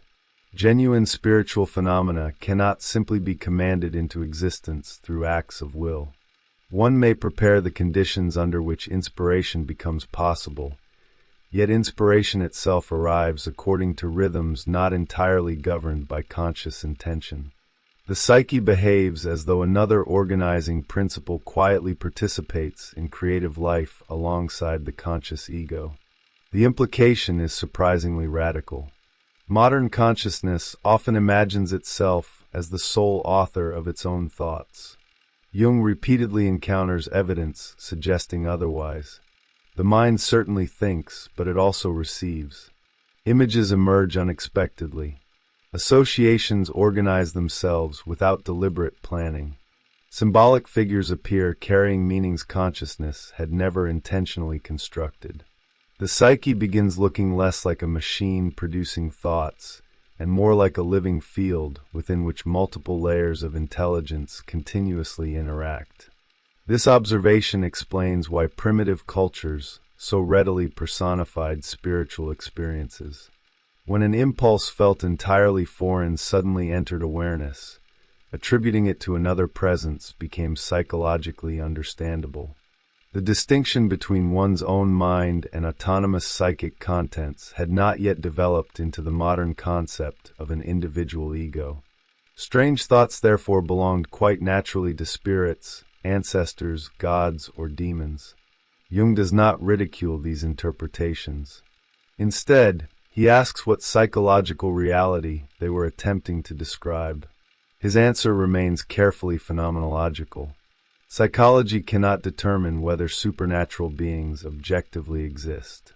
It can observe that certain psychic events possess undeniable autonomy. Whether interpreted as divine inspiration, unconscious activity, visionary experience, or symbolic imagination, the phenomenon itself behaves with remarkable consistency. Something enters consciousness that was not consciously produced. The symbolic interpretation may vary. The psychological event remains. This distinction becomes increasingly important as Jung traces the historical evolution of the concept of spirit. Religious traditions gradually elevated spirit into a transcendent cosmic principle, while materialistic philosophies reduced it to brain function or intellectual activity. Both developments captured important aspects of human experience, yet both also narrowed a phenomenon whose original richness resisted such simplification. Spirit became either too distant or too mechanical. In both cases, its spontaneous psychological autonomy quietly disappeared from view. Jung finds this loss particularly significant because the psyche continues behaving as though autonomy had never vanished. Dreams ignore philosophical systems. Symbols arise regardless of ideology. Creative breakthroughs occur among believers and skeptics alike. The unconscious appears remarkably indifferent to theoretical explanations of its activity. It simply continues producing images according to principles far older than contemporary debates concerning religion or materialism. There is something quietly fascinating about this persistence. Human beings repeatedly attempt to domesticate spirit by placing it entirely under theological authority or entirely under scientific explanation. Yet the psyche continues generating experiences that exceed both frameworks. Inspiration refuses to become merely mechanical. Religious symbols refuse to become merely historical artifacts. The autonomous life of the unconscious quietly survives every intellectual revolution because it belongs to the permanent structure of psychic existence rather than to one cultural worldview. Jung therefore arrives at a definition unlike any ordinary philosophical account. Spirit is not primarily a substance, nor a theological category, nor a psychological function in the narrow sense. It is recognized by the way it behaves. It moves spontaneously. It generates images independent of immediate sensory experience. It organizes those images according to principles that often surpass the conscious ego's immediate understanding. These characteristics, rather than metaphysical speculation, provide psychology with its proper field of observation. Perhaps the most remarkable consequence of this approach is that it restores mystery without abandoning scientific discipline. Jung neither denies spiritual experience nor attempts to prove supernatural realities. Instead, he carefully observes that consciousness repeatedly encounters an autonomous source of symbolic intelligence operating beyond deliberate intention. Whether one ultimately calls this source spirit, unconscious, inspiration, or archetypal activity becomes almost secondary. The phenomenon has already revealed itself through its effects. Like the wind from which so many ancient languages first borrowed the word, it remains invisible in itself, while continually making its presence known by everything it quietly sets into motion. The wise old man and the emergence of inner authority. If the child archetype revealed that the psyche carries within itself the possibility of future development, the archetype of spirit introduces an equally important question. Who recognizes that possibility? What guides consciousness when familiar certainties begin dissolving? Jung observes that myths rarely leave these moments unanswered. Again and again, precisely when the hero reaches the limits of personal knowledge, another figure quietly enters the narrative. This figure possesses no ordinary authority. It does not command armies or rule kingdoms, yet its words reorganize the entire direction of the story. The remarkable consistency of this pattern immediately suggests that these encounters are describing something more than literary convention. Across cultures, one repeatedly encounters old sages, hermits, mysterious strangers, talking animals, magicians, physicians, prophets, wandering monks, or apparently insignificant travelers whose true importance becomes visible only after the decisive encounter has taken place. Their external appearances differ enormously. Their psychological function remains almost identical. They appear wherever consciousness reaches a point beyond which ordinary reasoning alone can no longer proceed. Jung argues that these figures should not be understood as symbolic decorations added to heroic narratives. They emerge because the psyche repeatedly experiences guidance as something arriving from beyond the conscious ego. The individual does not deliberately invent the answer. Rather, the answer presents itself with a quality of unexpected autonomy. The symbolic guide, therefore, represents the moment when unconscious intelligence enters conscious life in a recognizable form.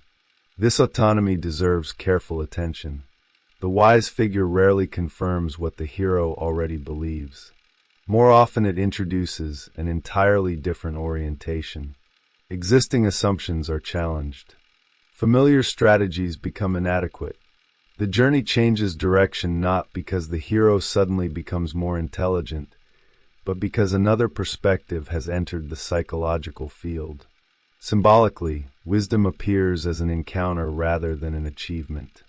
There is something quietly paradoxical about this movement. Modern culture frequently imagines wisdom as the accumulation of information. One studies longer, gathers more evidence, acquires greater expertise, and gradually becomes wiser. Jung's symbolic analysis points toward another dimension altogether. Wisdom often arrives precisely where accumulated knowledge has reached its limits. It emerges not from adding another fact to an existing system, but from reorganizing the system itself. This explains why the wise guide almost always appears at moments of disorientation. Fairy tales rarely introduce the old man, while everything proceeds according to plan. The encounter takes place in forests, deserts, crossroads, mountains, abandoned roads, or strange kingdoms. These settings are psychologically significant. They represent territories where ordinary structures of orientation have broken down. The external landscape quietly mirrors the condition of consciousness itself. The forest occupies a particularly revealing place in this symbolic geography. It is neither civilization nor complete wilderness. It is a place where familiar paths disappear and where ordinary categories lose their certainty. Individuals entering such landscapes become psychologically receptive because the ego no longer possesses complete control over its surroundings. The guide appears not because the forest contains magical beings, but because the symbolic situation makes another mode of knowing possible. One begins to recognize that the archetype of spirit differs profoundly from intellectual superiority. The wise figure is rarely portrayed as the most educated person in the story. In many traditions, the guide appears as someone socially insignificant, materially poor, physically weak, or outwardly eccentric. Consciousness naturally overlooks such individuals because it evaluates authority according to visible power. The unconscious repeatedly inverts this expectation. Its deepest sources of orientation often arrive disguised beneath forms the ego initially dismisses. This symbolic inversion resembles the logic already encountered in the archetype of the child. There, the smallest figure concealed the future of the personality. Here, the most unassuming figure conceals its deepest wisdom. Jung repeatedly observes that the unconscious avoids announcing its greatest transformations through obvious displays of strength. Instead, it approaches consciousness indirectly, almost as though psychological truth required humility before it could become visible. The guide also performs another crucial function. It rarely solves the hero's problems directly. Instead, it offers orientation, a riddle, a symbolic object, a seemingly impossible instruction, a direction that appears irrational according to ordinary logic. The individual must still undertake the journey. This distinction reveals something fundamental about Jung's psychology. The unconscious does not replace conscious effort. It provides a perspective through which effort becomes meaningful. Perhaps this explains why dreams containing wise figures often resist immediate interpretation. The dreamer frequently awakens with the unmistakable feeling that something important has occurred while remaining uncertain about its precise meaning. The symbolic guide has not delivered a lecture or a complete explanation. It has introduced an image whose significance unfolds gradually as consciousness begins reorganizing itself around it. Jung repeatedly warns against interpreting these figures too literally. The wise old man appearing in a dream does not necessarily represent a supernatural being, nor should he automatically be identified with the dreamer's father, teacher, or any particular historical individual. Such reductions overlook the symbolic autonomy of the archetype itself. The image represents a psychological function that may express itself through countless different forms while remaining fundamentally independent of any one personal association. This independence explains why encounters with symbolic wisdom often produce a curious emotional response. They feel strangely familiar despite introducing completely new perspectives. One experiences recognition rather than simple discovery. It is as though the psyche already knew what consciousness had not yet learned to articulate. The guide does not implant foreign knowledge. It reveals an order that had quietly existed beneath awareness all along. By following the recurring appearance of the wise guide through mythological and symbolic traditions, Jung uncovers another essential principle governing psychological life. Human development does not depend solely upon hidden potential, as the child archetype suggested. It also depends upon an autonomous capacity for inner orientation that becomes visible only when conscious certainty begins giving way. The spirit archetype therefore emerges as the symbolic expression of a deeper intelligence within the psyche, one that cannot be manufactured through willpower alone, yet repeatedly appears whenever consciousness becomes ready to encounter a wisdom larger than itself. Spirit as an autonomous force within the psyche. As Jung's analysis advances, the figure of the wise guide gradually becomes less important than the psychological principle it represents. The old man, the mysterious traveler, the inspired teacher, the prophetic animal, all prove to be symbolic expressions of something more fundamental. They point toward the existence of an autonomous activity within the psyche itself. Consciousness does not merely produce symbolic wisdom. At certain moments, symbolic wisdom seems to present itself to consciousness with an authority that cannot easily be explained as deliberate thought. This distinction is essential because it prevents psychology from reducing spirit to intelligence alone. Intelligence belongs largely to the conscious personality. It analyzes, compares, organizes, and evaluates. Spirit behaves differently. It frequently introduces ideas that appear before conscious reasoning has discovered their logic. It produces symbolic images whose significance becomes apparent only afterward. It often knows more than the ego currently understands, not because it possesses supernatural omniscience, but because it emerges from a level of psychic organization broader than conscious awareness itself. Jung repeatedly encounters this phenomenon in dreams. Individuals dream of solutions they have never consciously considered. They receive warnings they cannot yet justify rationally. They encounter symbolic figures whose advice appears absurd at first, only to reveal unexpected coherence as life unfolds. Such experiences should not be romanticized, yet neither should they be dismissed. Psychology must account for the curious fact that the unconscious sometimes anticipates developments before consciousness becomes capable of recognizing them. Here the archetype of spirit begins revealing one of its defining characteristics. It possesses initiative. It does not wait passively to be summoned by conscious intention. Quite the contrary. It often interrupts established patterns of thought. Dreams appear without permission. Intuitions arise unexpectedly. Creative insights arrive during ordinary activities rather than moments of concentrated effort. Symbolic life repeatedly demonstrates that important psychological movements frequently originate outside the sphere of deliberate control. This autonomy explains why ancient cultures so often imagined spirits as independent beings. From the perspective of immediate experience, the interpretation is understandable. Thoughts appear that one did not consciously create. Images emerge carrying emotional significance beyond personal memory. Guidance arrives through figures whose authority feels strangely objective. Before psychology developed a language capable of describing autonomous psychic processes, personification offered the most natural symbolic expression. Invisible presences became the vocabulary through which humanity described invisible psychological events. Jung's contribution lies in preserving the reality of the experience, while suspending judgment concerning its metaphysical interpretation. Psychology cannot determine whether an autonomous symbolic figure corresponds to an external spiritual entity. It can determine that the image behaves as though it possesses independence from the conscious ego.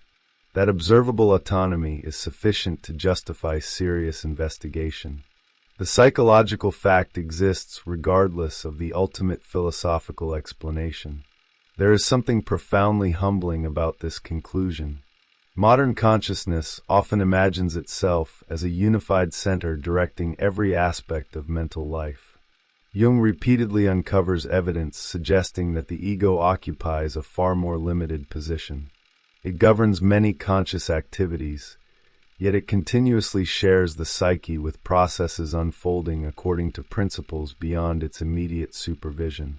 Spirit becomes one symbolic expression of this broader psychic organization. This broader organization does not oppose consciousness, nor does it exist merely to comfort it. Quite often it introduces precisely those experiences the ego most wishes to avoid. Dreams expose ignored conflicts. Symbolic figures challenge rigid attitudes. Unexpected insights dismantle identities that once appeared secure. The spirit archetype, therefore, behaves less like a protective parent than like an uncompromising guide whose concern lies with psychological development rather than emotional reassurance. One of Jung's most subtle observations concerns the moral ambiguity of this autonomy. Consciousness instinctively associates spirit with goodness, truth, or virtue. Mythology tells a more complicated story. Spirits may deceive as well as enlighten. Guides sometimes speak in riddles rather than direct answers. Wisdom itself often arrives clothed in paradox. This complexity reflects an important psychological reality. The unconscious is not simply a repository of comforting insights. It contains creative and disruptive possibilities alike. The wise figure, therefore, demands discernment rather than obedience.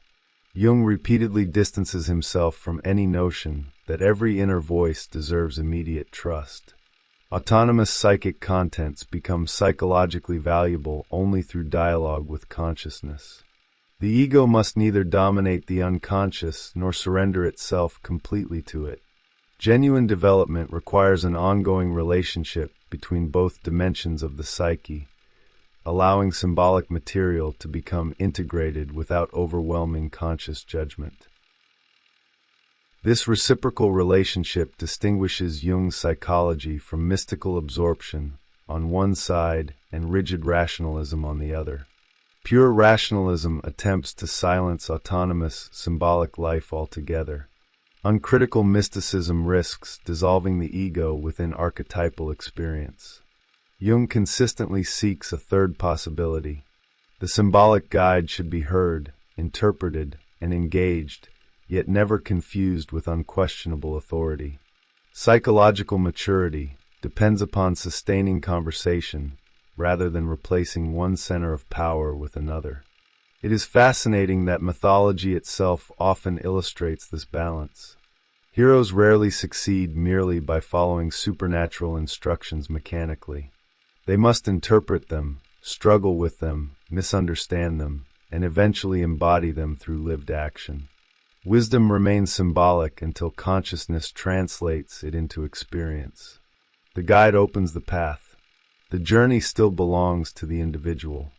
This dynamic also clarifies why spirit repeatedly appears as an old figure. Age, within symbolic language, signifies accumulation rather than chronology.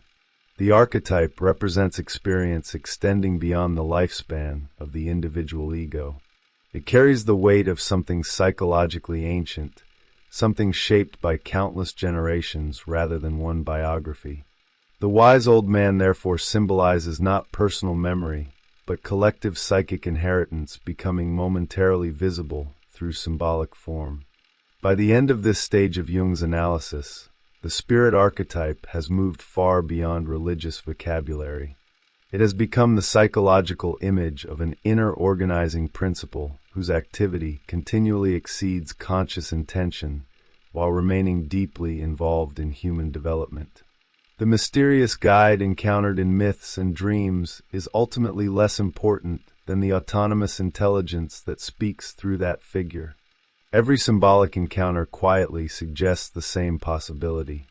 Beneath deliberate thought, beneath accumulated knowledge, and beneath the ordinary operations of the ego, the psyche possesses its own capacity for orientation, one that repeatedly reveals itself whenever consciousness becomes willing to acknowledge that wisdom may originate from deeper sources than conscious reason alone. Spirit in fairy tales and the language of transformation. At a certain point, Jung makes a subtle but decisive shift. Until now, the archetype of spirit has been examined as a recurring psychological figure, one that appears through dreams, mythology, and symbolic experience. Fairy tales, however, reveal something different. They show not merely the presence of spirit, but the way spirit behaves. Unlike religious narratives, which often present wisdom as unquestionable revelation, fairy tales preserve its movement in a remarkably pure psychological form. They allow consciousness to observe the archetype at work without the weight of doctrine or institutional interpretation. This immediately explains why the guide in fairy tales almost never appears when life is proceeding normally. The protagonist must first become psychologically disoriented. A kingdom falls into disorder. A family breaks apart. A traveler loses the road. A curse disrupts ordinary existence. Something essential has collapsed before the strange helper enters the narrative. The symbolic sequence is astonishingly consistent because it reflects the conditions under which unconscious wisdom becomes psychologically necessary. Consciousness rarely seeks transformation, while its existing worldview remains adequate. It seeks solutions. It reinforces habits. It repeats successful patterns. Only when those patterns begin failing does another mode of orientation become possible. The archetype of spirit therefore appears not because suffering automatically produces wisdom, but because the collapse of familiar structures temporarily weakens the ego's exclusive control over experience. The unconscious suddenly acquires room to speak. This relationship between crisis and symbolic guidance deserves careful attention. Modern psychology often interprets crises primarily as interruptions of healthy functioning. Jung recognizes another possibility. Certain forms of disorientation create conditions under which deeper psychic organization can become visible. Fairy tales repeatedly dramatize this principle. The hero does not encounter the guide before becoming lost. Being lost is precisely what makes the encounter possible. The guide's behavior reinforces this pattern. Rather than providing complete explanations, the mysterious helper almost always offers fragments. A strange object, a brief instruction, a seemingly impossible task, a direction that contradicts ordinary common sense. The protagonist frequently fails to understand why these gifts matter until much later. The unconscious appears to communicate according to symbolic rather than conceptual logic. Meaning unfolds through experience rather than immediate comprehension. There is something psychologically profound about this method. Consciousness naturally desires certainty before action. The unconscious repeatedly asks for action before certainty. Heroes in fairy tales move because they trust something they cannot yet explain. Only afterward does the symbolic coherence become visible. This sequence appears so consistently across traditions that it begins looking less like narrative style than psychological law. Jung's interpretation quietly transforms the meaning of intuition. Intuition is often described as rapid unconscious reasoning or accumulated experience operating beneath awareness. While such explanations capture part of the phenomenon, Jung suggests that certain intuitive experiences possess another quality entirely. They seem to introduce perspectives unavailable within the ego's existing framework. One does not merely think faster. One begins seeing differently. The symbolic guide represents precisely this reorganization of perception. It is fascinating how frequently these guides disguise themselves beneath forms consciousness initially rejects. A beggar standing beside the road, a fool dismissed by everyone else, an old woman living outside society, a talking animal overlooked because of its apparent insignificance. Fairy tales repeatedly insist that wisdom avoids obvious authority. The ego searches upward for solutions. The unconscious quietly approaches from directions the ego has learned to ignore. This symbolic inversion reveals an important psychological principle. Every established identity develops blind spots. Consciousness organizes itself by emphasizing certain capacities while neglecting others. The archetype of spirit therefore often appears carrying qualities the conscious personality has systematically excluded. Rational individuals encounter irrational images rich with unexpected meaning. Highly emotional personalities dream of detached observers. Those obsessed with control meet figures who embody trust, spontaneity, or surrender. The guide compensates for the limitations of the existing personality, rather than confirming its strengths. Jung repeatedly observes that this compensatory movement defines much of the unconscious. Dreams rarely flatter the ego. They balance it. Symbolic figures seldom reinforce conscious attitudes. They challenge them by introducing neglected possibilities. Spirit therefore becomes psychologically transformative because it refuses to function as an echo of conscious opinion. It broadens perspective by confronting the individual with dimensions of experience already present within the psyche, yet absent from conscious life. This explains why encounters with symbolic wisdom often produce resistance before understanding. Heroes distrust mysterious strangers. They question impossible instructions. They hesitate before accepting gifts whose value remains invisible. Such hesitation reflects not narrative suspense, but psychological realism.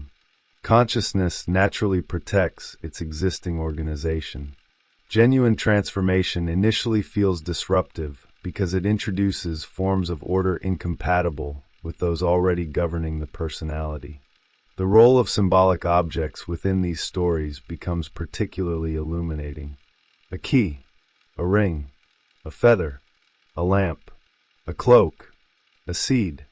None possesses extraordinary material value. Their significance lies entirely in the psychological function they eventually perform. They become visible representations of invisible capacities the individual has not yet recognized within themselves. The unconscious repeatedly translates inner potential into concrete symbolic forms because images communicate more directly than abstract ideas. One begins noticing that the guide almost never remains permanently beside the hero. The encounter is temporary. Once orientation has been restored, the figure frequently disappears without explanation. This disappearance is psychologically significant. The purpose of spirit is not to create permanent dependence upon symbolic authority. It is to initiate a movement through which consciousness gradually acquires a deeper relationship with its own latent resources. Guidance ultimately seeks its own transcendence. This temporary nature distinguishes Jung's understanding of spirit from any simplistic notion of external salvation. The archetypal guide enters consciousness to facilitate development, not to replace it. The individual must eventually continue the journey alone, though no longer as the same psychological person who first entered the symbolic landscape. Wisdom proves authentic precisely because it becomes embodied rather than endlessly consulted. By following the archetype through the symbolic language of fairy tales, Jung uncovers one of the most elegant dynamics within the entire collective unconscious. Spirit does not arrive to eliminate uncertainty. It teaches consciousness how to move within uncertainty without becoming imprisoned by it. The mysterious guide therefore represents far more than accumulated knowledge or supernatural intervention. It embodies the psyche's autonomous capacity to reorganize itself whenever existing structures have reached their natural limits. Every fairy tale preserving this encounter quietly records the same psychological discovery. When the conscious mind finally admits that it no longer knows the way forward, another intelligence within the psyche has often been waiting for exactly that moment to begin speaking. Why every culture invents a wise guide. One of the most striking implications of Jung's analysis is that the archetype of spirit never remains confined to individual psychology. Every civilization eventually develops symbolic figures whose primary function is to orient consciousness whenever ordinary knowledge reaches its limits. They appear as prophets, philosophers, hermits, shamans, saints, wandering monks, mysterious strangers, enlightened fools, ancestral spirits, or magical animals. Their external identities differ enormously. Their psychological role remains astonishingly stable. Humanity seems unable to imagine transformation without simultaneously imagining a figure capable of revealing the next step. This remarkable consistency immediately raises an important question. Why do cultures repeatedly create stories in which decisive wisdom comes from unexpected places? Rationally speaking, societies would seem more likely to celebrate established authority. Kings possess power. Priests preserve tradition. Scholars accumulate knowledge. Yet symbolic narratives repeatedly bypass these obvious centers of legitimacy. Instead, wisdom arrives through outsiders, strangers, forgotten elders, eccentric wanderers, or apparently insignificant beings. The unconscious appears deeply suspicious of authority that merely repeats itself. This symbolic preference reflects something fundamental about psychological development. Established structures preserve continuity. They protect civilizations against chaos. Yet continuity alone cannot generate renewal. Every living culture eventually confronts situations its inherited systems cannot adequately explain. At such moments, symbolic imagination introduces figures who stand partly outside the existing order. Their distance from convention allows them to perceive possibilities invisible to those entirely identified with prevailing assumptions. One begins recognizing this movement throughout intellectual history as well as mythology. Periods of profound cultural transformation rarely begin within institutions operating at their greatest confidence. New orientations often emerge from margins, from overlooked voices, peripheral communities, isolated thinkers, or individuals whose insights initially appear eccentric rather than authoritative. Jung's archetype of spirit offers a psychological explanation for this recurring historical rhythm. Renewal frequently arrives through symbolic positions already associated with distance from established consciousness. The same pattern quietly organizes religious history. Founders of enduring traditions are remarkably seldom portrayed as representatives of secure cultural consensus. They withdraw into deserts, mountains, forests, caves, or periods of radical solitude before returning with perspectives capable of reorganizing collective imagination. These geographical movements carry unmistakable symbolic significance. Psychological distance from ordinary life becomes the condition through which new forms of meaning first become possible. It would be easy to mistake this for an argument against civilization itself. Jung suggests nothing of the sort. Culture requires continuity, no less than innovation. What fascinates him is the dialogue between both. Every society must preserve accumulated wisdom while remaining capable of hearing symbolic voices that challenge inherited certainty. The archetype of spirit repeatedly appears wherever this dialogue becomes psychologically necessary. This observation becomes especially illuminating when applied to works of literature. Great narratives seldom present their protagonists solving decisive conflicts through technical competence alone. At some point, another dimension enters the story. A conversation alters perception. A symbolic encounter reorganizes motivation. A mysterious figure introduces an idea whose significance becomes apparent only much later. Readers instinctively accept these moments because they mirror recurring experiences within psychological life itself. The narrative feels convincing not because such encounters are historically common, but because they reproduce archetypal structures already familiar to the unconscious. Cinema preserves exactly the same symbolic grammar. The mentor has become one of the most recognizable figures in modern storytelling. Yet the most memorable examples rarely function as instructors in the ordinary educational sense. They do not simply transfer information. They transform perspective. Their greatest contribution often consists in revealing possibilities the protagonist could not previously imagine. The psychological movement matters more than the narrative role. The guide awakens perception rather than replacing action. This perhaps explains why audiences respond so strongly to such characters, even when they occupy relatively little screen time. Their emotional impact exceeds their narrative duration because they embody a symbolic function larger than individual characterization. Viewers recognize something psychologically ancient beneath contemporary storytelling. The archetype survives while continually adopting new cultural disguises. Jung's reflections also illuminate the peculiar cultural authority granted to old age. Many societies instinctively associate elders with wisdom despite countless obvious exceptions. Biology alone cannot explain this symbolic prestige. The wise old figure represents accumulated psychological experience rather than chronological survival. Age becomes meaningful because it symbolizes continuity with dimensions of existence extending beyond the concerns of immediate consciousness.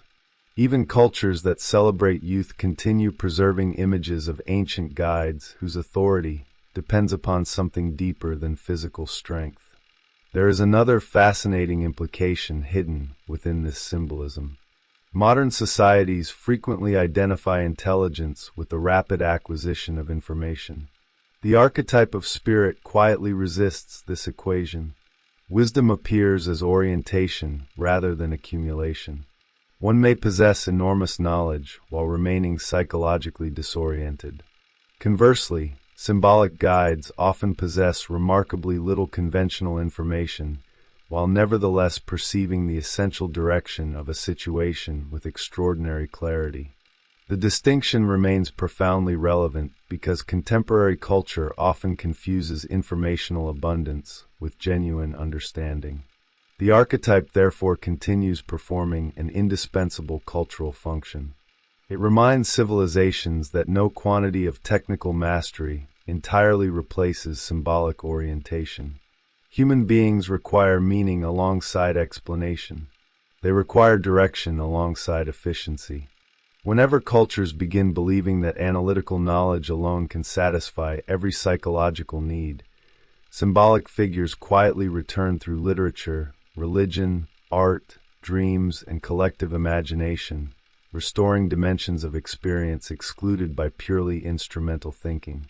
This persistence also clarifies why spiritual crises so often accompany periods of rapid cultural change.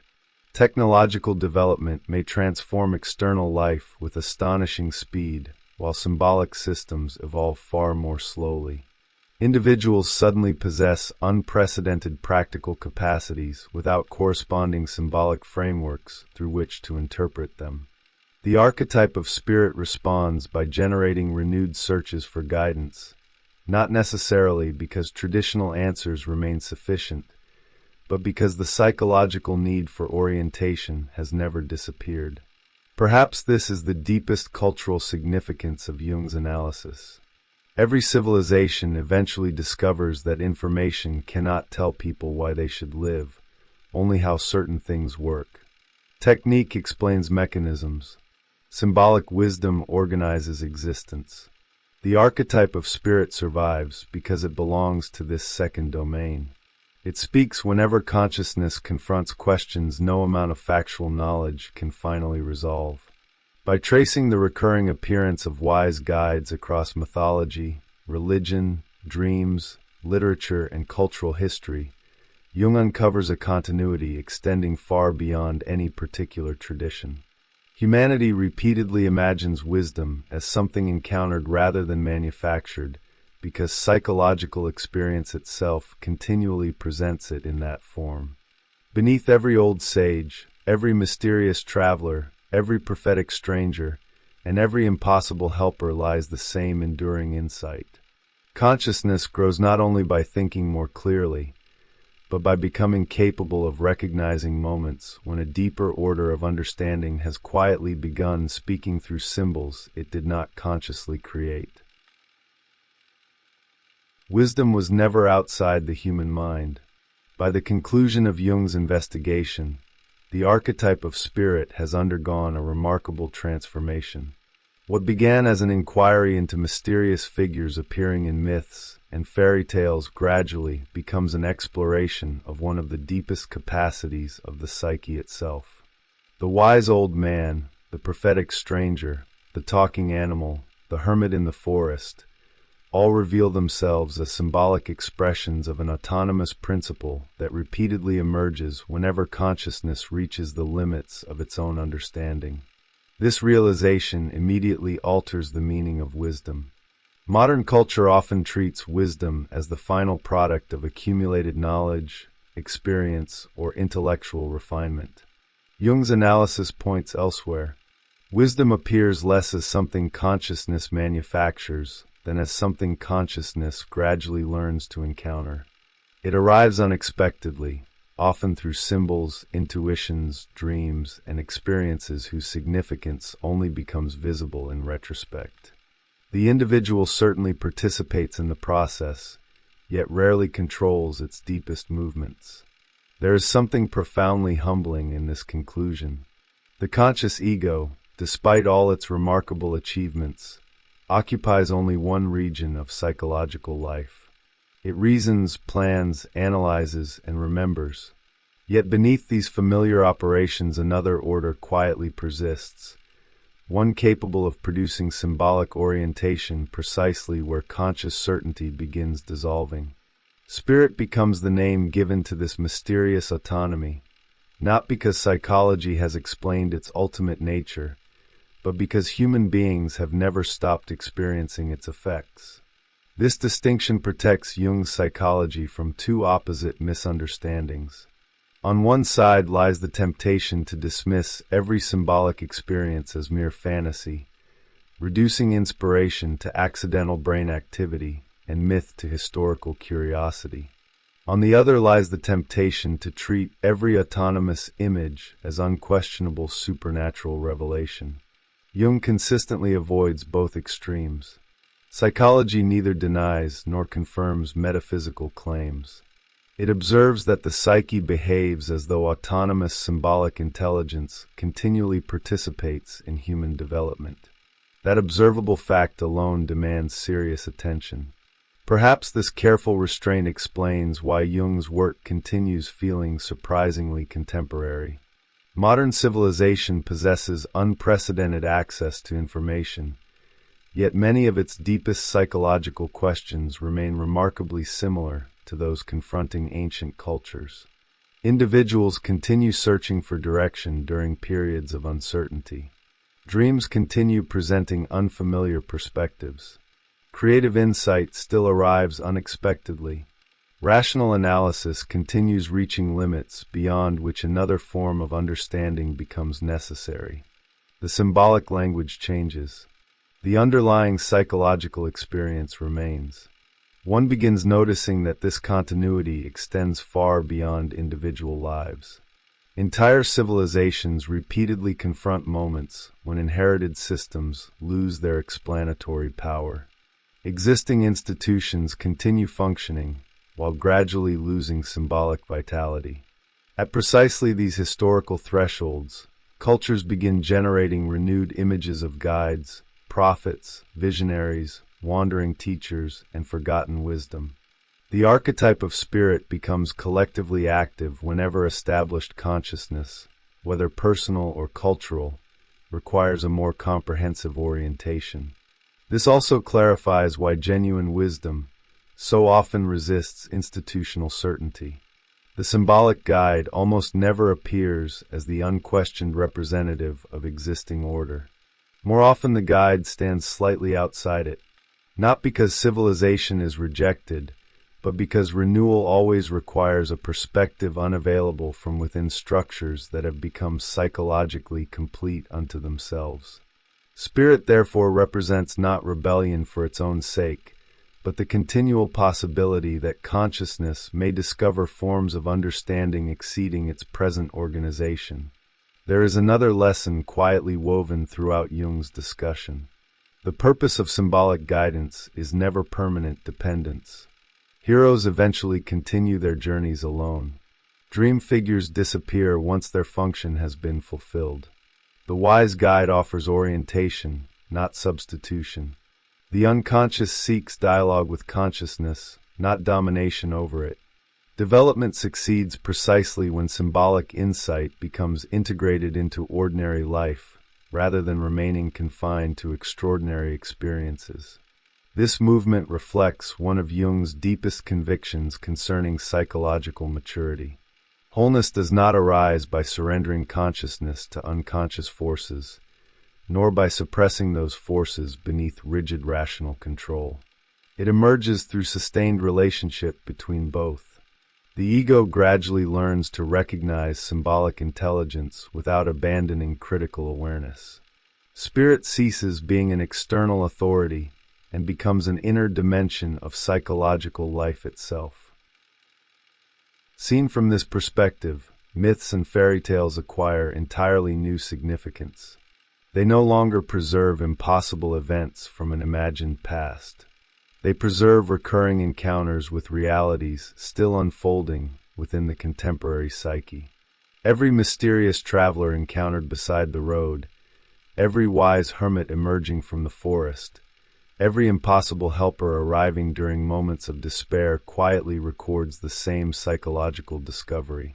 Human beings possess access to sources of orientation extending beyond deliberate thought, yet those sources reveal themselves only when consciousness becomes capable of listening. Perhaps this explains why the archetype has remained indispensable for so many thousands of years. No civilization has ever entirely eliminated uncertainty. No philosophy has answered every question. No scientific achievement has abolished the psychological need for meaning. Whenever consciousness approaches its own horizon, symbolic life begins once again producing figures capable of leading it beyond familiar boundaries. The guide returns because the journey itself never truly ends.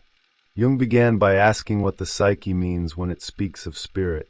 His answer reaches far beyond theology, mythology, or philosophy alone.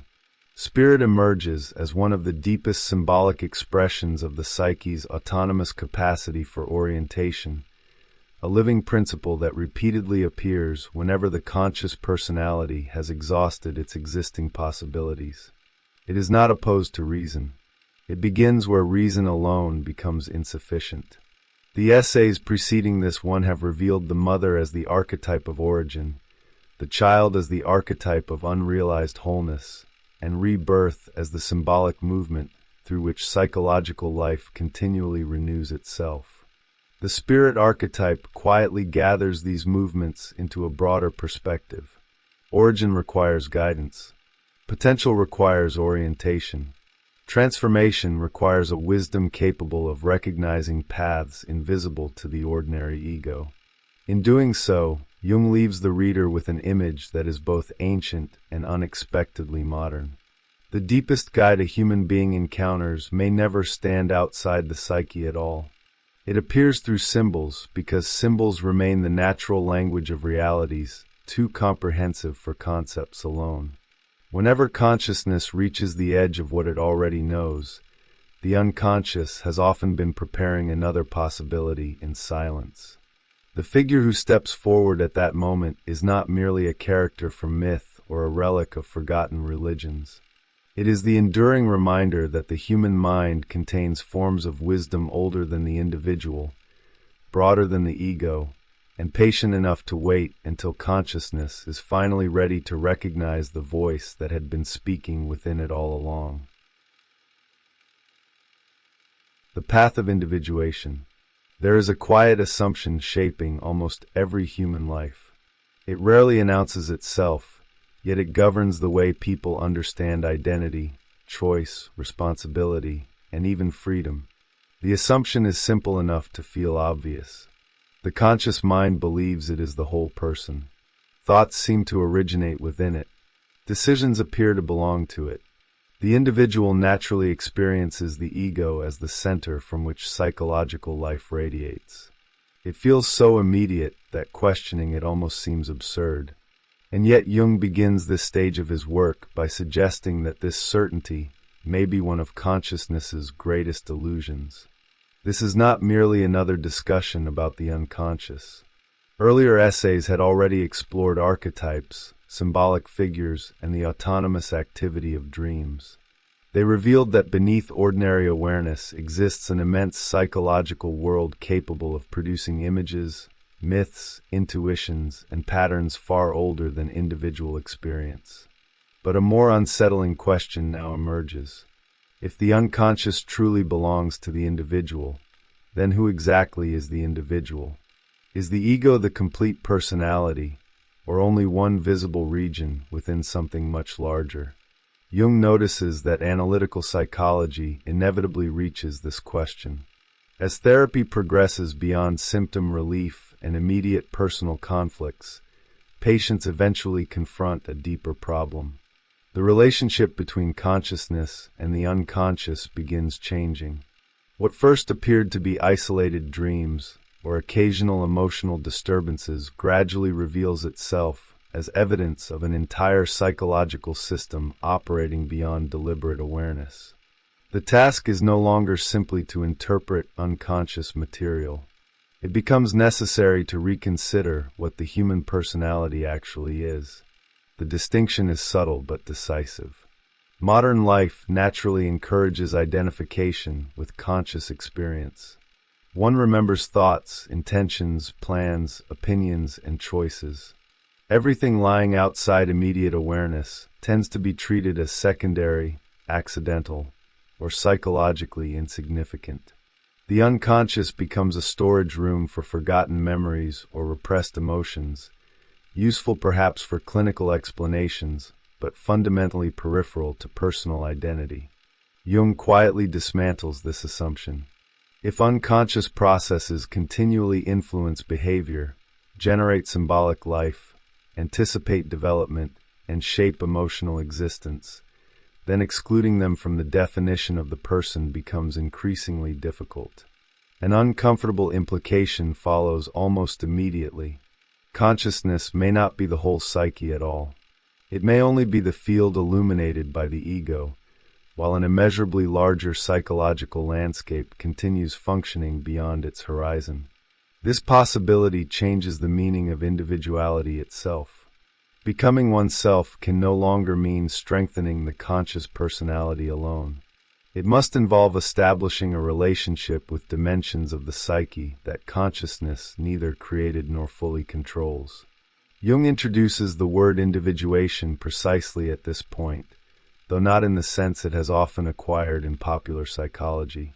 Individuation is not the pursuit of uniqueness, personal expression, or individual preference. It refers to something far more fundamental. It is the gradual emergence of the human being as an indivisible psychological whole. The word itself points toward unity rather than individuality in the ordinary social sense. The individual becomes complete not by separating from the unconscious, but by recognizing that conscious identity has always existed within a larger psychic totality. What makes this idea so fascinating is that it immediately challenges ordinary intuition.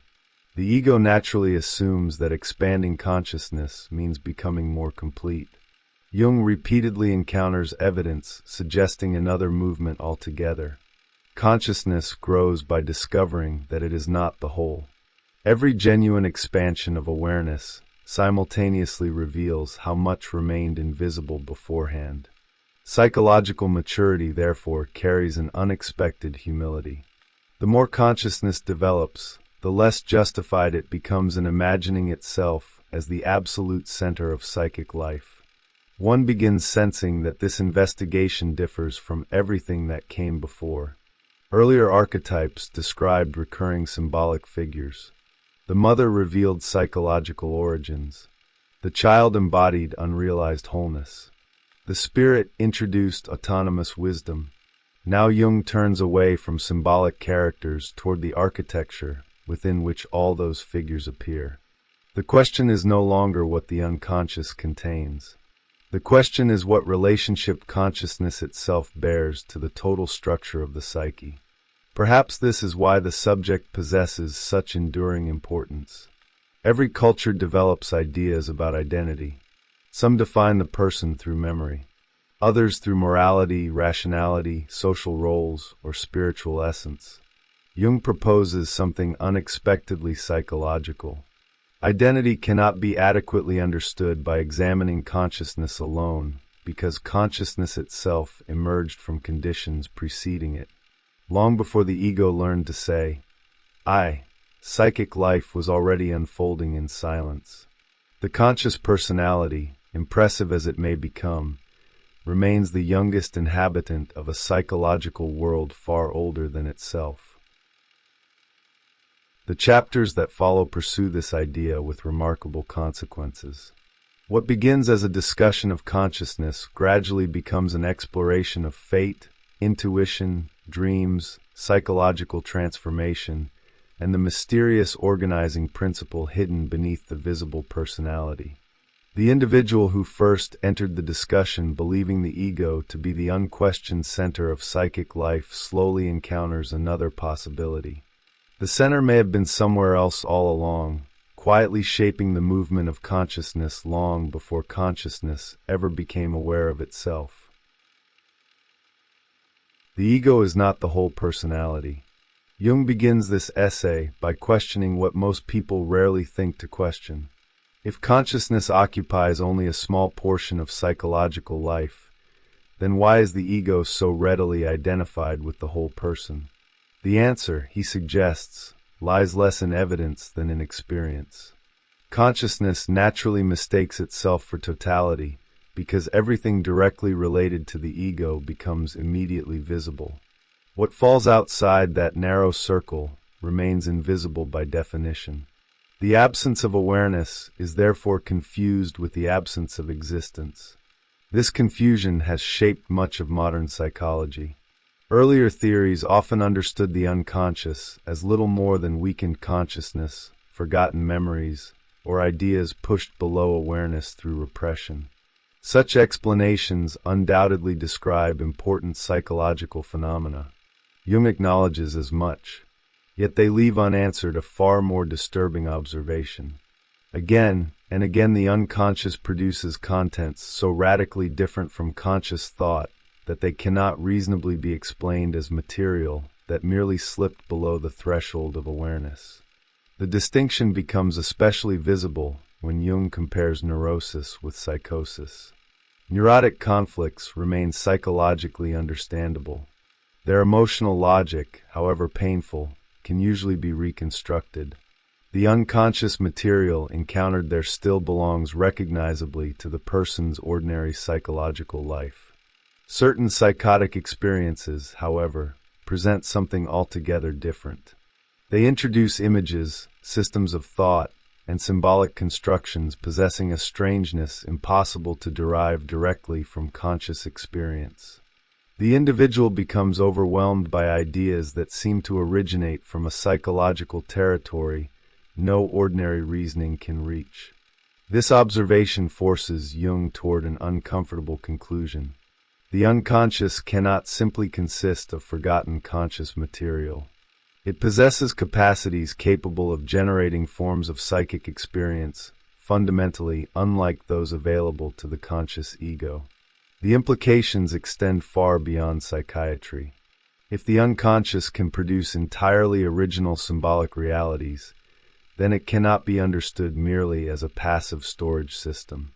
It behaves more like an active psychological domain with principles of organization distinct from conscious thought.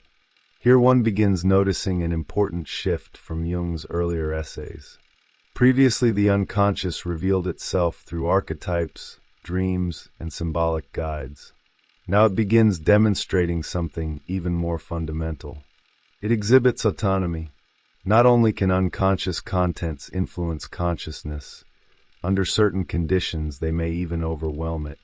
In psychosis, the ordinary balance between ego and unconscious collapses altogether. Conscious identity no longer organizes psychic life. Instead, autonomous, unconscious contents begin organizing experience according to their own symbolic logic. Jung immediately refuses to treat this autonomy as something confined to mental illness. That would be far too convenient. Extreme psychological disturbances merely reveal processes that exist in quieter forms throughout ordinary life. Strong emotions provide perhaps the clearest example.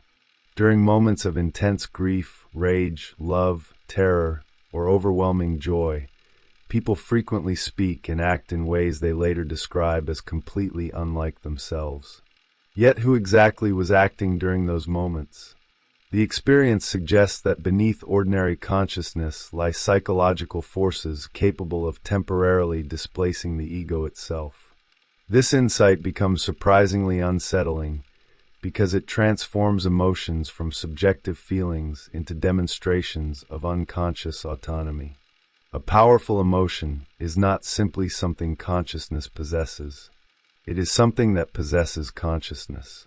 The ego does not calmly manufacture love, hatred, panic, or ecstasy.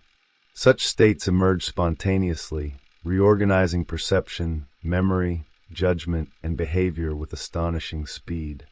The individual suddenly discovers that rational control extends far less deeply than previously imagined.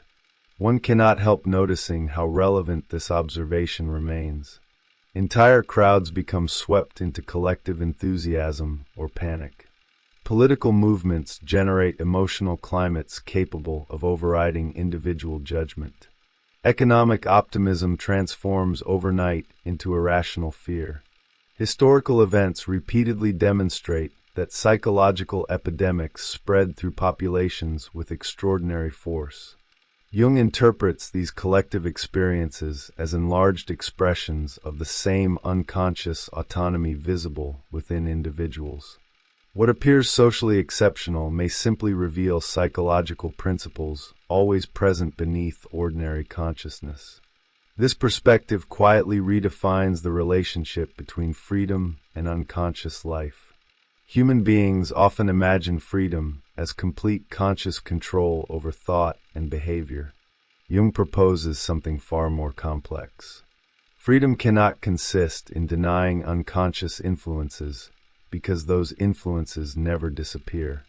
Genuine freedom requires recognizing their existence before they silently determine one's actions without awareness.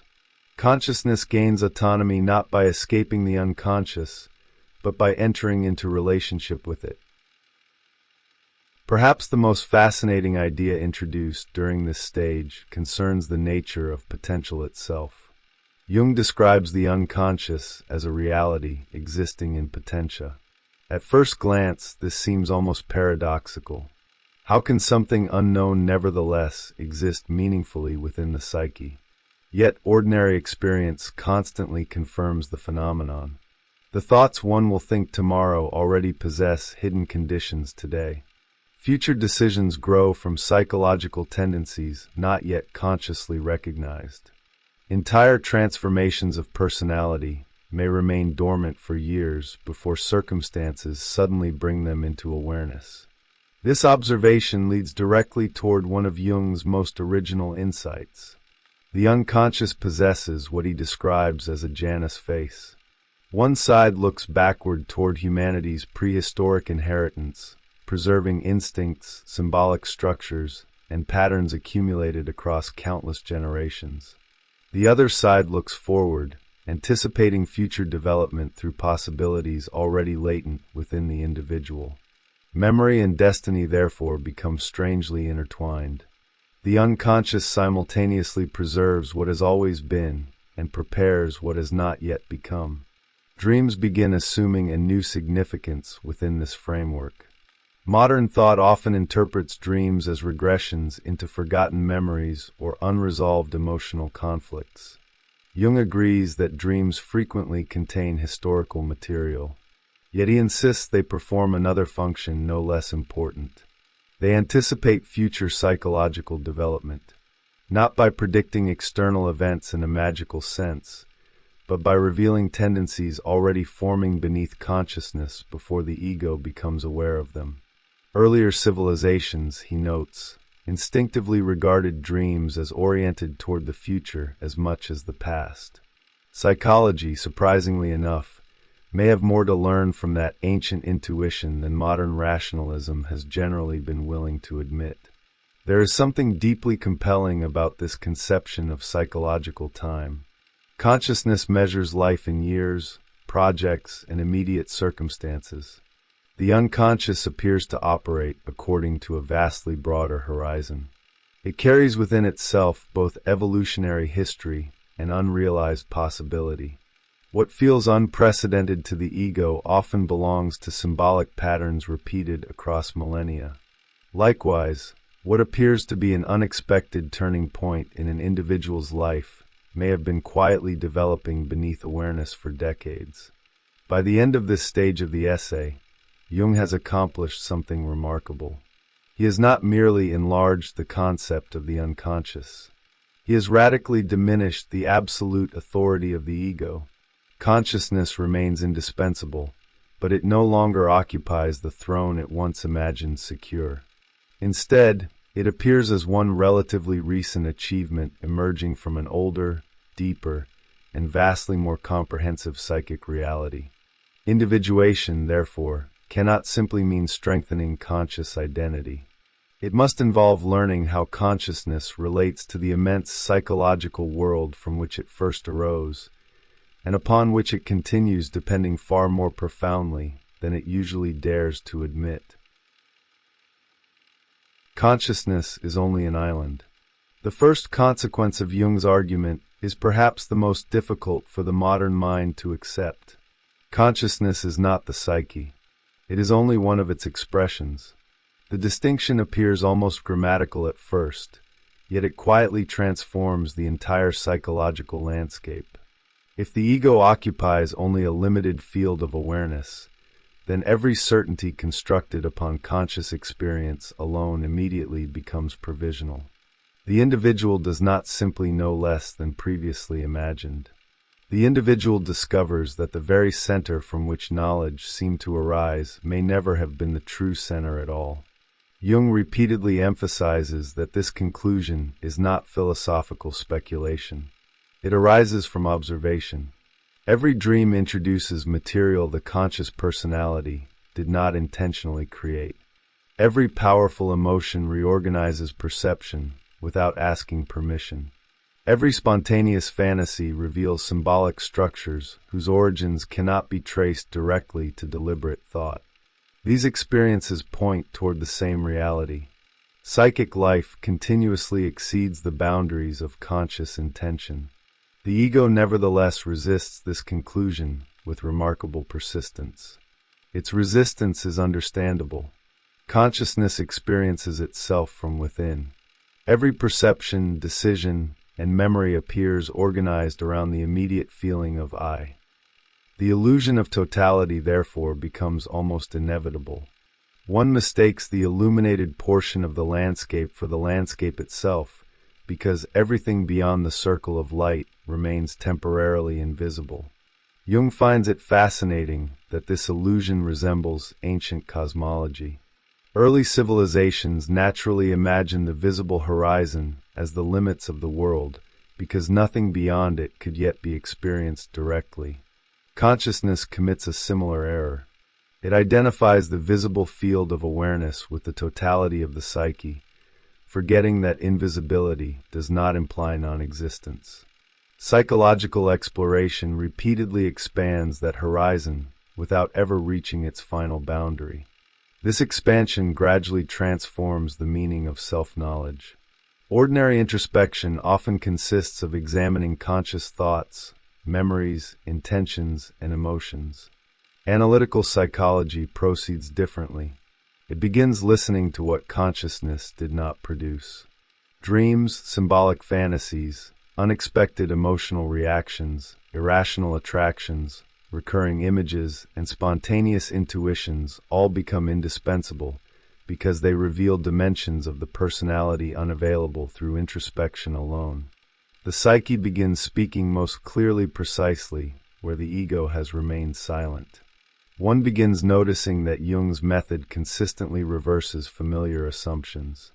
Consciousness usually believes it understands itself best when it concentrates more intensely upon its own activity. Jung repeatedly discovers that greater understanding often arrives by observing what interrupts conscious activity instead. A dream breaks ordinary continuity. An emotional reaction exceeds rational explanation. An unexpected symbol refuses immediate interpretation. These interruptions are not obstacles to psychological knowledge. They become its primary sources. This explains why analytical work gradually shifts attention away from explanation toward relationship. The unconscious is not a puzzle to be solved once and for all. It behaves more like another dimension of psychic life with which consciousness must establish dialogue. Interpretation, therefore, becomes less important than participation. One learns to observe recurring symbolic movements without demanding that they immediately submit to conscious categories. Jung's discussion of potential becomes particularly significant here. Much of what belongs to the unconscious exists not as fixed content, but as latent possibility. Consciousness tends to notice only completed psychological events. The unconscious often presents tendencies still in formation. A dream may reveal an attitude the ego has not yet consciously adopted. An image may anticipate psychological development still months or years away. What appears obscure today later reveals itself as the earliest expression of a transformation already underway. This anticipatory quality profoundly changes the interpretation of psychic life. Earlier psychologies frequently emphasized the causal influence of the past. Jung never abandons that dimension, yet he insists that the psyche also behaves teleologically. It continually organizes itself toward future configurations of greater balance and complexity. The unconscious, therefore, preserves memory, while simultaneously preparing development. It remembers and anticipates at the same time. Dreams become one of the clearest demonstrations of this dual movement. Many dreams undoubtedly revisit forgotten experiences or unresolved emotional conflicts. Others seem strangely oriented toward possibilities that have not yet entered conscious life. They present unfamiliar attitudes, symbolic futures, or images of wholeness whose significance only becomes understandable after later psychological developments unfold. Jung is careful not to confuse this with supernatural prophecy. The unconscious is not predicting external history. It is revealing tendencies already taking shape within the personality before consciousness has recognized them. There is something deeply elegant about this conception of psychic time. Consciousness lives almost entirely within the present moment, occasionally reconstructing the past and imagining the future through deliberate reflection. The unconscious appears to inhabit a broader temporal field.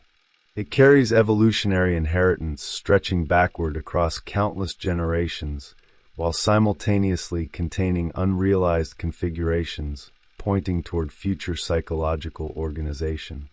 The ego experiences time sequentially. The unconscious often behaves as though multiple temporal layers coexist within the same symbolic image. This broader horizon also explains why individuation cannot be reduced to self-improvement. Improvement suggests making the existing personality more efficient, more successful, or more socially adapted. Individuation points elsewhere.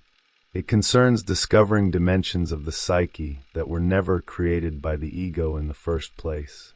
Development becomes an encounter with a larger totality, rather than the perfection of conscious identity alone. Perhaps this is why Jung repeatedly avoids describing the unconscious as inferior, primitive, or irrational in any simple sense.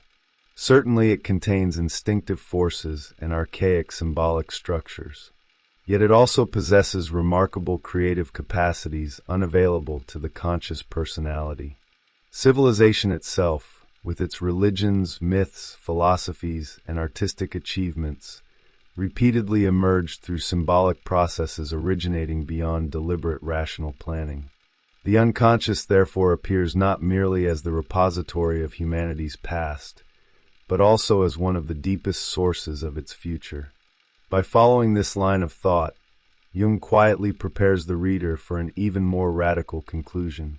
If consciousness is only one province within the psyche, then the organizing center of psychic life cannot logically be identical with the ego. The true center must somehow include both conscious and unconscious existence simultaneously. Individuation, from this perspective, becomes the gradual movement through which the ego ceases imagining itself as the ruler of the psyche and begins discovering the larger psychological order, within which it has always occupied only a single, though indispensable, place. The dialogue between the ego and the unconscious. Once consciousness accepts that it is not identical with the whole psyche, another question inevitably emerges. How should these two domains relate to one another? The answer cannot be the triumph of the unconscious over the ego, nor the permanent domination of the unconscious by consciousness. Jung repeatedly argues that both extremes lead to psychological imbalance.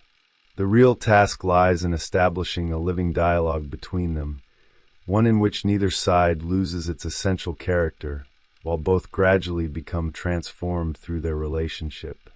This dialogue differs profoundly from the ordinary understanding of introspection. Introspection usually means observing one's own conscious thoughts and emotional states. Jung describes something far more demanding. Consciousness must learn to encounter psychic contents that do not initially appear as its own. Dreams speak in unfamiliar symbols. Fantasies introduce perspectives that challenge established identity. Emotional reactions expose motives the ego never consciously endorsed. Instead of dismissing these experiences as irrational disturbances, the individual begins treating them as communications emerging from another dimension of the personality. There is something deeply unsettling about this process because it undermines one of the ego's strongest convictions. Consciousness prefers believing that psychological coherence depends upon maintaining complete internal consistency. Yet the unconscious continually introduces contradiction. It reveals forgotten desires beside conscious ideals, vulnerability beside apparent confidence, creativity beside fear, tenderness beside aggression. At first, these oppositions seem like threats to personal identity. Jung gradually demonstrates that they are conditions of its expansion. This explains why individuation cannot be confused with becoming psychologically simple. Quite the opposite. The developing personality becomes increasingly capable of containing contradiction without immediately trying to eliminate it. Consciousness discovers that many of its most rigid certainties were sustained only by excluding dimensions of the psyche that refused to disappear. The unconscious patiently preserves what the ego attempts to forget. Dreams become indispensable precisely because they compensate for this narrowing tendency. Jung repeatedly observes that the unconscious rarely repeats conscious attitudes. It complements them. An excessively rational personality dreams in images overflowing with emotion. Someone overwhelmed by emotional life encounters dreams of remarkable clarity and detachment. The unconscious behaves almost as though it were continually correcting the one-sidedness of conscious identity, restoring elements that have gradually fallen outside the ego's field of vision. Compensation should not be mistaken for opposition. The unconscious does not contradict consciousness merely for the sake of contradiction. Its movement appears directed toward a broader equilibrium. Whenever one psychological tendency becomes too dominant, symbolic life begins generating images capable of restoring neglected dimensions of experience. This balancing function explains why dreams often feel strangely foreign. They speak from precisely those regions consciousness has learned not to inhabit.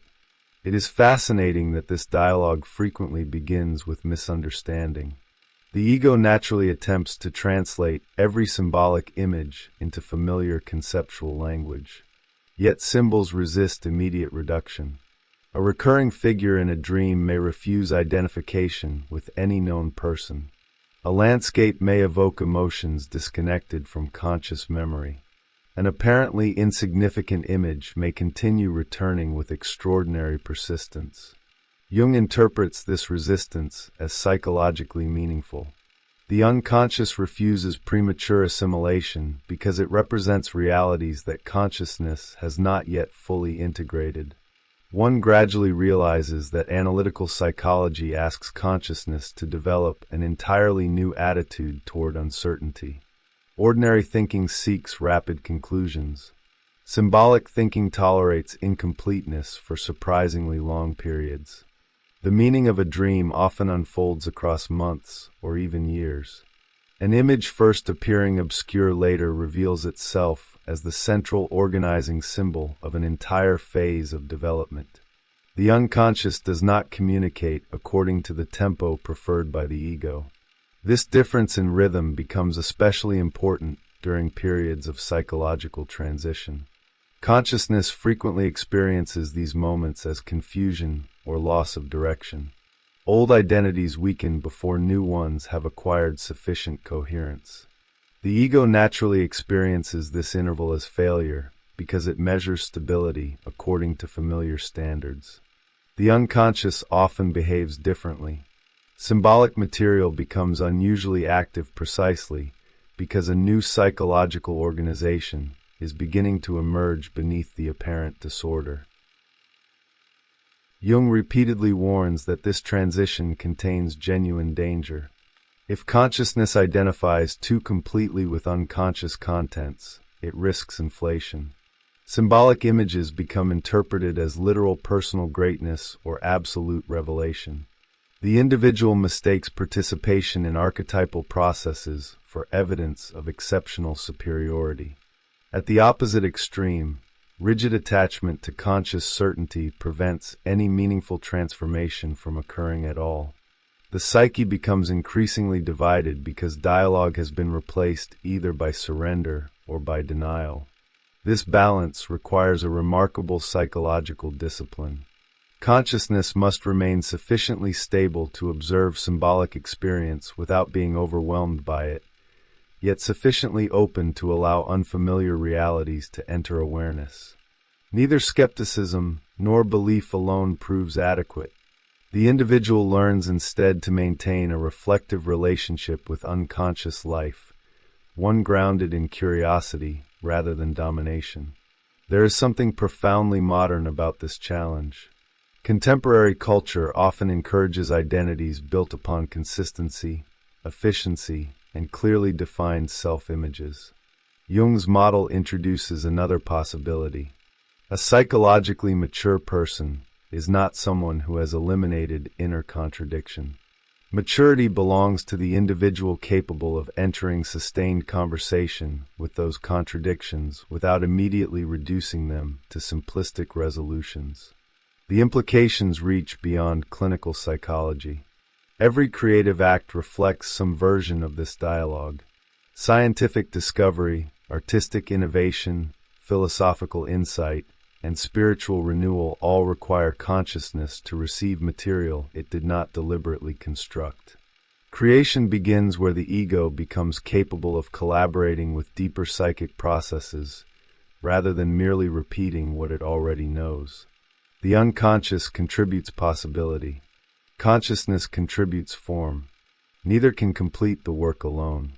By this stage of the essay, individuation has acquired an entirely different meaning from the one suggested by ordinary language.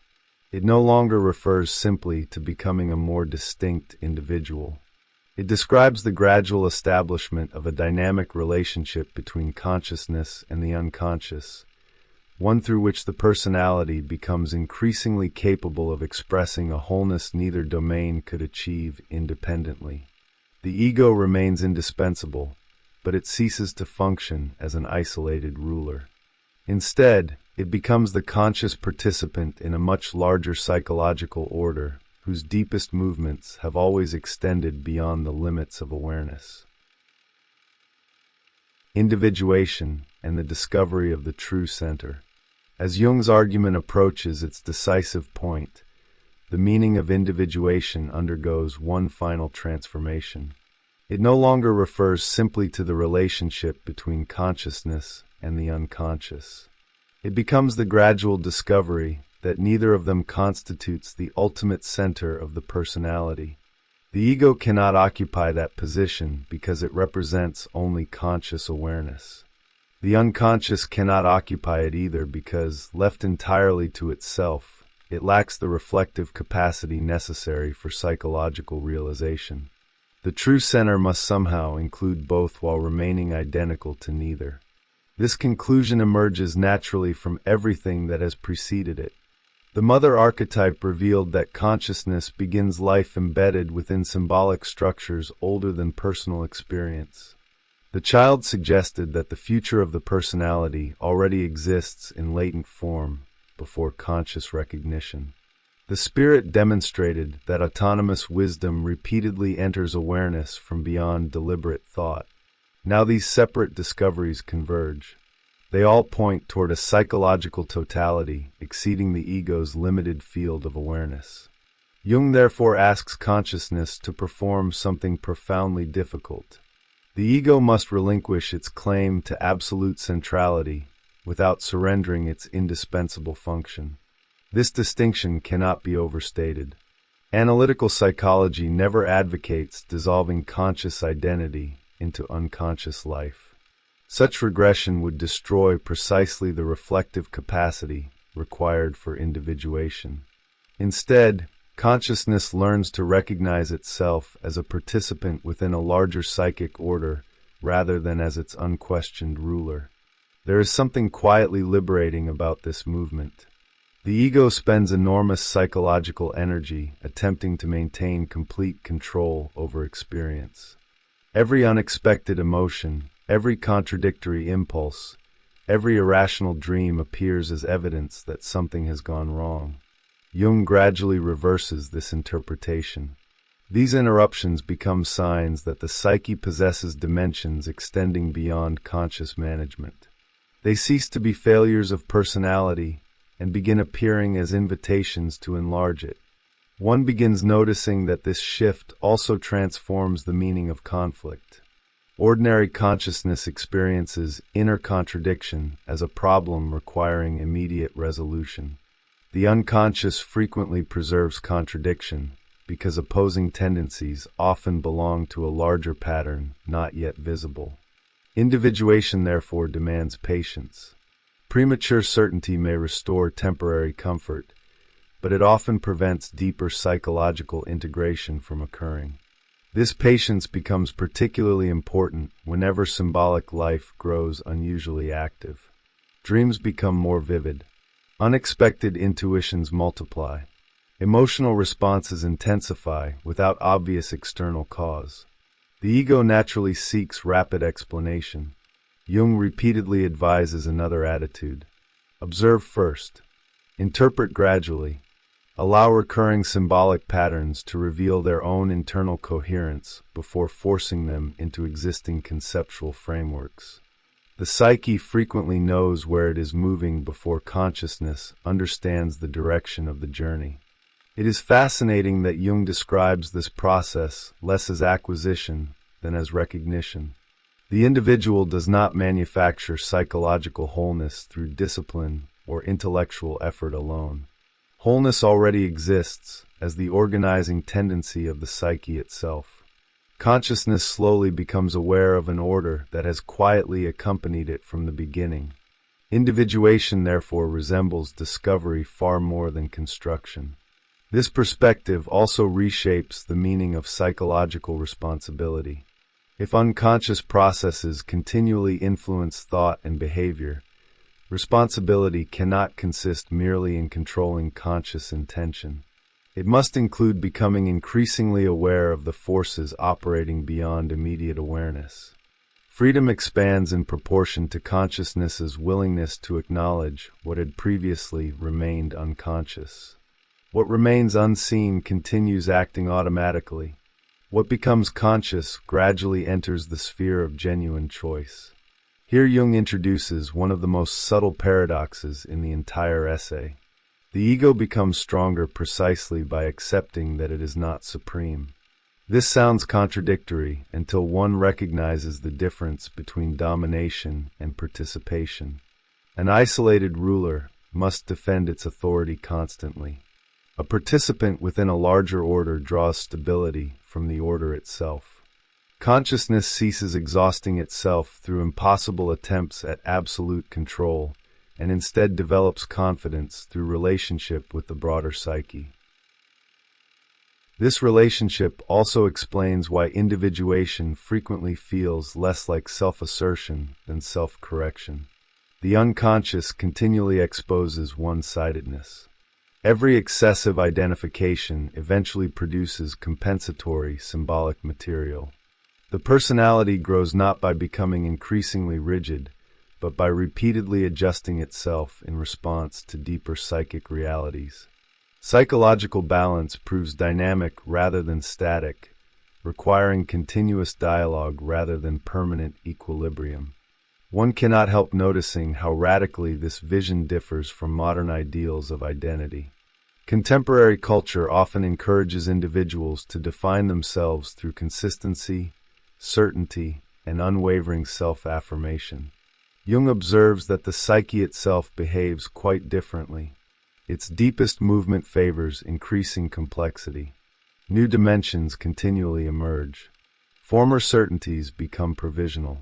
Identity expands by incorporating previously excluded aspects of experience, rather than by defending an increasingly narrow image of itself. This expansion never abolishes individuality. Quite the opposite. Only through relationship with the unconscious does the personality gradually become truly individual. Before individuation begins, much of what appears personal actually consists of collective expectations, inherited roles, social adaptation, and unconscious identification. Genuine individuality emerges only when the person begins distinguishing the authentic movement of the psyche from the demands imposed by both society and unconscious habit alike. The implications extend far beyond clinical psychology. Every meaningful creative life follows a similar rhythm. Artists, philosophers, scientists, and visionaries repeatedly discover that their greatest work arises not from conscious control alone, but from sustained collaboration with symbolic processes exceeding deliberate intention. Conscious craftsmanship remains essential, yet inspiration repeatedly arrives from regions the ego cannot command. Creation itself becomes one expression of individuation because it requires dialogue between conscious form and unconscious possibility. By the end of this stage, Jung has quietly completed one of the most significant reversals in modern psychology. The ego, once assumed to be the unquestioned center of psychic life, has become a necessary but partial participant within a far larger psychological reality.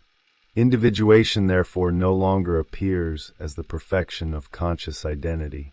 It becomes the gradual recognition of an organizing center embracing both conscious and unconscious existence, a center toward which the entire personality has been moving long before consciousness first imagined that it alone was directing the journey. A civilization becomes whole the same way a person does. One of the most striking consequences of Jung's discussion is that individuation is never presented as an exclusively private achievement. Although the process unfolds within the individual psyche, its symbolic structure reaches far beyond personal psychology.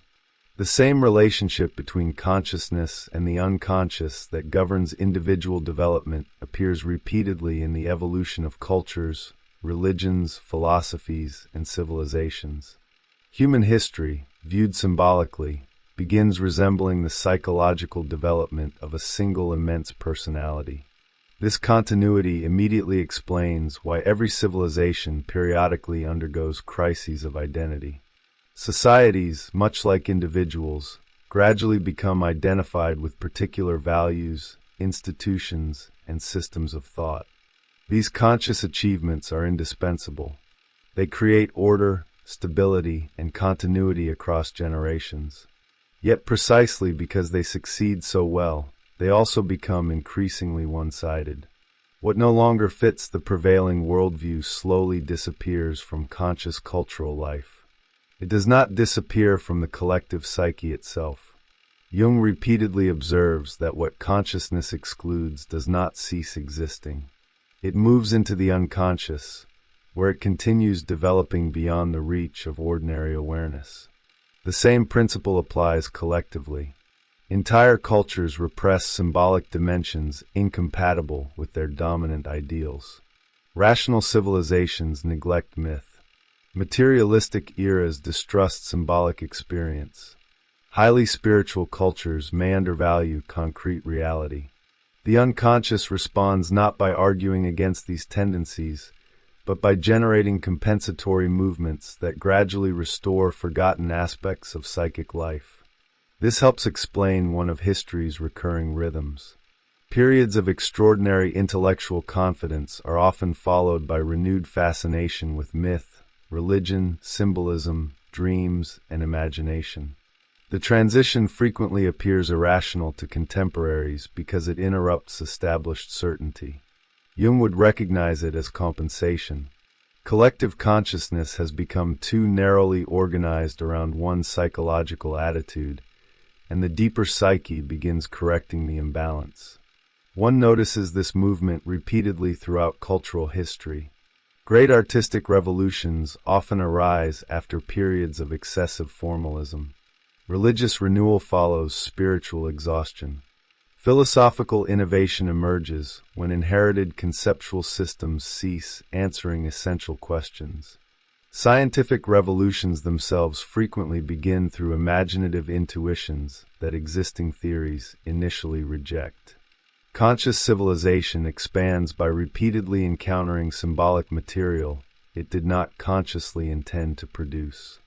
This perspective radically changes the meaning of cultural conflict.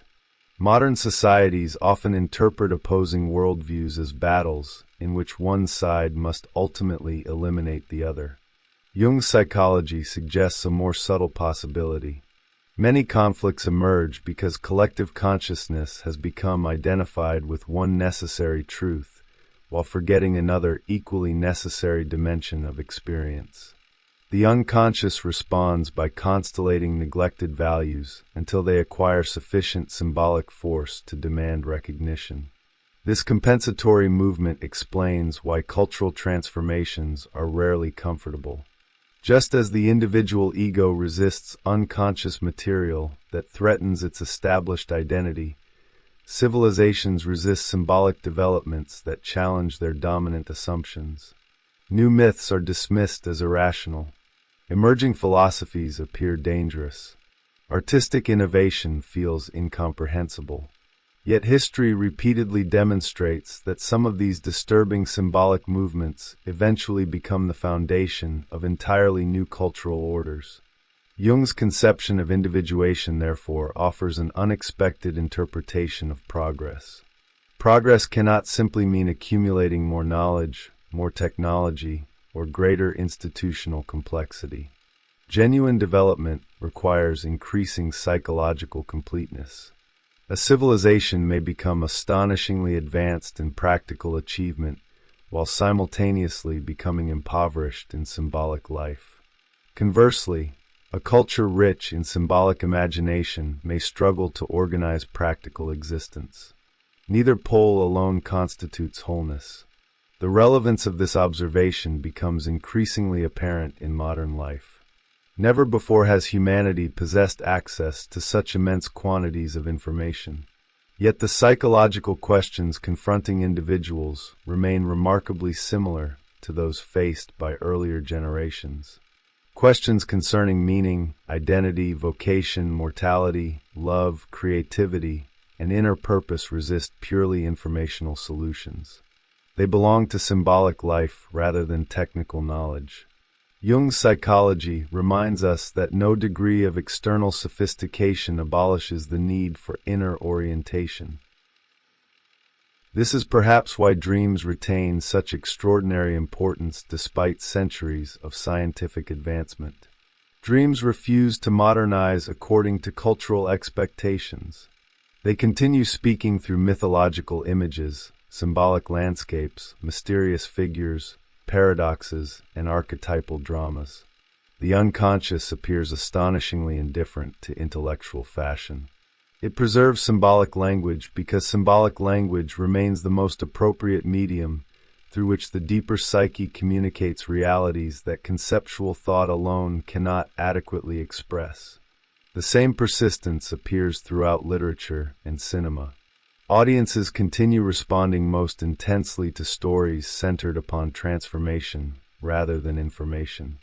The enduring narratives are almost always those in which characters confront dimensions of themselves previously unknown, entering symbolic landscapes where ordinary identity begins dissolving before reorganizing around a broader center. Viewers may describe such stories as entertaining, inspiring, or emotionally moving. Jung would recognize them as contemporary expressions of the individuation process itself. There is something profoundly hopeful within this perspective. Psychological wholeness is not presented as a rare privilege available only to extraordinary individuals. It appears instead as the natural tendency of the psyche whenever consciousness becomes willing to enter genuine dialogue with the unconscious. The movement toward greater integration belongs to the structure of psychic life itself. The individual may resist it, delay it, or misunderstand it, but the underlying tendency remains remarkably persistent. This also explains why Jung consistently distinguishes individuation from isolation. Becoming psychologically whole does not separate the individual from humanity. Quite the opposite. As unconscious identifications gradually dissolve, the person becomes less governed by collective expectations while simultaneously becoming more deeply connected to universal structures shared by all human beings. True individuality reveals the collective unconscious rather than escaping it.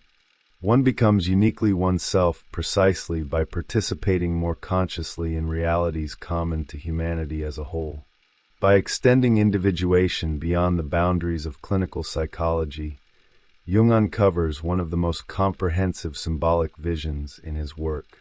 The same movement through which an individual discovers a deeper center also appears in the life of civilizations, artistic traditions, religious history, and cultural renewal. Consciousness, whether personal or collective, repeatedly grows beyond its own limitations by entering into relationship with dimensions of psychic life it did not create. In this sense, the story of every human culture quietly echoes the story of every human being. Both begin by believing consciousness is the whole. Both mature by discovering that the deepest center of life has always extended far beyond the visible boundaries of the conscious mind. Wholeness begins when the ego stops believing it is the whole. By the end of this essay, Jung has quietly completed one of the most radical revisions of the modern idea of identity. What appeared at first to be an investigation into the unconscious gradually becomes a redefinition of the human personality itself. The ego remains indispensable, yet it is no longer the sovereign ruler of psychic life. It becomes the conscious point of reference within a psychological reality vastly older, broader, and more complex than conscious awareness alone. This shift immediately changes the meaning of self-knowledge. Most people assume that knowing themselves means becoming increasingly familiar with their conscious motives, memories, opinions, and emotional patterns. Jung suggests that genuine self-knowledge begins precisely where this familiar territory ends. The individual gradually discovers dimensions of the personality that were never consciously chosen, never deliberately constructed, and yet have silently shaped the direction of life from the beginning. The deepest encounter with oneself therefore feels, paradoxically, like an encounter with something initially experienced as other. There is something profoundly liberating in this realization. The ego no longer carries the impossible burden of explaining every aspect of psychological life. Every contradiction does not have to be eliminated. Every unexpected emotion does not have to be interpreted as failure. Every dream does not need to fit comfortably within the existing image of oneself. Consciousness becomes capable of acknowledging that much of what gives life its richness originates beyond deliberate control. Psychological maturity is measured less by mastery than by relationship. This also transforms the meaning of uncertainty. Modern consciousness tends to experience uncertainty as a temporary absence of knowledge, a condition to be overcome as quickly as possible. Jung repeatedly encounters another possibility. Certain uncertainties belong to the natural process of psychological growth. They arise because the personality is reorganizing itself around dimensions not yet fully available to consciousness.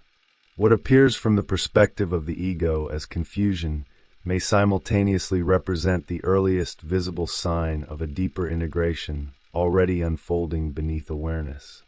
Dreams become especially significant within this framework.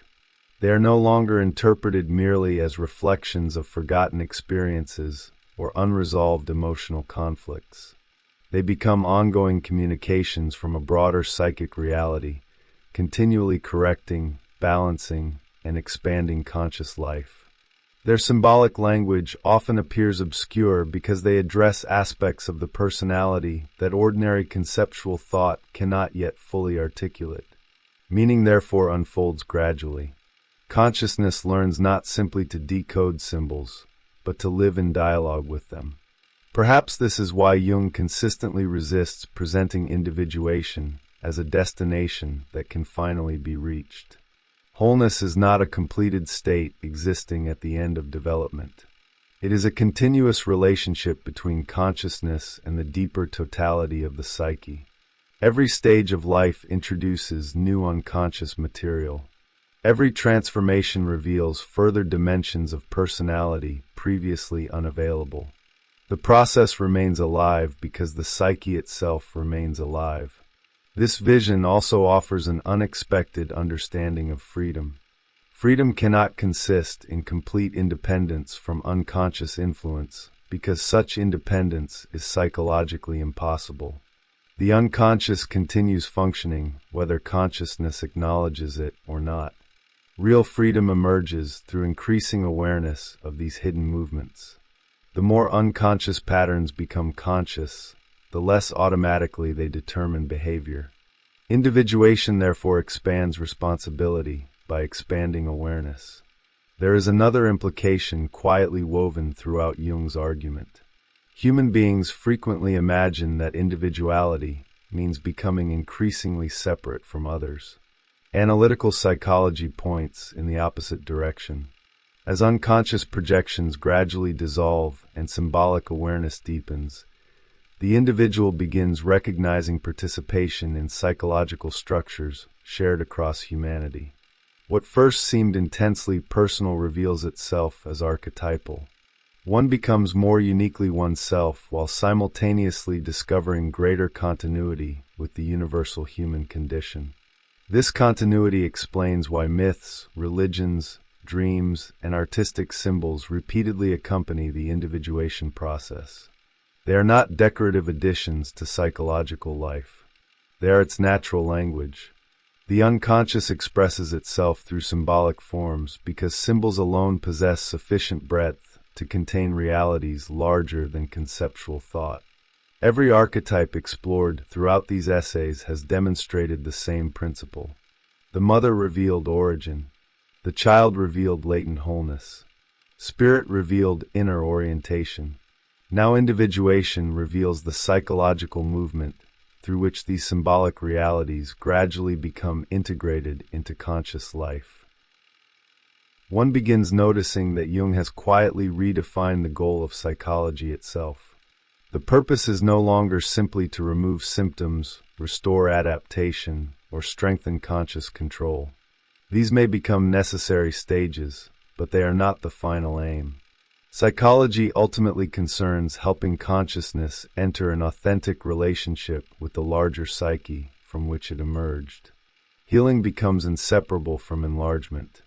Understanding becomes inseparable from transformation. There is something deeply hopeful in this perspective because it assumes that the psyche possesses an inherent tendency toward greater order. Consciousness certainly encounters conflict, fragmentation, and suffering. Yet beneath these experiences, Jung repeatedly discovers symbolic movements pointing toward integration rather than permanent division. Individuation is not imposed upon the psyche from outside. It arises from within as one of its deepest organizing tendencies. The essays collected throughout this volume now begin revealing their hidden unity. Each archetype examined so far has illuminated one aspect of the same psychological reality. Human beings are never isolated egos constructing meaning from nothing. They enter life already participating in symbolic structures extending far beyond personal memory. Development consists in gradually recognizing those structures, entering into dialogue with them, and allowing them to reshape conscious identity without destroying it. Jung began this essay by asking whether consciousness truly represented the whole personality. His answer reaches far beyond the clinical setting in which the question first arose. Consciousness is indispensable, but it is not the whole. The unconscious is immeasurably larger than the ego, yet it is not an alien force standing outside the individual. Both belong to a single living totality whose deepest organizing principle continually seeks greater wholeness through the dialogue between them. The journey therefore ends with a reversal as elegant as it is profound. The ego begins life believing that individuation means becoming more completely itself. It discovers, slowly and often reluctantly, that becoming oneself has never meant becoming more exclusively egoic. It has always meant participating more consciously in the greater psychological order that was already present before the first conscious thought, that quietly accompanied every stage of development, and that patiently continues guiding the personality toward a wholeness the ego alone could never have imagined. Conclusion. By the time the final page approaches, something unexpected has happened. What began as an exploration of seemingly independent archetypes has slowly transformed into something far more ambitious. The reader no longer stands before a collection of symbolic figures drawn from mythology, dreams, religion, and fairy tales. Instead, an entire psychological architecture has emerged, one whose coherence was almost impossible to recognize at the beginning, because every chapter deliberately revealed only one portion of a much larger design. The mother, the child, the spirit, and the process of individuation were never isolated discoveries. Each appeared precisely when the previous image had reached the limits of its explanatory power. The maternal archetype revealed that consciousness begins inside a symbolic world older than itself. The child demonstrated that the future of the personality already exists before consciousness becomes capable of imagining it. Spirit introduced the astonishing possibility that guidance itself emerges from a deeper intelligence operating beyond deliberate thought. Individuation finally gathered these separate movements into a single psychological process whose true subject had remained hidden all along. The unconscious was never simply presenting symbols. It was quietly revealing the structure of the psyche itself. There is something deeply elegant about this progression because it follows the same rhythm it describes. Consciousness never receives the complete picture immediately. It grows by repeatedly discovering that every certainty belongs to a larger pattern still waiting to be recognized. The reader therefore undergoes a movement strangely similar to the one experienced by the ego throughout Jung's psychology. Every chapter enlarges what seemed complete only moments before. Every conclusion quietly becomes the beginning of another, more comprehensive understanding. Perhaps this explains why these essays continue possessing such extraordinary intellectual force. They do not persuade through argument alone. They persuade by reorganizing perception itself. Long after individual examples have faded from memory, one begins noticing the same symbolic dynamics appearing everywhere. Dreams no longer seem like isolated psychological curiosities. Myths cease being historical artifacts. Personal crises begin revealing unexpected symbolic continuity. The unconscious slowly emerges not as an abstract concept, but as a living reality whose presence becomes increasingly difficult to ignore. Every archetype was describing the same journey. One of the most remarkable aspects of Jung's work only becomes visible once the individual essays begin dissolving into one another. Read separately, they appear to investigate different symbolic phenomena. One chapter studies motherhood. Another explores miraculous children. Another turns toward wise guides and mysterious figures appearing in dreams and mythology.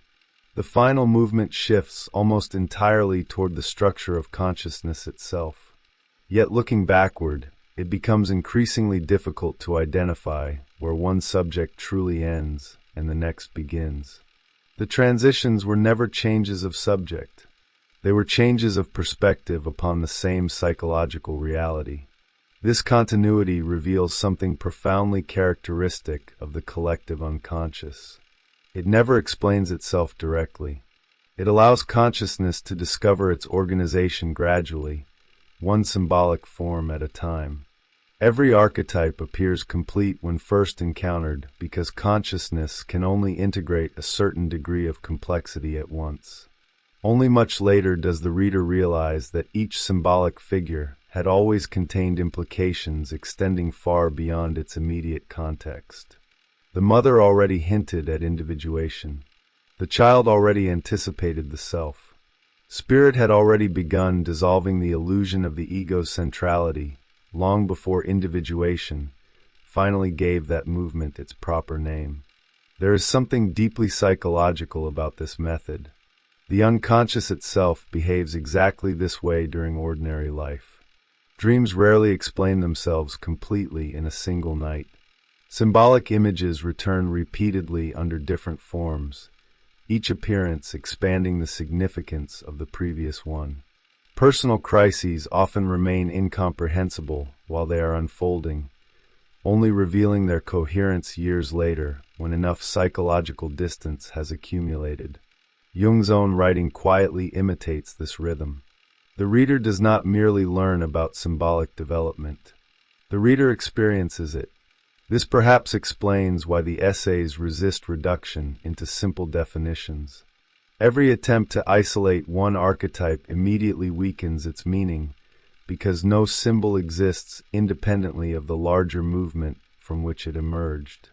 The mother becomes intelligible only through the child. The child requires spirit. Spirit ultimately points beyond itself toward individuation.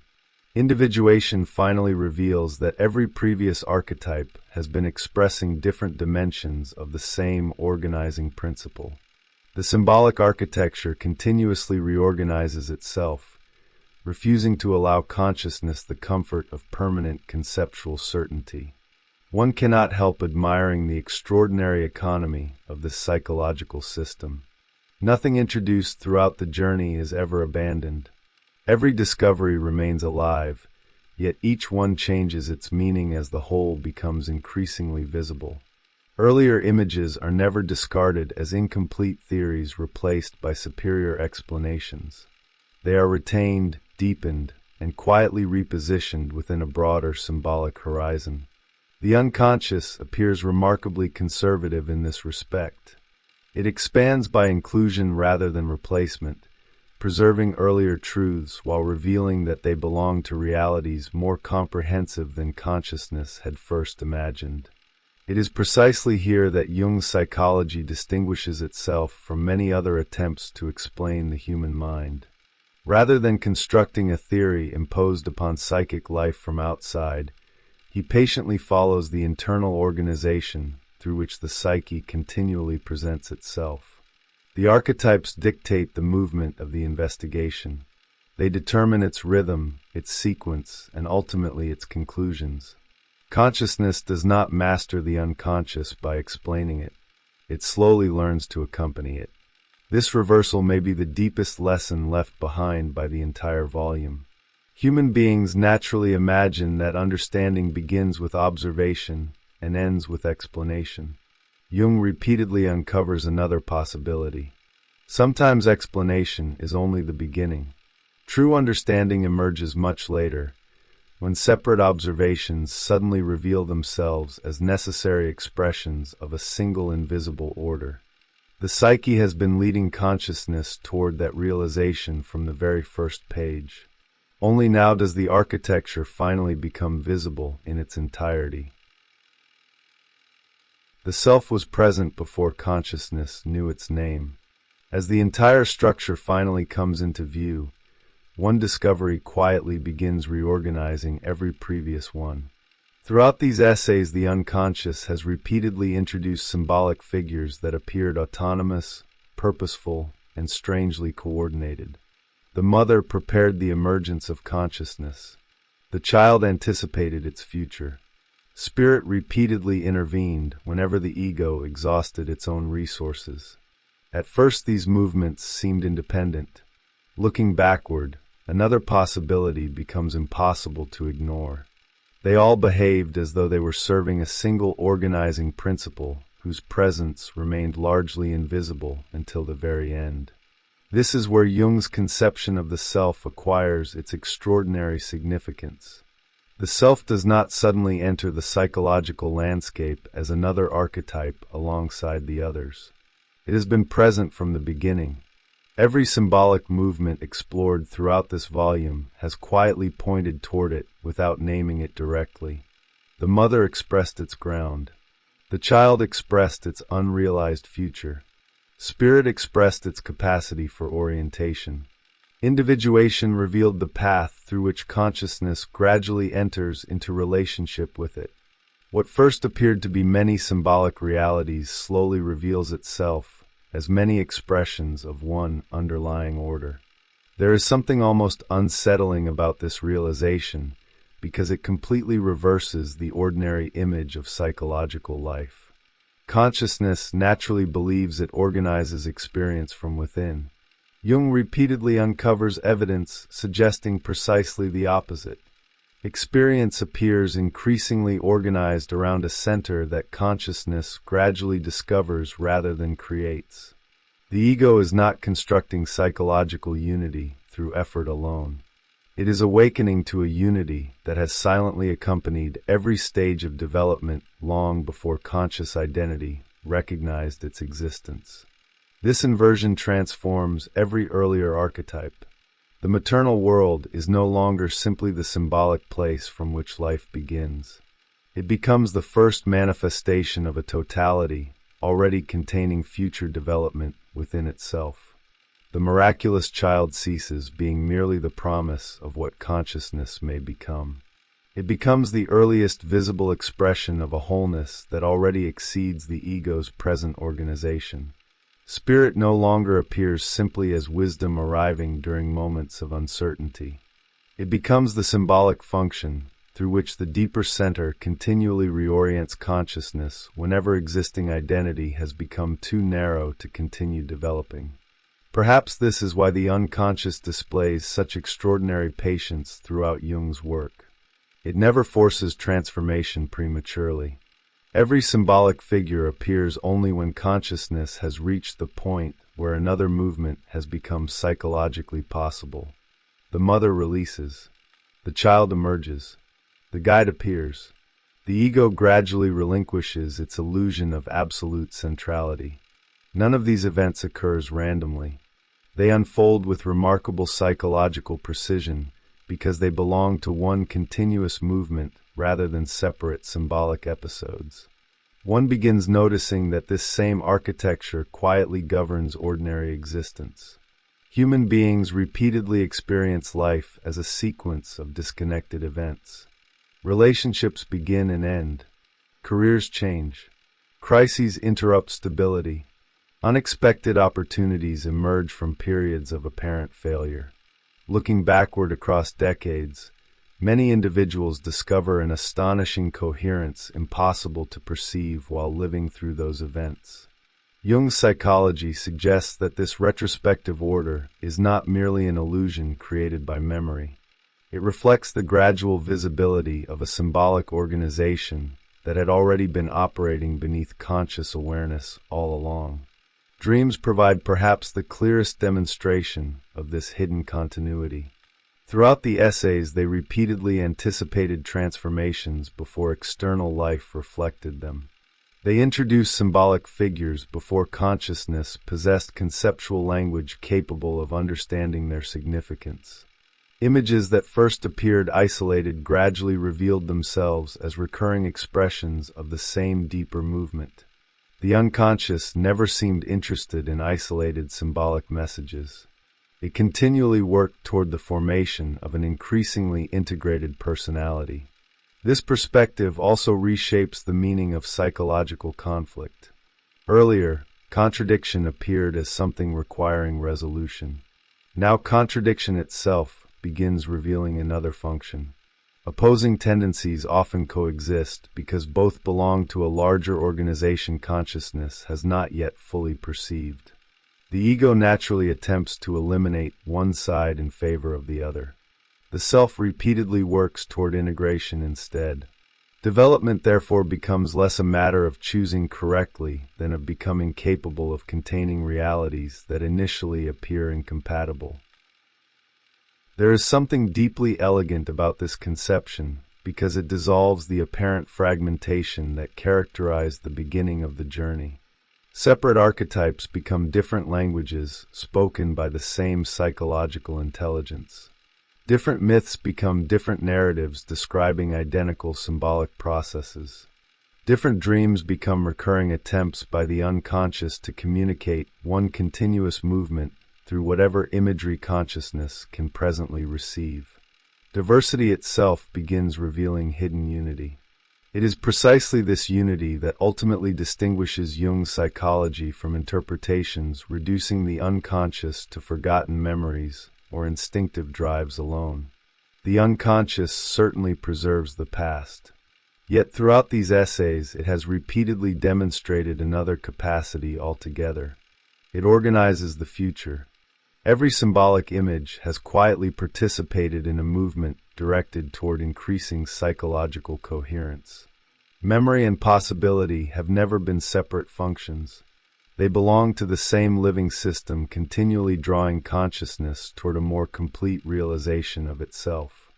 By the time the final symbolic relationships become visible, one realizes that the true subject of the entire volume has never been mythology, dream interpretation, or even archetypes themselves. Those have always been the language through which something far more fundamental gradually revealed itself. Jung has been describing the hidden architecture of becoming. Every symbol examined throughout the journey has ultimately served one purpose: to demonstrate that beneath the changing experiences of conscious life, there exists a deeper order patiently guiding the personality toward a wholeness that consciousness could never have invented, only discovered. Why Jung's psychology became larger than psychology. One of the most fascinating consequences of this entire journey is that Jung's conclusions refuse to remain confined within psychology itself. They inevitably spill into literature, religion, anthropology, philosophy, art, and even the way civilizations understand their own histories. This expansion is not accidental. If archetypes belong to the deepest structures of the collective psyche, then every human activity capable of expressing that psyche will inevitably reproduce them. The consulting room becomes only one place among many where these symbolic realities reveal themselves. The same architecture quietly shapes myths, artistic creation, political imagination, religious symbolism, and cultural transformation. This explains why Jung's work has remained unusually resistant to historical change. Many psychological theories become inseparable from the scientific assumptions of the period in which they were formulated. Jung's investigations continue feeling strangely contemporary because their primary subject is not 19th century medicine or 20th century psychiatry. It is symbolic life itself. As long as human beings continue dreaming, telling stories, falling in love, creating civilizations, confronting death, and searching for meaning, the psychological structures described throughout these essays remain active beneath changing historical circumstances. One begins noticing that every major civilization has unknowingly reconstructed the symbolic sequence explored across this volume. Cultures create images of origins through maternal figures, sacred lands, founding mothers, fertile landscapes, or divine wombs from which order first emerges. They imagine renewal through miraculous children whose importance initially escapes existing authority. They repeatedly produce prophets, sages, hermits, philosophers, and wandering teachers whenever collective certainty begins collapsing. Eventually, every civilization faces the same challenge confronting every individual. It must recognize that the symbolic center sustaining its existence cannot be reduced to its conscious institutions alone. This recurring movement suggests something extraordinary. Psychological development and cultural development appear to follow remarkably similar laws because both emerge from the same collective unconscious. The individual who gradually discovers a deeper center within the personality mirrors the civilization that slowly discovers symbolic resources extending beyond its conscious ideology. Personal individuation and historical transformation become parallel expressions of one underlying process. Perhaps nowhere is this more visible than in art itself. Great works rarely survive because they merely reflect the opinions of their historical moment. They endure because they unknowingly activate symbolic structures older than history.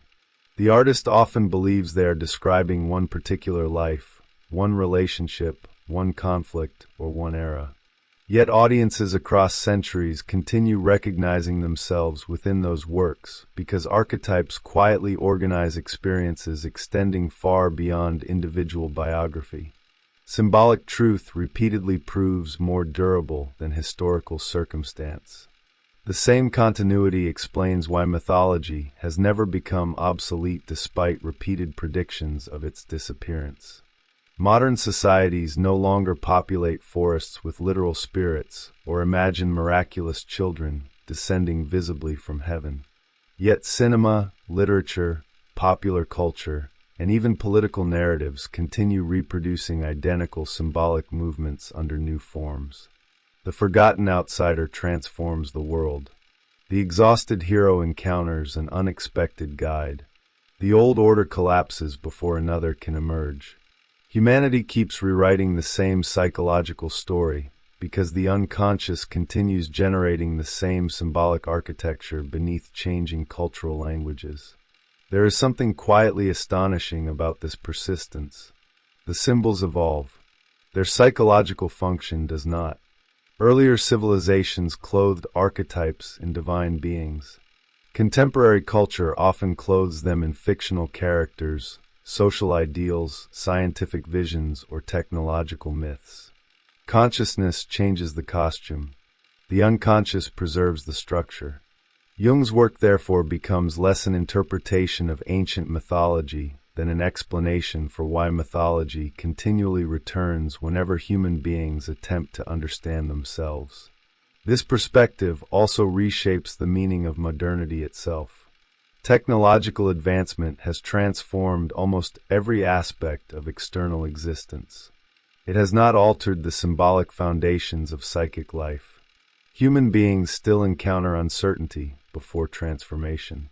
They still experience unconscious guidance through dreams, intuition, creativity, and unexpected symbolic experience. They still project archetypal images onto relationships, institutions, ideologies, and cultural figures. The external world has changed dramatically. The architecture through which the psyche organizes meaning remains remarkably stable. One cannot help admiring the elegance of this conclusion. Jung never asks mythology to compete with science, nor science to replace mythology. They answer different questions because they emerge from different levels of human experience. Science investigates the mechanisms governing external reality. Symbolic life investigates the organization of psychological existence itself. The two cease appearing contradictory once consciousness recognizes that they describe different dimensions of the same human condition. Perhaps this explains why readers repeatedly return to Jung across generations, separated by radically different historical circumstances. His work does not merely offer explanations. It offers recognition. Individuals often discover that experiences they believed uniquely personal had already been anticipated by symbolic structures preserved across thousands of years. Personal isolation quietly dissolves into participation within a collective psychological history, extending far beyond individual memory. By the end of this volume, one realizes that the archetypes were never simply recurring images hidden inside myths. They are the invisible grammar through which the psyche continually constructs meaning, whether in dreams, religions, artistic masterpieces, intimate relationships, cultural revolutions, or ordinary moments of unexpected insight. Jung's lasting achievement lies not in cataloging symbolic figures, but in revealing that beneath the immense diversity of human experience there exists a remarkably coherent psychological architecture. The unconscious has always been speaking one language. Humanity has merely continued translating it into different stories across every civilization that has ever attempted to understand what it means to become fully human. The journey never ends because the psyche never stops becoming.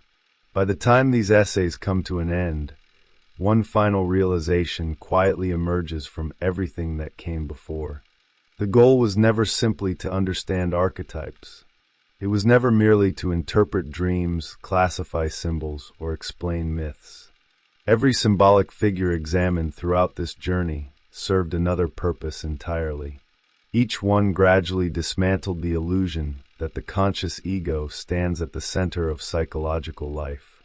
What first appeared to be separate investigations slowly revealed themselves as successive stages in consciousness's own education. The psyche was teaching the ego how to recognize the larger reality in which it had always existed. This perhaps explains why Jung refuses to present individuation as a destination that can finally be reached. The self is not a mountain climbed once and permanently conquered. Every integration reveals another horizon. Every symbolic realization exposes deeper dimensions still waiting to become conscious. Every stage of life constellates new archetypal material because the psyche itself remains alive, dynamic, and endlessly creative. Wholeness is not a completed condition. It is the continual movement through which consciousness enters ever deeper relationship with the totality from which it first emerged. There is something profoundly hopeful hidden within this perspective, precisely because it abandons every fantasy of psychological perfection. The unconscious is not asking the ego to become flawless. It is asking the ego to remain capable of listening. Dreams will continue appearing. Symbols will continue returning. Life will repeatedly dismantle identities that once seemed permanent. New possibilities will emerge from places consciousness never expected to find them. None of these experiences represents failure. They are the ordinary language through which the psyche continues its lifelong work of integration. Looking back across the entire volume, one notices that every archetype quietly taught the same lesson from a different direction. The mother demonstrated that life begins inside realities greater than consciousness. The child revealed that the future already lives within the present in symbolic form. Spirit showed that wisdom repeatedly arrives from beyond deliberate thought. Individuation finally revealed that the personality itself possesses a center transcending the ego without excluding it. The self silently united these discoveries from beginning to end, not as another concept to memorize, but as the hidden principle through which every symbolic movement acquired its meaning. Perhaps this is the deepest reason Jung continues speaking so powerfully to readers across generations. His work does not simply explain the psyche. It restores confidence that psychological life possesses direction. Modern consciousness often experiences existence as fragmented, accidental, and increasingly disconnected from deeper meaning. Jung never denies fragmentation. He simply refuses to believe fragmentation is the final truth. Beneath every contradiction, every crisis, every symbolic image, and every unexpected transformation, he consistently discovers evidence of a deeper tendency moving toward coherence rather than chaos. This is why myths never disappear. It is why dreams never cease. It is why symbols continue returning regardless of historical period, religious belief, or scientific progress. They belong neither to the ancient world nor to modernity. They belong to the permanent conditions of being human. Every generation tells different stories. The unconscious quietly continues telling the same one. And perhaps that is the final gift these essays leave behind. The greatest mystery was never hidden inside mythology, religion, or dreams themselves. The greatest mystery has always been the astonishing intelligence with which the human psyche patiently guides its own development. Long before consciousness understands where it is going, symbolic life has already begun preparing the next movement. Long before the ego recognizes a new identity, the unconscious has already imagined it. Long before wholeness becomes a conscious aspiration, the self has already been drawing the entire personality toward it in silence. The reader therefore leaves this volume with something far more valuable than a vocabulary of archetypes. One leaves with another way of seeing the human condition itself. Every dream becomes a possible dialogue rather than meaningless noise. Every period of uncertainty becomes a threshold rather than an interruption. Every symbolic image becomes part of a living conversation extending across the whole of human history. Consciousness no longer appears isolated inside an indifferent universe. It appears as one expression of a psyche whose deepest movement has always been toward greater integration, greater meaning, and greater wholeness. Jung began with symbols. He ended with a radically new vision of what it means to be human. The unconscious is not the dark opposite of consciousness. It is the larger life from which consciousness emerges, through which it develops, and toward which it continually returns. Every archetype explored throughout these pages has quietly testified to the same extraordinary possibility, that beneath the apparent disorder of human experience there exists an invisible order patiently shaping the evolution of the soul, one symbol, one dream, one crisis, and one awakening at a time.